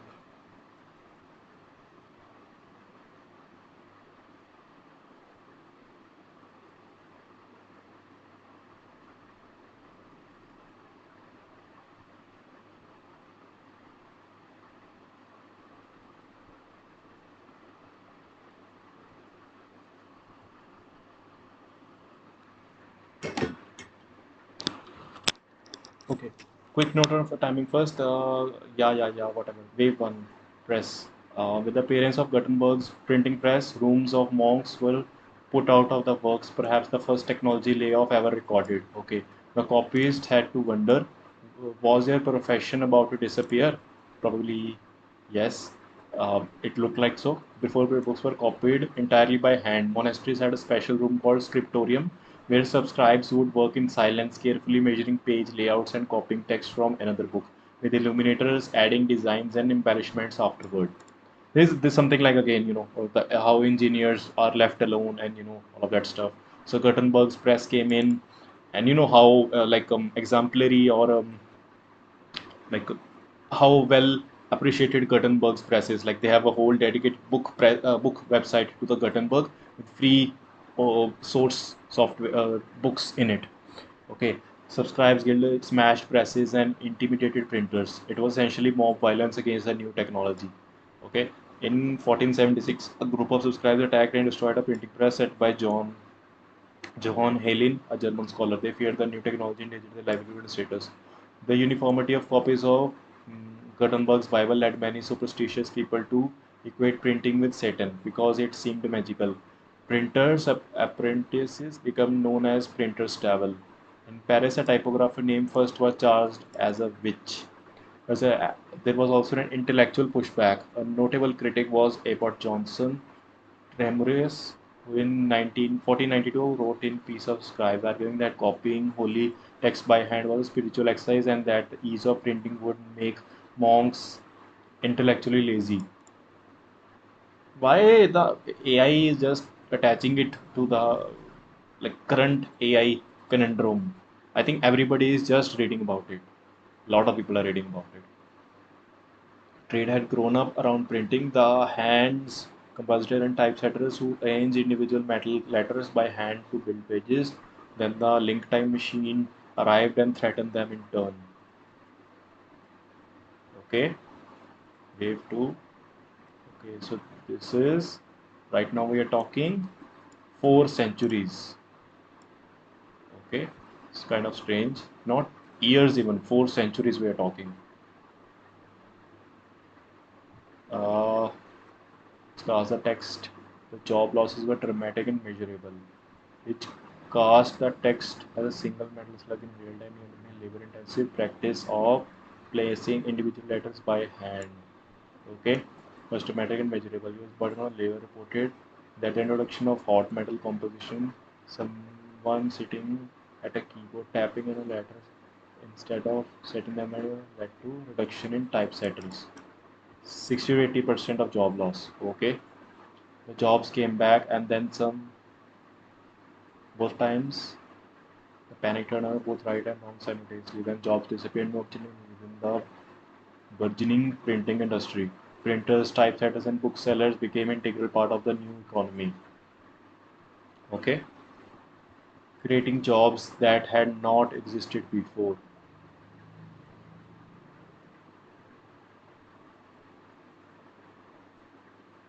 Okay, newspapers grew so rapidly by being able to publish more stories more cheaply that employment skyrocketed.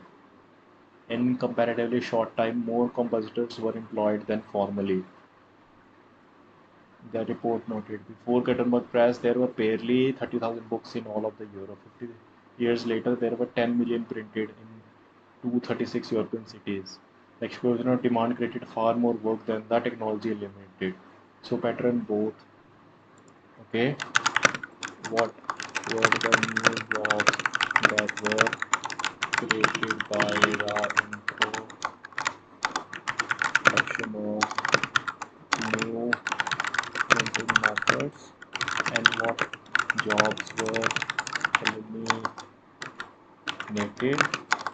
Maybe I can also ask it what time it took, how much time it took between the period of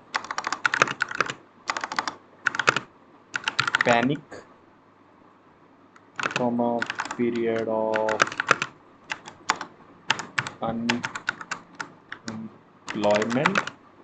and period of regaining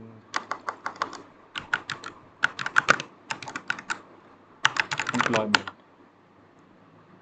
Sorry about the spelling, guys.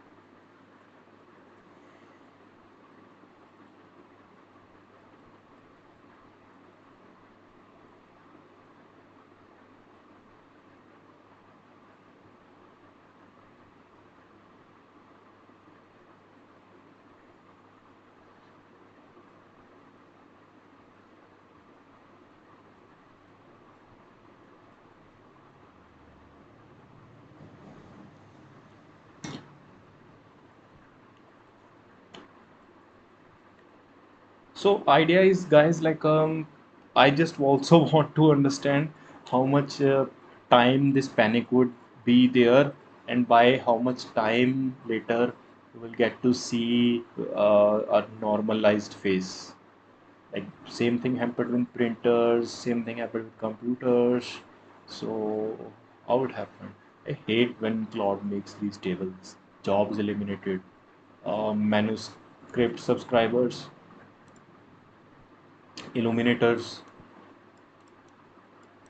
okay, monastic copyists, monks reproducing religious texts, okay, press operators, printers, running and maintaining presses, typesetters and compositors, hand arranging metal typewriters, okay, and then proofreaders, and then checking printing text for errors, booksellers and publishers, selling and distributing books, bookbinders, and then street peddlers of books. Okay. So earlier, most of the what I feel is manuscripts were like written on leaf or small one or two pages, but then these pages were like you were very specific about these pages that you knew. If like for example, there are 40 books in the world, and then somebody complains about, hey, this page is missing from this book, then you know like 40 books there are only, you can just know on the internet what book 40 of those, what book is missing what page, and where is that page, probably you can locate it. It is not like finding a needle in a haystack. But now uh, once the number of books increased from 40 to 40,000, do you want to care more about these books, like what these pages have? Yes. Do you want to like set up a organization to actually look up all the books, like what it is saying, if it is even right or wrong, or it is talking about Satan? Yes. Do you want to also uh, increase the number of people who are just making those letters, metallic letters, for you to be used as the stamp on each of the books? Example, letter A, and then letter B. How much difference between letter A and B should be there? And then if the letter and B should be made in another font or not? Yes. And then a designer would be inside, like a monk was doing all of that stuff, deciding all of that stuff. Now a designer would come in, what to do and what not to do. Okay, this is, we're talking 1450s. Like panic for 20-50 days, and then displacement 20 to 40 years. New industry grows for 50 years to the bloom. Okay, and then wave 2. So displacement happens within 20-40 years. But I think if you are in your 20s or early 30s, by the time you would be retired, you will see the whole AI displacement. Other till then, it is a just panic and panic. Sorry, right now it is going to panic, and then displacement will happen in the next 60 years. Again, same thing. Lincoln machines, 1886, jobs limited hand compositors, the one person who was changing the letters by hands or making all of those different fonts, and then typesetters, skilled artisan of the print shop, and then type distributors, sorting used type back into the cases. The one person who was making this would also have a distributor. If there was a factory, he would also have their own salesperson to distribute. So at that, so another job was there, like person making a factory of these, and then job created were like line type operators, key operators of the machine, machine makers, newspaper editors and reporters, you know, and then layout designers, compositors, and everything.